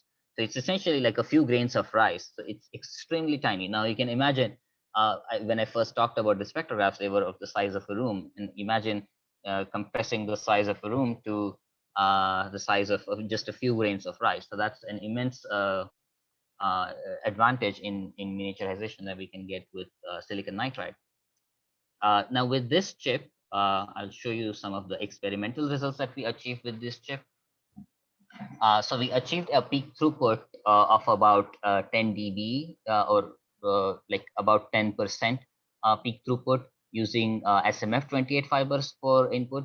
But we we can get better results, better efficiency using the UHNA for ultra high numerical aperture fibers. So with specialized fibers, we can actually get a peak throughput of around -8 dB or so. We were also able to achieve a crosstalk of 15 dB, like more than 15 dB, which indicates that the phase errors in this spectrograph are very low, and we can actually get very high contrast between the neighboring spectral channels. And also the resolving power of the spectrograph is we were able to achieve a peak resolving power of around 12,000. So here on this figure on the right, you can see the resolving power of this spectrograph as a function of wavelength. And from 1400 to 1600, we get a resolving power of greater than 8,000 nanometers. We can get a resolving power lambda or delta lambda of greater than 8,000. So and these results are published in the SPIE paper that was published this year. In addition, so while we had only designed this spectrograph for the range of 1400 to 1650 nanometers, we examined the broadband performance of the spectrograph, and indeed this chip actually works over a much broader band. So the chip works really well from the range of 1200 nanometers all the way to 1700 nanometers. So a very broadband performance we can achieve using silicon nitride platform. The AWG, with this AWG, we can get a resolving power of greater than 6,000 over this very broad range, which is a great plus for astronomy and actually proves the broadband performance of this platform. So what's next? Now there are many things in the future that we are planning to build. So the first approach is using cascaded AWGs. Now I showed you before this picture of an integrated photonic spectrograph.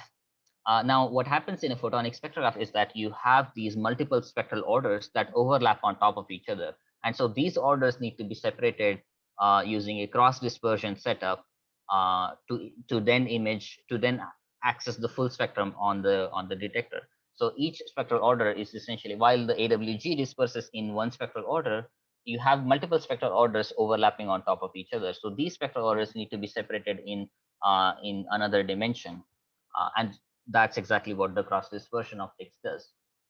However, we can actually get rid of this bulk optics cross dispersion by using something called cascaded AWGs. And cascaded AWGs are essentially, you have a coarse AWG that disperses the light to broad chunks, such as this, like lambda 1 to lambda 2, lambda 2 to lambda 3, and so on. And then these smaller chunks are then dispersed at a high resolution by the fine AWGs. And this way, you can actually just get from lambda 1 all the way to lambda n in the same line, like at the same output facet of the AWG. So you don't have lambda 1 to lambda 2 overlapping with lambda 2 to lambda 3. So you have, like, distinct, basically spectral chunks being dispersed at distinct locations. And why this is important? We can actually use these kind of spectrographs for basically putting fibers at different locations on an image, and then taking the spectra of distinct objects or distinct stars or distinct galaxies. So each object basically can correspond to one single mode fiber, and then can be fed to its dedicated chip, and then all of these chips can be stacked together to build what is called a multi-object spectrograph. So in order to achieve that, we did a proof of concept study. So we had a coarse AWG that had a resolving power of a very low resolving power of 81. So essentially a delta lambda of 18 nanometer. And then we had a fine AWG, which had a free spectral range that matches this channel spacing of the coarse AWG. And again, it was very compact, 8 millimeters by 3 millimeters. So its characterization is underway, but I just want to show the principle that I just want to show like a very quick result on that. So here in purple, you see the coarse AWG output. So each channel, this is like one output channel of the coarse AWG. And what you have in the colors is basically the dispersed, like, so multiple wavelengths within this range are dispersed by the fine AWG. So essentially, you get this whole spectrum at the end of this this output at the end of this output region. And basically by having multiple of these fine AWGs, we can cover the entire region from 1400 to 1650 nanometers. Now, another application for these high resolution cascaded AWGs is in exoplanet spectroscopy. So for direct imaging or direct spectroscopy of exoplanets, we use a coronagraph to suppress the starlight in the center, so that we can actually image the exoplanet, and then that particular location of the exoplanet can then be captured by the single mode fiber to feed our AWG spectrographs. So, for example, I'm showing this example of a starlight suppressed image here. So here we have the planet plus starlight, and then there are these other fibers that only capture the starlight. And then and the spectra of these fibers can then be acquired. For example, as shown here, the bright line is just the star spectrum, and then the faint lines are star plus planet spectrum. So now, for these kind of studies, we are, for these days, we are using bulk optic spectrographs, which are less stable. However, in the future, with our proof of concept, as we build upon that, in the future, we will be able to use photonic spectrographs, which are extremely stable for these kind of studies. Similarly, for making frequency calibrations at these very high resolutions, we need something called a frequency comb. And these frequency comb have been shown, have been built on silicon nitride microchips, and have been shown to operate at a precision of 10 centimeter per second, and it was already demonstrated on GTC telescope in Spain, using the silicon nitride platform. So there is definitely a potential for integrating the frequency combs on the AWG chips themselves, so that we have the spectrograph as well as the calibrator source on the same chip. So we have extremely high stability in terms of calibration of the spectrograph, as well as in terms of acquiring the spectra itself. And this is very useful for the precision radial velocity measurements that we need for measuring the masses of these exoplanets. So that's a very exciting future application. Now, as the third and the final application that I will talk about is nulling interferometer with an AWG. So a nulling interferometer essentially allows us to separate the starlight and the planet light. So what it does is that we essentially have a Mach-Zehnder interferometer and a phase control, and the phase control is adjusted such that we suppress the starlight, so we achieve the null. And when the null is achieved for the starlight, you still have residual planet light that goes through that channel, and that's exactly what can be that planet light then can be dispersed by these AWGs. And in the anti-null channel, you still have the starlight, and you also have the planet light going through that channel. So the other channel can actually give us the star plus planet light, and then that can be dispersed again with another AWG. So you have a planet spectrum and you have a star plus planet spectrum. And that actually can help us in extracting the planet spectrum at a very high stability using this combination of nulling interferometer plus an AWG. And this concept of nulling interferometry was recently shown in 2019 on this glint demonstration on Subaru telescope. Subaru is an 8-meter telescope in Hawaii, and it was shown successfully that this concept can actually be used for separating starlight and the planet light. So in the future, we are going to integrate the nulling interferometer with an AWG spectrograph, so that we have a fully integrated nulling interferometer plus AWG, or nulling interferometer plus spectrometer solution on a same chip. So in summary, photonics is a powerful resource for the next generation of astronomical instruments, and potentially breaking the barriers of mass, volume, and cost. Moving forward, AWG is on their way of being science ready, and for minimizing or miniaturizing the size of this spectrograph for the ground-based telescopes, as well as for the space-based telescopes, and also the Earth observing satellites.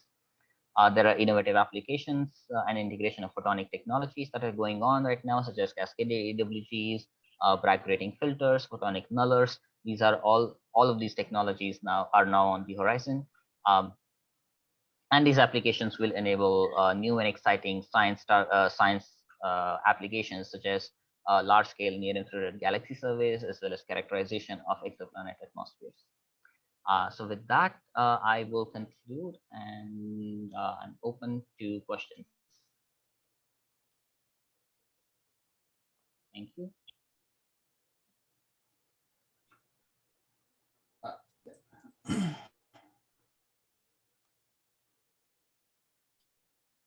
Is it measuring the distance to the stars? Is that part of the point?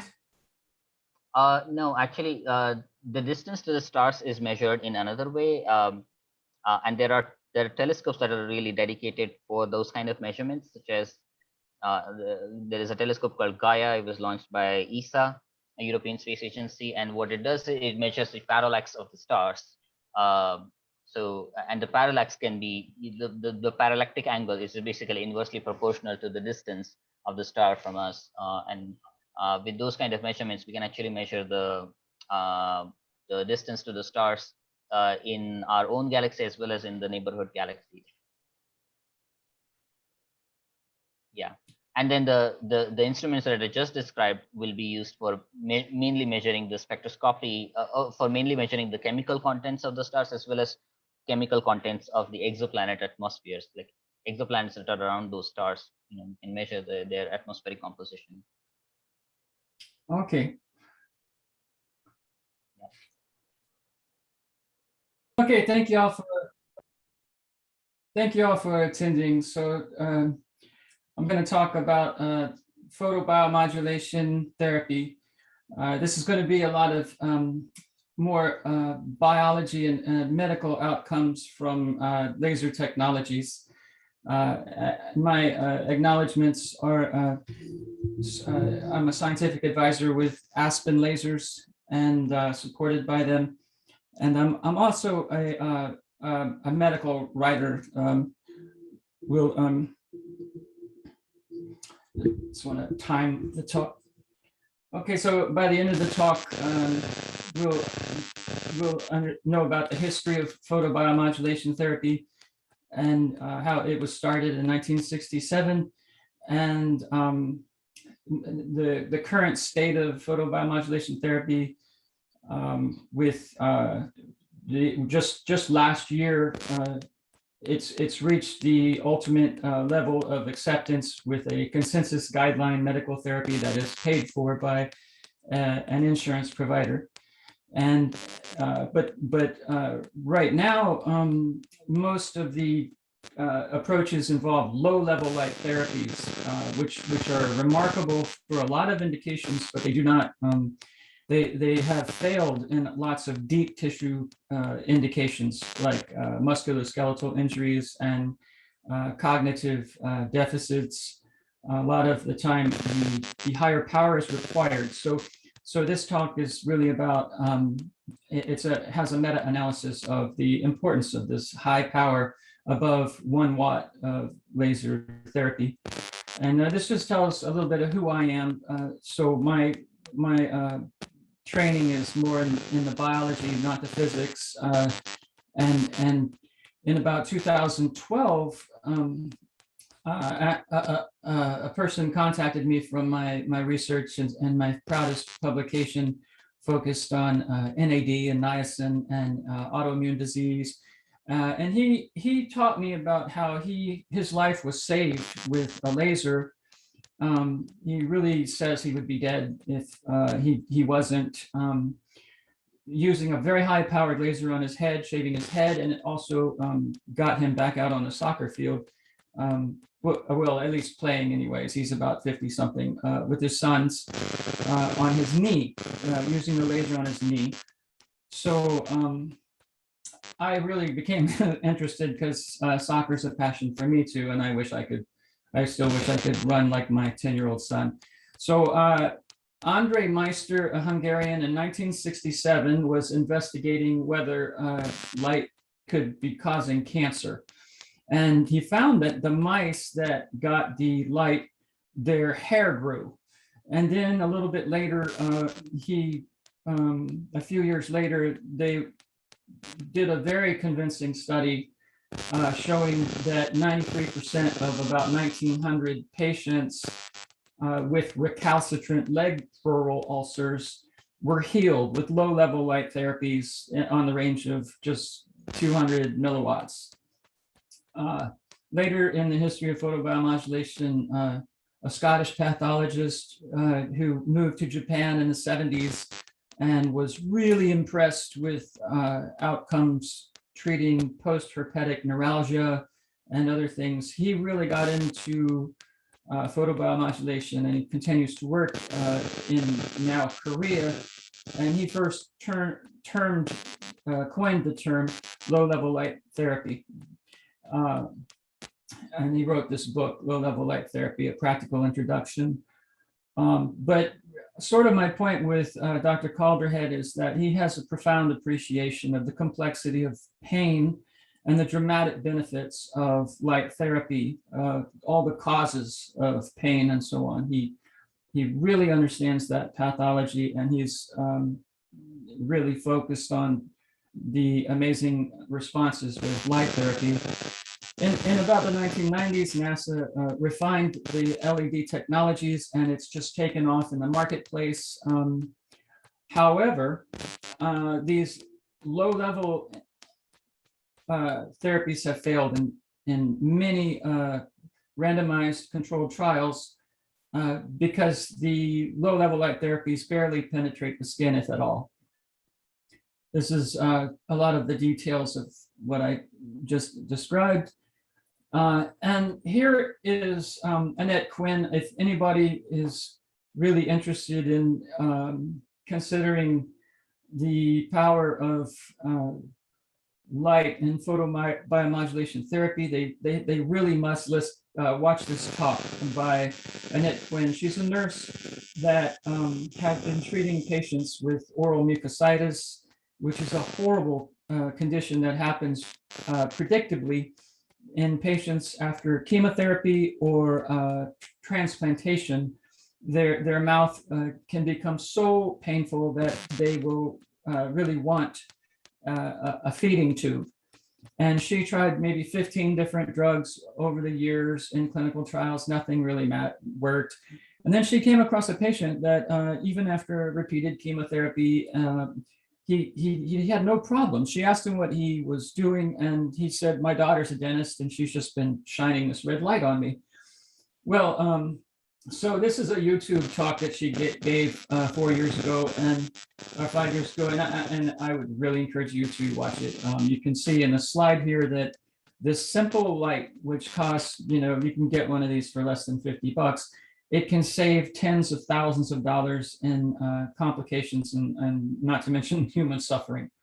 And this is another, just showing, this shows the return of blood flow after a low-level light therapy to a patient with cerebral palsy. You can see on the left the temperature, and then at the various time points here, even by 90 minutes after the treatment in panel D, there's a whole lot more blood, and this is 830 nanometer light, just 60 milliwatts. So how does light work?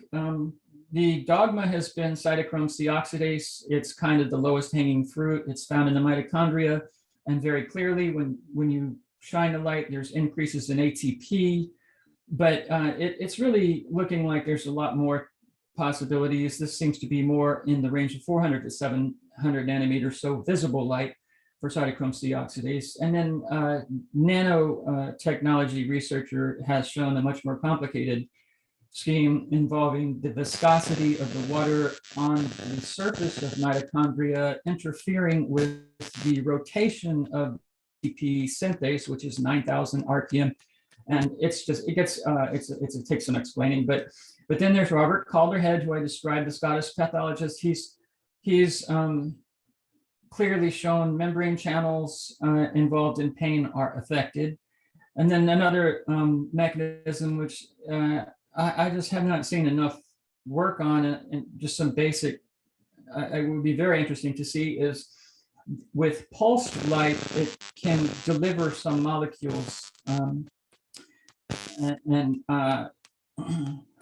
Then there's just going to be more research going forwards into the understanding the basics of with photobiomodulation therapy. The most common wavelengths are the visible ones, 670 nanometers, and then 830 nanometers is the least penetration of water, 810 to 830. And then there's 980 nanometers, and then there's 1064. Now 1064 is advantageous because it has the least absorption of melanin. So for individuals with dark skin, it's not as hot. It's more noticeably different. So at high powers, where you want to penetrate to deep pathological tissues, 1064 has advantages for people with a lot of melanin content. This shows the relative absorption by the wavelength. You can see in photobiomodulation therapy, we're right here. This is water, and so this is less heat.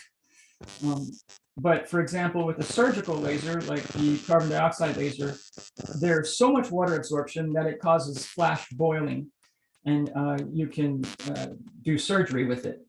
But here in the lowest amount of water, you have very deep penetration. And then this is one of the melanin pigments, and you can see out here at 1064, there's no absorption, so less heat for people with darker pigmentation. So the factors affecting basic photobiomodulation therapy are the choice of primary wavelength. Like I said, you can do in the visible spectrum over here, and again, it all gets it's all kind of active research, but there's a lot that we know. So the power really affects it controls the depth of penetration and the treatment technique. That is, how frequently per week, how many weeks. The interval of treatment. So there's two categorical photobiomodulation therapies. There's low level light, which is less than a watt, and high powered photobiomodulation, which can actually be up to 80 watts and can penetrate as much as 8 centimeters clearly, whereas this is barely the skin. So so the things that can be used to reduce heat, which is the concern, is the things that affect heat generation are, pulsed versus continuous mode. This can help. And then the wavelength selection, like I said, if you are absorbing a lot of water, this is going to generate so much heat that it's flash boiling, because here's the water being absorbed. And then if you use for a darker person, a 1064 nanometer, which you'll see in our meta-analysis is the most commonly used one in all the clinical trials, the darker people will not be affected as much with heat there, but water is a major concern. And then this just shows that the power density is really the parameter you really want to think about for thinking about depth of penetration and what your outcome is going to be. If you take just a simple 2-watt laser and decrease the spot size to 100 microns, then you have incision, you're cutting. If you spread it out to 1 centimeter, then it can be provide therapeutic activity to the cells. So looking forward, there's several areas of active research in the outcomes clinical trial research area, pulse versus continuous settings, the importance of wavelengths, but we're going to focus on the need for high power. So we did a meta-analysis of 2018 to 2021 database. And this is just an example of one of the studies. This one's focused on knee osteoarthritis in patients between 45 to 75, pain for about at least a half a year, and visual pain scores greater than 3. And they used this, they did exercise therapy with either a laser or a placebo light at 12 watts, 1064 nanometer for 5 times a week for 2 weeks. They measured pain, range of motion, and cartilage thickness by about 3 different angles with ultrasound on the knee. So they started with 54 patients, had 20 that completed the high-powered laser therapy with exercise therapy, and 20 patients that completed placebo light with exercise therapy. And they saw significant increases in the cartilage in the knee with significant reductions in pain, stiffness, the WOMAC score. Here's the, within just 2 weeks, they saw significant decreases. So getting back to our meta-analysis, we screened and found 23 randomized clinical control trials that involved high powers, and we used Cohen's D effect size calculations to look for how whether the effect size was large or not. And you can see here that we got many that were large effect size by Cohen D. Larger than 0.8 is a large effect size. So for example, here's patients with juvenile rheumatoid arthritis that received high-powered laser therapy. And at the end of treatment, they assessed the pain in 15 patients, and compared to the control group, they had a very significant effect in reducing the pain in the knee in these juvenile arthritic patients. So we found 23 independent studies with positive outcomes. Arthropathies were in the most studies. There were several, about 6 in the back, and several in the hand, shoulder, and tennis elbow. In wound, there was a high-powered study for cesarean wound after pregnancy, and there was very good positive outcomes in most of these studies, especially pain, but also range of motion was consistently increased, mobility, quality of life, and there was the anatomical increase in cartilage in one of the high-powered knee studies. Another one that had less treatment frequency did not have a measurable increase in the cartilage. But pain was consistently reduced, as was seen by Calderhead way back in the 80s, and the effects are amazing for pain with photobiomodulation therapy. This just shows the biggest effects and some of the basic parameters. Typically, it's at least 10 watts of power, and 1064 nanometers is the most common one used in the trials, but that's just for some reason, that's just the ones that have been used in the trials. We do not know if 810, 830 nanometer range may be better for some things. And here's some of the greatest outcomes. It's been, here, this is the therapeutic, this is categorical activities of photobiomodulation, high-powered laser. So we have consistent reductions in pain and increases in range of motion for all these studies, increases in mobility, increase in cartilage for one study. There was an increase in bone mineral density, a fat reduction, and some muscle recovery. These are low-level light studies. But this is just a table showing the therapeutic activities of photobiomodulation that have been shown in clinical trials. Again, pain is very clear. So the state of modern clinical photobiomodulation therapy, randomized control-driven research and practice is like this. Established and accepted indications for photobiomodulation therapy medically are wound recovery is very clear, and oral mucositis is the indication that's covered by insurance right now. So it should be just a matter of time for the high-powered lasers to get into the more mainstream community. And because again, out of convenience, cost, and marketing, the low-powered devices are being pushed all over the place, and they're often coming up with negative outcomes. But the high powers are realizing that we just need to penetrate the tissue without generating too much heat, basically. So we have these things at the validation phase of randomized control trials. Musculoskeletal outcomes. The knee osteoarthritis is the one with the most data so far, and just consistent positive outcomes. And this is really exciting. It can, perhaps prevent knee surgery, saving tens of thousands of dollars if you can, end that chronic pain and so on. It's increased range of motion.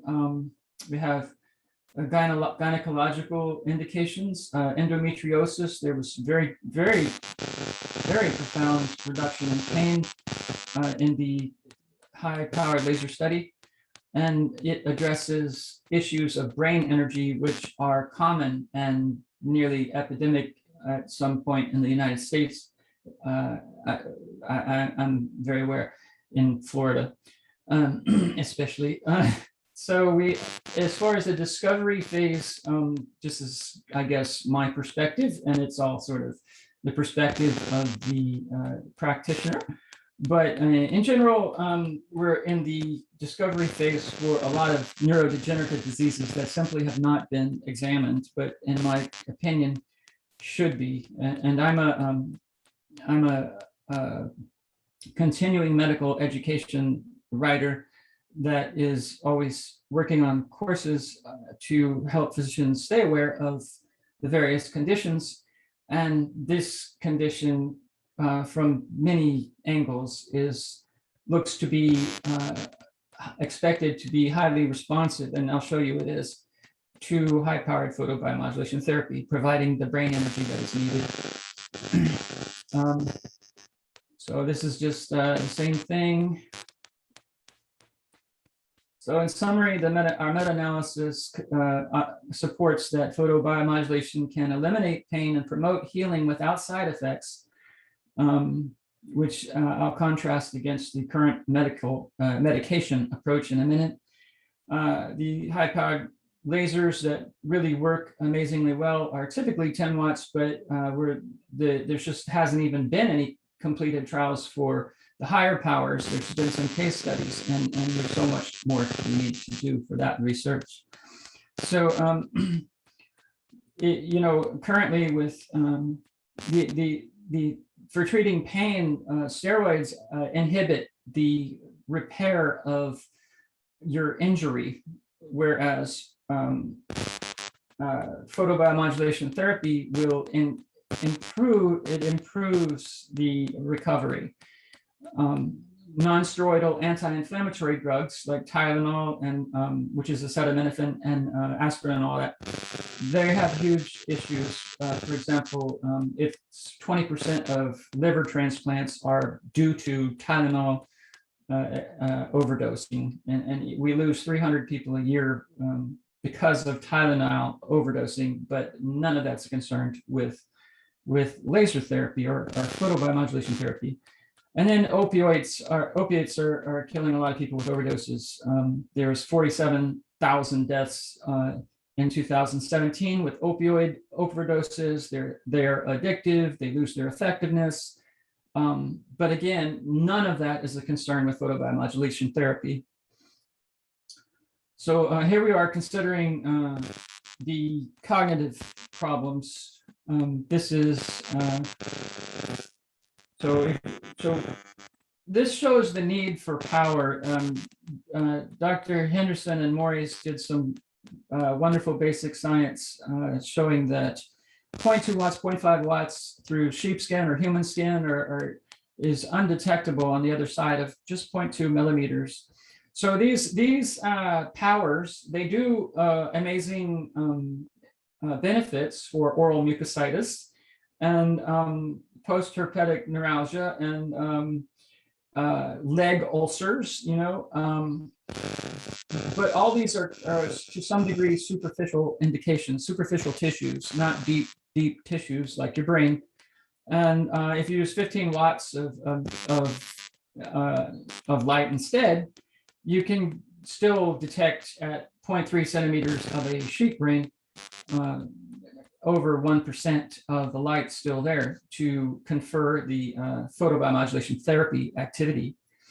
And now there's just been a lot of studies, and they continue to increase, showing increased oxygenation in the brain and a variety of things.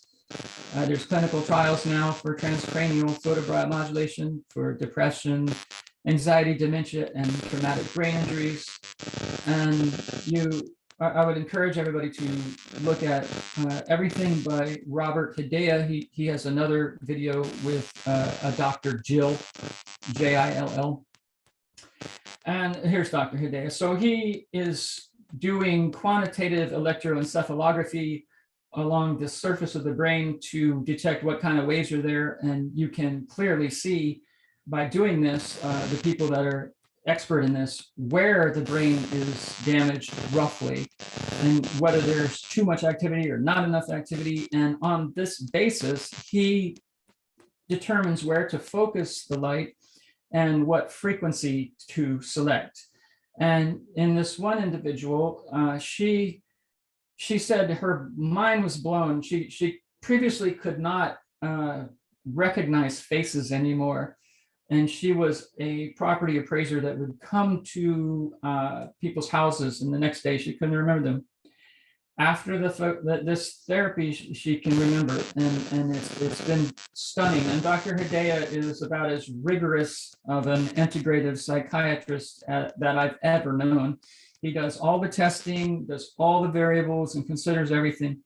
And he's been in practice for over 3 decades and written books. And he was blown away by what light therapy can do. So here's a summary of transcranial photobiomodulation. There are case studies showing, mostly by Robert Hidea, benefits. Vascular dementia is a particularly huge problem in the United States and the world. And then these other indications have responded favorably. And he's used typically 20 to 60 watts 3 times 10 minutes a week with pulses in this range. He selects this on the basis of whether they're of what the brain waves are. So the most randomized clinical trial data for high-powered laser photobiomodulation therapy, the most data has used settings in this range, that is at least 10 watts, 1064 nanometer or 810 nanometer. We're still trying to determine which one's the best for which indication, and this kind of pulse duration with this kind of frequency. And then there's been some, this is the most solid randomized control trial data. And then we have the case studies have shown positive outcomes in brain pathologies and with these kinds of settings. So for the issue of cognitive dementia, which is something everybody's nervous about, and there's a lot of people having to be transitioned to memory care, as they call it here, should address deficits in bioenergetics and all that. And I talk about this in some other presentations, but the transcranial photobiomodulation with high-powered laser therapy is a whole new approach that's completely non-toxic. So it's really exciting to me because it's safe. That should always be the first concern.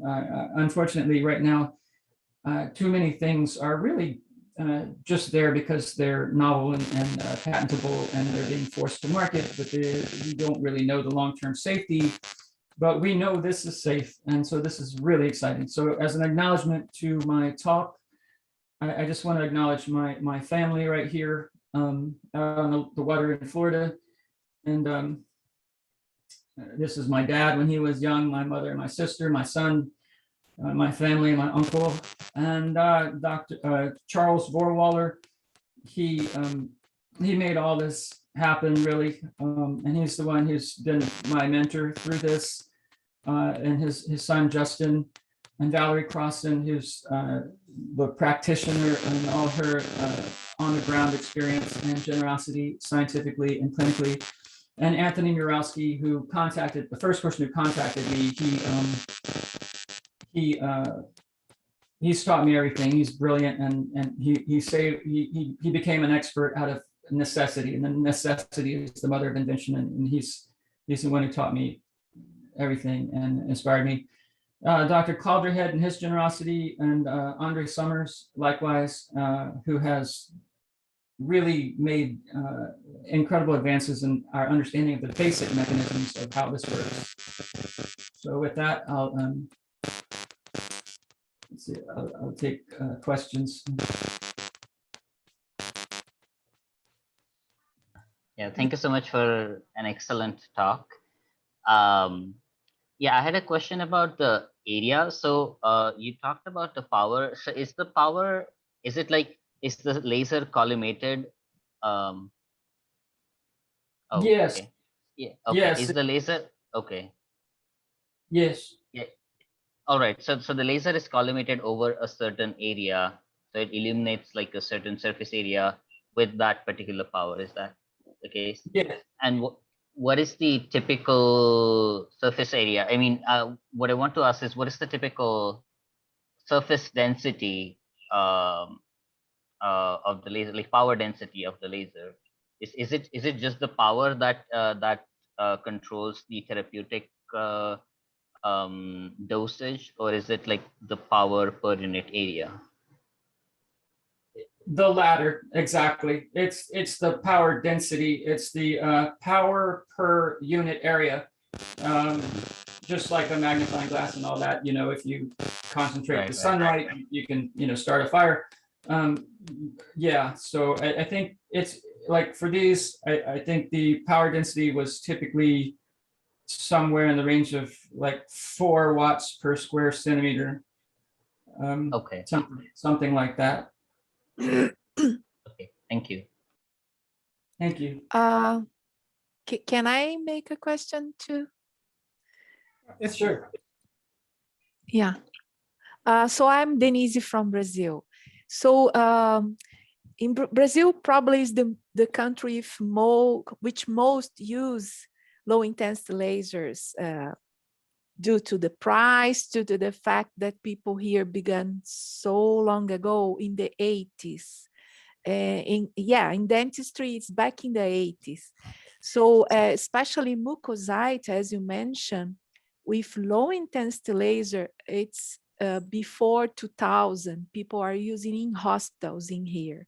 And there is a strong collaboration with some people in US, from Seattle and also in Florida, and on the clinical use. So my question to you is, what you were showing, if I properly understood, is that, well, no matter the wavelength, the point is that if you use high intensity laser, you can just have a bigger spot with the same energy density or power density, and then you can treat faster, which is much better for the patient. For instance, in case of oral mucositis, it takes about 1 hour, 1.5 hours to scan all the inside of oral mucosa by low intensity laser.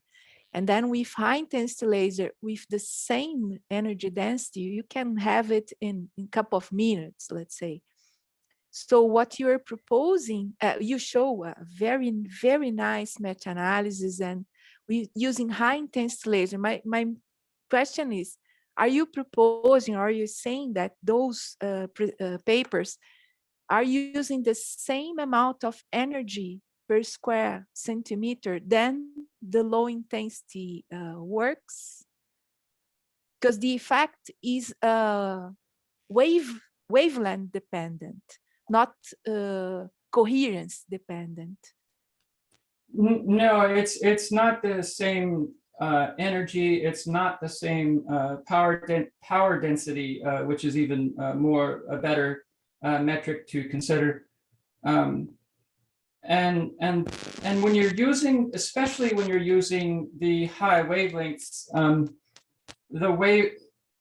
the high powers, forgive me, the wavelength really matters because then it gets hot. And so if you were doing, 650 nanometers at a high power, that would really burn because it's absorbed by water. And that's, that would be red light. And then if you do 830 nanometers instead, that has the least absorption of water. And so at a high power, you can penetrate much deeper. And I think that the amazing outcomes happen, especially in tissues that are kind of avascular, like your joints, which don't have blood vessels. So systemic effects are more challenging. So like if you do a low level light therapy, maybe you're affecting the blood and then the blood will go somewhere in the body, or a nerve will receive a signal and do something somewhere else. But especially when you have problems with circulation and things are not getting delivered there, then the high power is the only way to get anything there other than surgery. So there's that. But that was really interesting what you said about the less time, instead of an hour of low level light therapy for oral mucositis, maybe you can do it shorter in a big area with higher power, as long as it's not too hot. Yeah. I'm still thinking that those papers are more towards the effect known as laser-induced thermotherapy. Even with a small amount of increase in temperature, you have a better blood flow, taking more nutrients to the area, taking out the whatever it have there. So for me, it's much more with this high power, like about 10 watts or so. When you talk about energy density, for sure it's above 2 Celsius degree of increasing temperature. So photobio stimulation modulation is always take place with that explanation from Tina Caru and people, Master and Smith. Normally it's based on the fact that temperature does not increase. So if there is any increasing temperature higher than 2 Celsius degrees. So the effect is no longer photobiostimulation, even if the consequences at the end are the same. For instance, the effect is named LIT, laser-induced thermotherapy, or light. I don't know how to say in English. LITT. Okay, just that. Oh, thank you. Thank you. Again, you talked about the pulsed input, like pulsed laser as well for therapeutic use.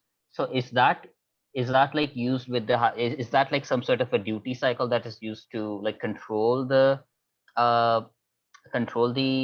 exposure to the light, or does it have like, if it's used like at a higher frequency, does it have like a physical impact on like some sort of excitations of the nerves or of the tissue? Yeah. But my understanding is that there is some studies that claim, but I haven't seen the controls, and I really wish somebody would do the study. They claim that the pulsed light enables the delivery of molecules across the membrane. I think that's hugely exciting, as opposed to the continuous. And it makes sense to me that if you're doing something and then stopping, I think there's some biological activities there that need to be studied more, and I'm just not sure. Perhaps Zell knows, but I'm sorry, what was the other part of your question? Okay, the pulse light. Yeah, so there's been some more positive outcomes with the pulse light, and yes, it is like a duty cycle. There's a duration time, typically 50 to 150 microseconds, and the frequencies that were used in a lot of these control trials were 10 to 40 hertz. Yeah, and all these trials were pulsed light, not continuous. All of these controlled trials. Yeah, so that's something that it would be just interesting to see more comparisons of that, even at the basic level. I need to review that literature. Okay, great, thank you. Thank you.